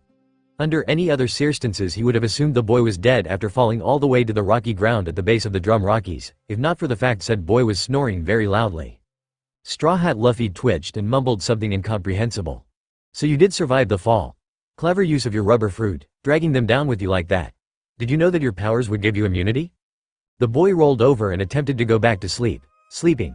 Wei, Makino. Do you want to know if that girl of yours is alive or not, Straw Hat? Snapped the doctor, his indulgent mood wearing off. The boy sat up in shock, as if suddenly remembering where he was and what had happened. He immediately spotted the bundle swathed in blankets behind him. Bonnie. By the way, you missed one, Straw Hat, the doctor said disapprovingly as Luffy scrambled to the girl's side, his fatigue forgotten. That jester interrupted me in the middle of my operation. Fortunately I'd finished the procedure in time, else, Straw Hat, what the hell are you doing? Luffy turned, his eyes wide and innocent. His hands were still resting on Bonnie's shoulders. I just wanted to ask Bonnie if she was okay, by shaking her awake. But if she's awake that means she's better, right? Dr. Law stared at him in disbelief. Then he took a deep breath and yanked Luffy clear of his patient. Don't touch her again, she's just had surgery and needs to be handled with care. Now sit down and eat this. On saying this, he took a food bar out of his pocket and stuffed it into the boy's mouth, cutting off any possible protests. Luffy bit into the bar and swallowed it whole. Hey, this is good. It's not meat, but it's yummy. It's an high-calorie rations bar. Used to treat malnutrition. The doctor informed him, carefully examining his patient.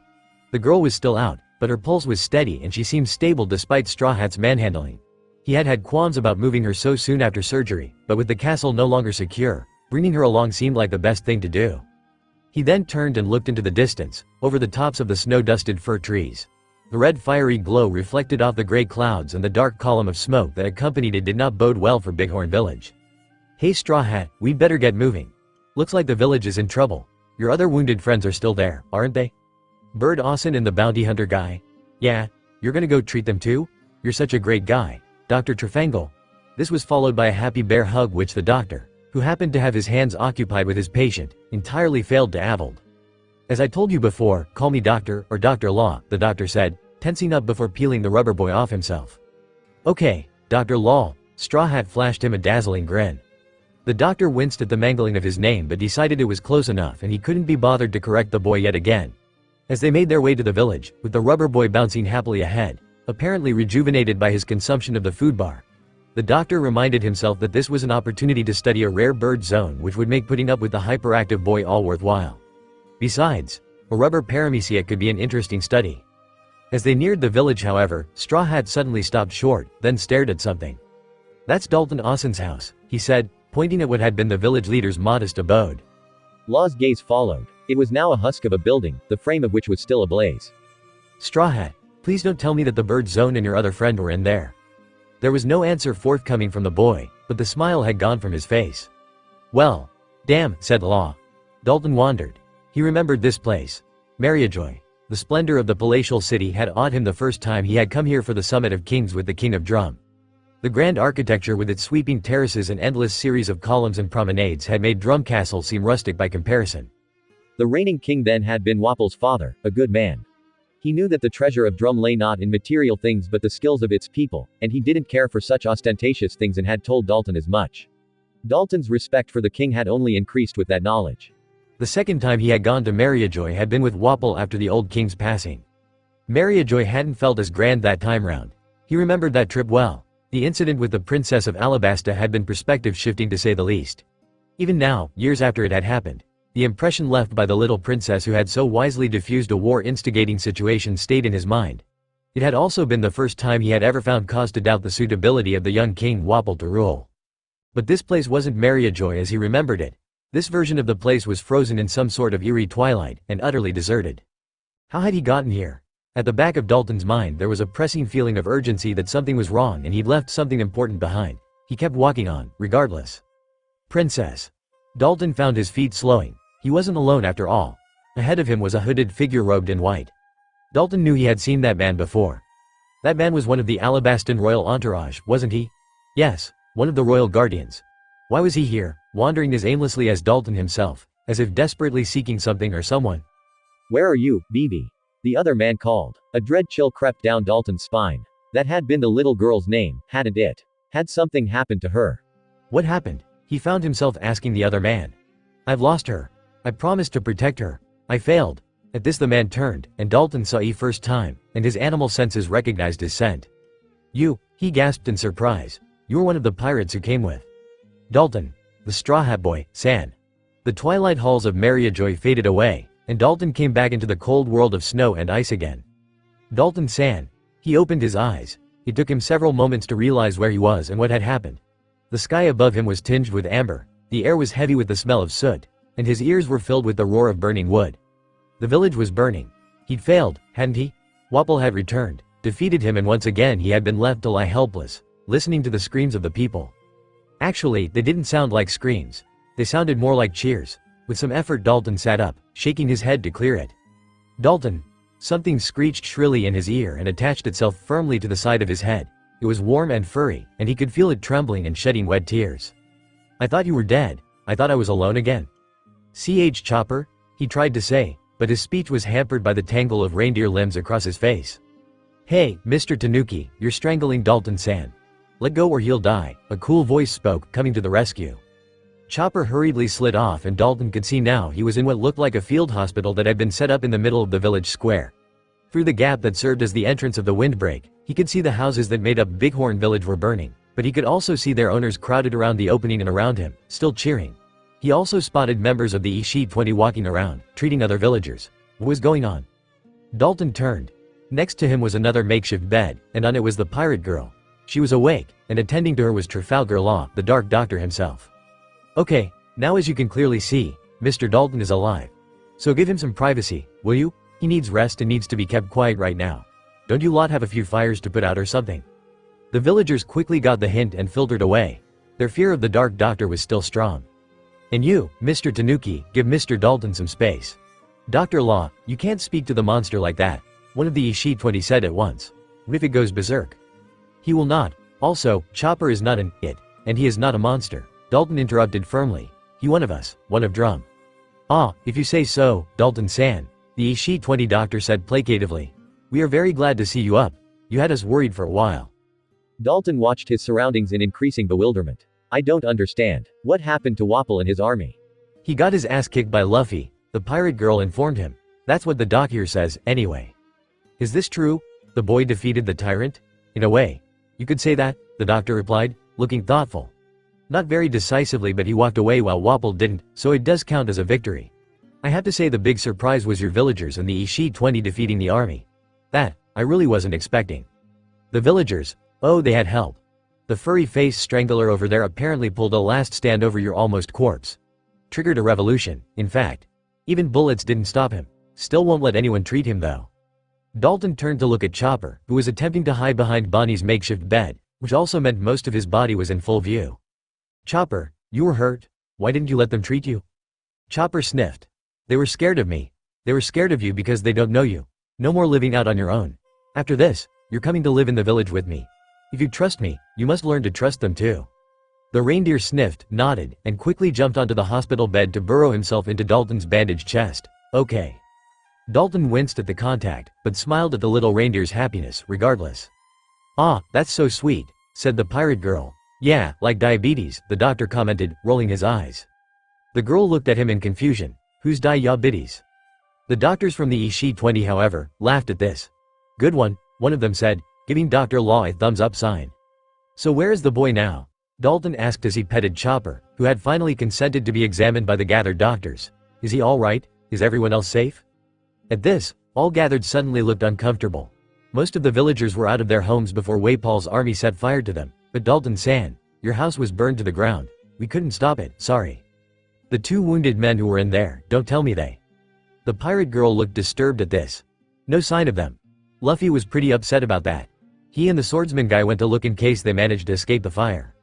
Swordsman? So, those two were your friends, huh? The boy picked through the smoldering rubble forlornly. He didn't seem eager to talk to the yellow-scarfed swordsman. When the whole ruckus started, I went out to investigate. If I'd known what was going on, maybe I wouldn't have left them there. Sorry about that. But hell, my friend was in there too. Oh, I'm not worried about him. The swordsman had caught the boy's expression. He's not the type to get done in by just a fire. It's just I have no idea where he's run off to now. What's that commotion going on over there? It's another abominable snowman, came a cry from a villager who was running frantically towards them. The two watched the terrified man run past, then turned towards the direction he had come from. Sure enough, they saw a large, hulking shape moving towards them, trudging a path through the ash-blackened snow. As it came closer, the two searchers soon realized that the shape was not a monster as they first thought, but rather, one man carrying two more. To be specific, it was a man in a black coat who was carrying an unconscious Mr. 8 and Mr. 6, one slung over each shoulder. There you are, the swordsman called out on recognizing his companion. What the blazes have you been up to? It wasn't me, Thatch, I swear, said his companion. I dozed off while waiting for you guys to come back, and when I woke up the whole place was on fire. I had to grab these two and rush out of the cottage, and after that I kinda got lost and fell asleep again for a bit and couldn't find my way back. Thatch rolled his eyes and sighed. Why am I not surprised? Bird Austin, bounty hunter guy, the rubber boy, on recognizing his surviving companions and finding them safe, was shocked out of his silence. At the sound of his voice, Thatch's companion nearly dropped the two men he was carrying. Luffy. The next moment, Thatch was nearly deafened as Luffy, who unfortunately happened to be hovering right next to Thatch's ear, was overcome with delight and bellowed out his companion's name. Ace. Luffy, do you mean to say that your brother is Fire Fist Ace? As in the same Fire Fist who battled the Shichibukai Jinbei to a draw? And you've never even bothered to mention it to me even once? Luffy, who was busy stuffing his face full of food the happy villagers had put out to celebrate the fall of Waple, looked at Bonnie as though he couldn't understand what the fuss was all about. Ace. Yeah, he and I grew up together back in the East Blue. It was at this point when he realized everyone was staring at him. Are you okay, Bonnie? You're not eating your food. Don't change the topic, Straw Hat, Dr. Law spoke up. I have to admit I'm curious too. How did someone like yourself turn out to be related to someone infamous like the Whitebeard Pirates 2nd Division commander? Who's Whitebeard? Everyone stared at Luffy again, then burst into hapless laughter.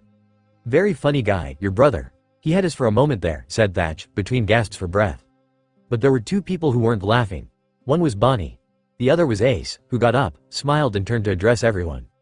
Excuse my stealing Luffy off for a while, everyone. My brother and I haven't seen each other for years. I'd like to take the chance to catch up. Saying this, he walked over and dragged Luffy off to a quiet corner.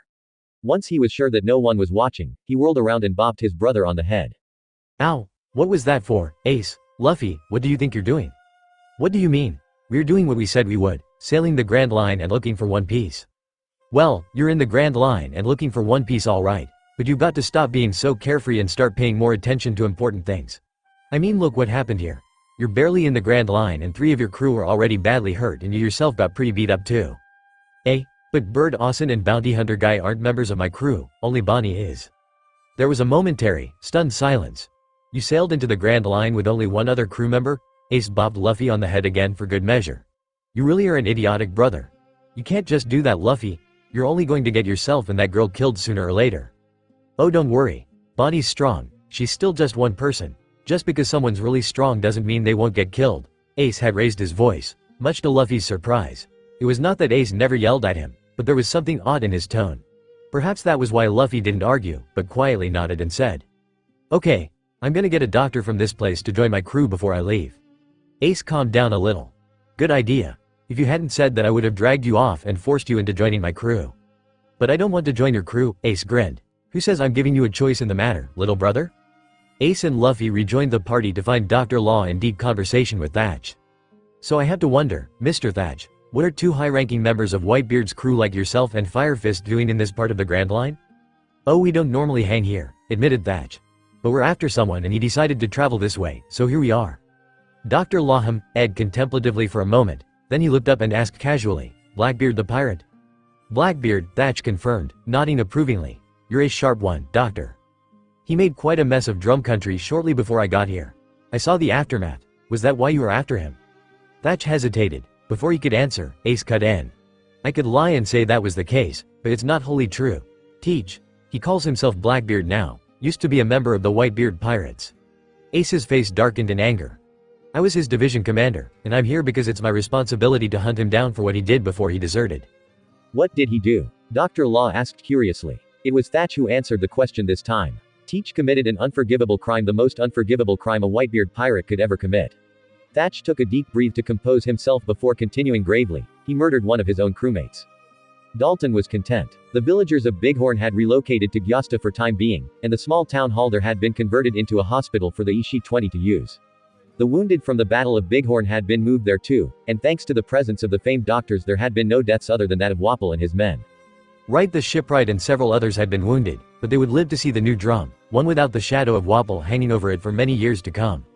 His animal senses could hear the sounds of laughter and merriment from the party outside. Even though he himself was not part of the festivities, the sound was more than enough to make him smile. It had been so long since the people had laughed that way. We lost a village, but we gained a country, he said to no one in particular. Chopper, curled up into a warm ball of fur at the end of his bed, suddenly unfurled himself and looked towards the ward next to them. Dalton nodded at the little reindeer's inquiring gaze. Yes, I sense it too. There was the sound of rustling bedsheets and then a low groan. One of the Ishi-20 evidently heard the sound too, and there was the sound of footsteps and the flapping of the curtain divider. Ah, you're awake. Please, you must take it easy. Where am I? What is this place? This is not Whiskey Peak. You are in Gyosta and, hey. Please stop. You shouldn't even be out of bed in your condition. My condition is of no consequence. Where am I? There is someone I must find. Dalton decided it was time he intervened. Chopper looked at him with concern as he got to his feet and limped toward the next ward. There he found the doctor pleading with the dark-haired man who had come to drum with the rubber pirate boy. It was the same man as the one from his dream. He couldn't remember the name, but he remembered the animal he had sensed. You are the guardian falcon of Alabasta, aren't you? The man turned and stared at him in astonishment. How did you know? He trailed off, as if trying to recall a distant memory. I have seen you before from somewhere, haven't I? Where? The World Summit in Mariajoy. I was part of the drum entourage. Yes. I remember now.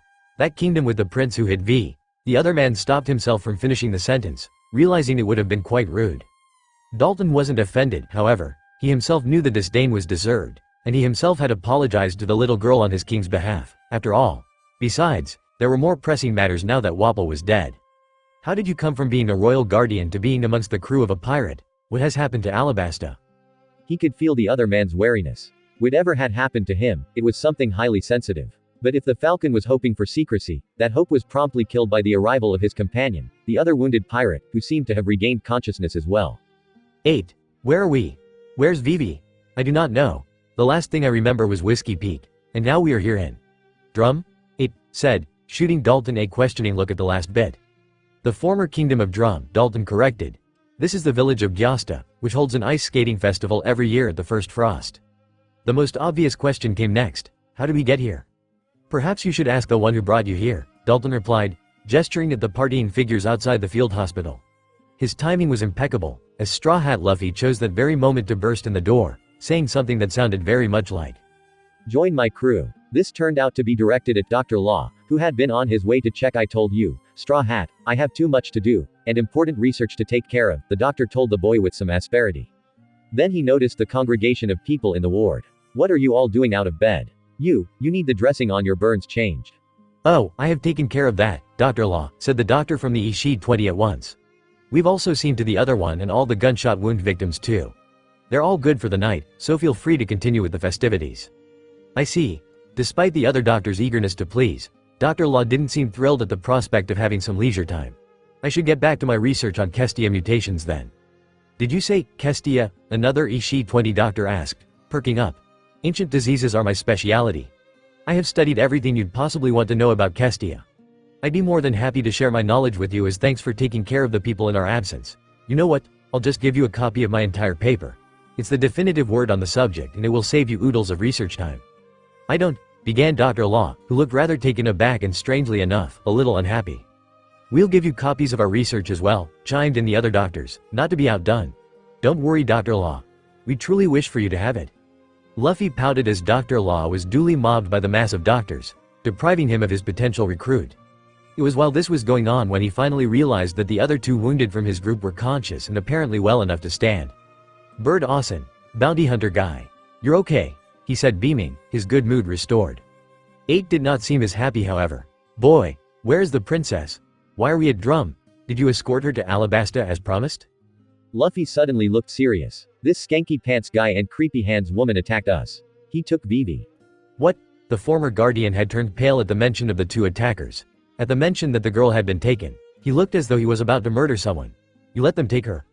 No, but that stupid skanky pants, he hurt Bonnie and I couldn't beat him. Then Vivi said she wasn't important anymore and went with him but said we had to bring this paper thing for her to Abubama.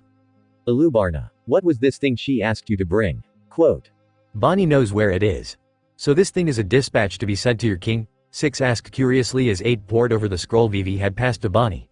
The crew and passengers of the Going Merry had moved to a private corner of the hospital to discuss the state of things. It had better be damned important for her to trade herself to Zero for. 8 nodded. Unfortunately it is. She is right. This must get to the king as soon as possible. The lives of many depend on it. But still, Vivi is now in Zero's hands. He gritted his teeth as he said this, the pain of his failure clearly weighing on him. Vivi's tough, 6 pointed out. She won't let herself be killed so easily and she can take whatever Zero throws at her. Besides, she's some princess or something, isn't she? You are right. They will not kill her. She would be more valuable as a hostage to Zero for now. 8 did not look any less disturbed at the thought. Don't worry, Bird Austin, Luffy declared. I'm not going to let him get away with it. I'm going to find Skanky Pants and rescue her. 6 fingered his katana. Boss Zero still owes me a duel, he said, scowling. If you're going after him, just remember that I got dibs on him first. No way.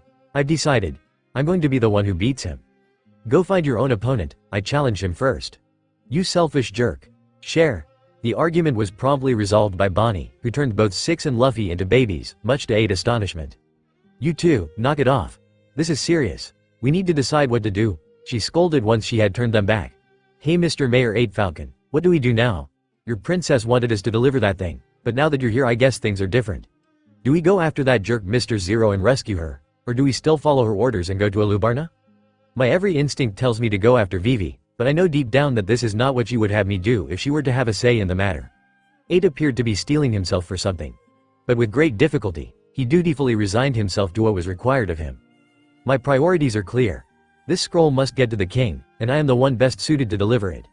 I am capable of flight, and my face is a familiar one to the palace. It will make a great difference in whether the contents of this scroll will be believed or not. But what about Vivi?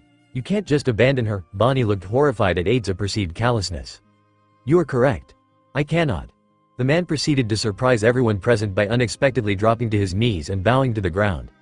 That is why I must make a very dangerous request of you all. Please, go for her in my stead. 6 looked at the kneeling man in slight disappointment. I hadn't figured you for the type to lower yourself so easily. 8. The man he had addressed did not look the slightest bit ashamed. Mr. 8 was a facade.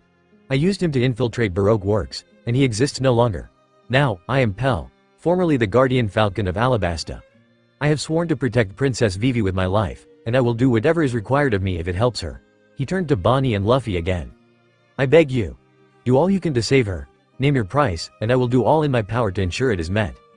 Ah, don't worry about it, Bird Austin. We promised to get Vivi home, but since we didn't get to do it, we'll make sure we get her this time. Luffy said cheerfully, much to Bonnie's consternation. But oddly enough, she did not complain too much. Here we go again. Do at least think over these things before you agree, Captain, she grumbled. No, Dr. Law said flatly. But, out of the question. You two are recovering from serious burns that will take several days to heal, the doctor stressed. And that girl, he pointed at Bonnie as he said this, is recovering from surgery, and will need at least a week of rest before I'll discharge her. I did not bring you all back from the verge of death just so you can go off and die before I am done with you. My reputation as a doctor would be ruined. I have a mission that must be carried out at all costs, Pell began arguing. I don't care, Mr. Bird's Zone, Dr. Law retorted, unintimidated. I am the doctor here and I call the shots. You have no one with any sort of medical knowledge on your ship, so I can't transfer the responsibility for your care to them. You're staying on drum until I deem you all fit to be released. Dr. Law is right. I'm afraid it would be terribly unwise to leave without a medic on board your ship, the doctor from the Ishi-20 said. There's bound to be medical complications in the future and you might not be fortunate enough to have timely access to a doctor when that happens. People will die if we tarry here, Pell protested angrily. Well, technically the problem would have been solved if your captain had the foresight to ensure he had a medic in your crew, Dr. Law pointed out. Which was something he should have done in the first place. She, you're such a great guy, Dr. Traffic Law, sure. Sure what? You don't have to be shy, you can change your mind anytime, just join my crew. For the last time, Straw Hat, I am not joining your crew, I am not going anywhere, I have no intention of leaving, can't you get that through that thick head of yours? No, I've decided, you're going to be my doctor. No one orders me around, Straw Hat. Pell attempted to negotiate instead. What would it take to get you to come along with us? An opportunity to perform a dissection on a zone, Dr. Law responded glibly. He added as the other man stiffened at the implied threat. I think he was kidding, Bonnie said hastily. No one quite believed her. No one also paid her any further attention when Luffy said, okay, but only if Bird Austin says it's okay too. What the hell, Luffy? You can't just decide things like that. Bonnie wanted very badly to bang her head against the wall. Pell surprised everyone by holding up a hand. We can compromise. I am in agreement with this bargain on the condition this only occurs after my death, which will not be caused by the doctor on purpose. There was a stunned silence, then Six whistled. You really are desperate, 8. Luffy, however, appeared to take it as the conclusion to the negotiations. See, so it's settled, you're joining my crew? Dr. Law stared at the boy in the Falcon Zone in disbelief. I was being sarcastic, he said once he got over the surprise at their ready acceptance of his offer.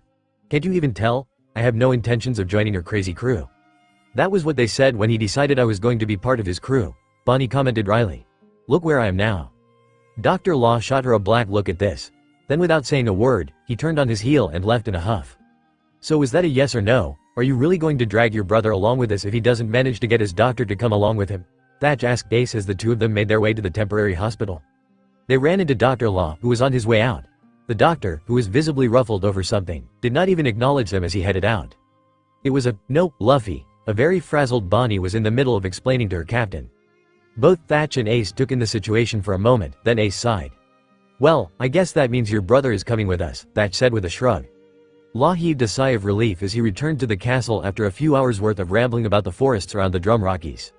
Peace and quiet at last. That rubber boy was really too much, and as tempting as the zone's offer was, it wasn't worth leaving Drum Island and its treasure trove of information for. Ashamed to pass up the chance at a Bird Zone cadaver though, but he was sure he could find something else just as fascinating to study. Yes, he had been in the middle of researching that strain of. Dr. Law pushed open the door of his lab and stopped short. Piled about his sacred inner sanctum of knowledge were stacks of papers and reports. Gifts from the adoring doctors of the Ishi-20, no doubt. When had they found the time to sneak up here and leave their overbearing gifts without him noticing?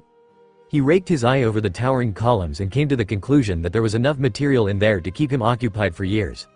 By the time he was finished, he'd probably be the most knowledgeable doctor on this half of the Grand Line. He picked up one of the files and flipped through it. Then he put it down and started leafing through the next before suddenly tossing it aside in irritation. What the hell was up with him? All the knowledge he'd ever want had just been presented to him on a silver platter, and yet he couldn't summon up the interest to go through it. It wasn't as though he had anything better to do. He was almost relieved when there came the sound of voices from outside the castle. It sounded like the deep one of Dalton San, and the high-pitched one belonging to the little furry-faced strangling reindeer. Do you think the Ishi-20 would teach me to be a doctor if I asked them to take me as their student? I am sure they would not refuse the hero of the revolution, was Dalton's amused reply. Calling me a hero doesn't make me happy, jerk. But it's going to be an adventure. Learning to be a doctor like Dr. Hirulik, or like Dr. The two zones both stopped short when they saw him. The doctor reflected that the reindeer didn't sound or look unhappy at all, and in fact, was wriggling happily in glee. Pardon the intrusion to the castle, Doctor, Dalton said quickly. One of the men managed to recover the armory key from Waple's corpse. Recovering the weapons stores would be of great importance to the island militia's ability to safeguard all our people, especially now that the Ishi-20 are back. Aren't you supposed to be recovering in bed? The Ishi-20 allowed some light activity? Ah, of course. The Ishi-20 again. The inevitable clash of opinions between doctors of differing backgrounds. While Dr. Law had no doubt these men were good doctors and more experienced than he was to boot, this was going to be a drag, being contradicted and unintentionally upstaged by a bunch of old geezers. They would probably want to be moving back here into the castle too. It was then when Dr. Law had his epiphany.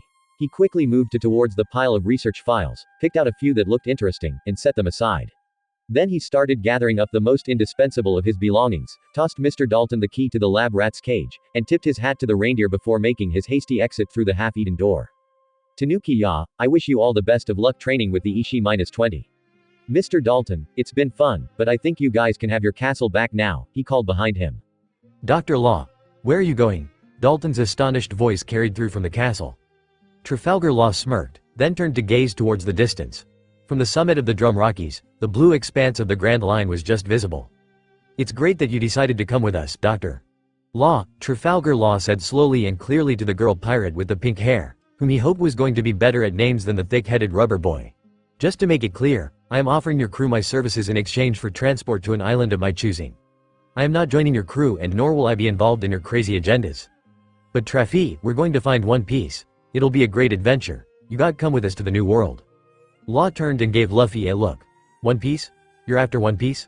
I thought you were going to Alabasta to rescue some princess or other? Luffy grinned. We're just doing that on the way, cause we promised Vivi and Bird Asan. There was this jerk called Skanky Pants and he captured her butt. Fascinating, the doctor interrupted in the most bored voice he could manage. The sarcasm, however, was lost on Luffy, who happily proceeded to talk about kicking the ass of the aforementioned Mr. Skanky Pants. The doctor shook his head and tried to block him out by staring after the wake of the Fire Fist's little boat ahead. He wondered anew how on earth Fire Fist Ace could possibly be related to the boy. It just made no genetic sense. He shrugged. A detour or two wouldn't hurt, he supposed.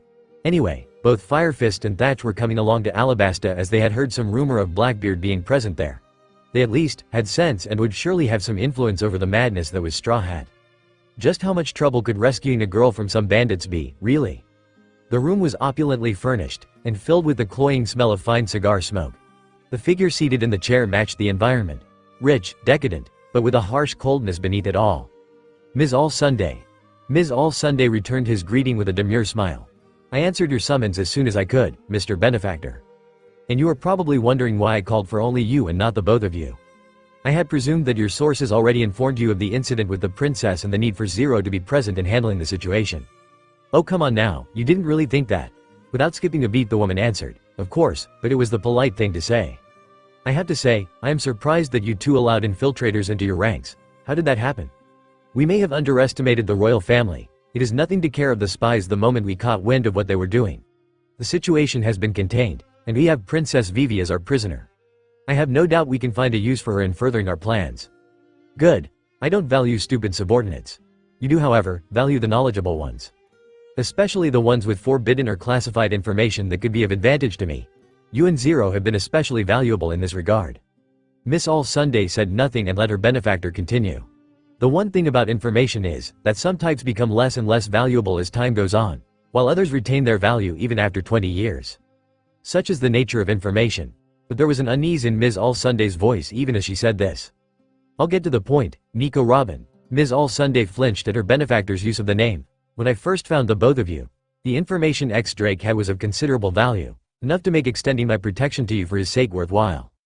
But times have changed, and the usefulness of Drake's knowledge has waned. It is no longer enough to guarantee the both of you protection under my title. Oh don't panic, he added, casting her a nasty smile. I haven't forgotten your years of loyal service.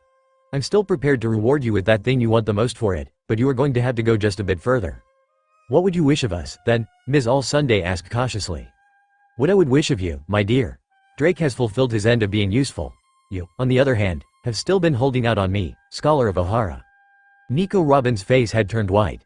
Now, with the welfare of both yourself and Drake in mind, I would like to talk about the poneglyphs.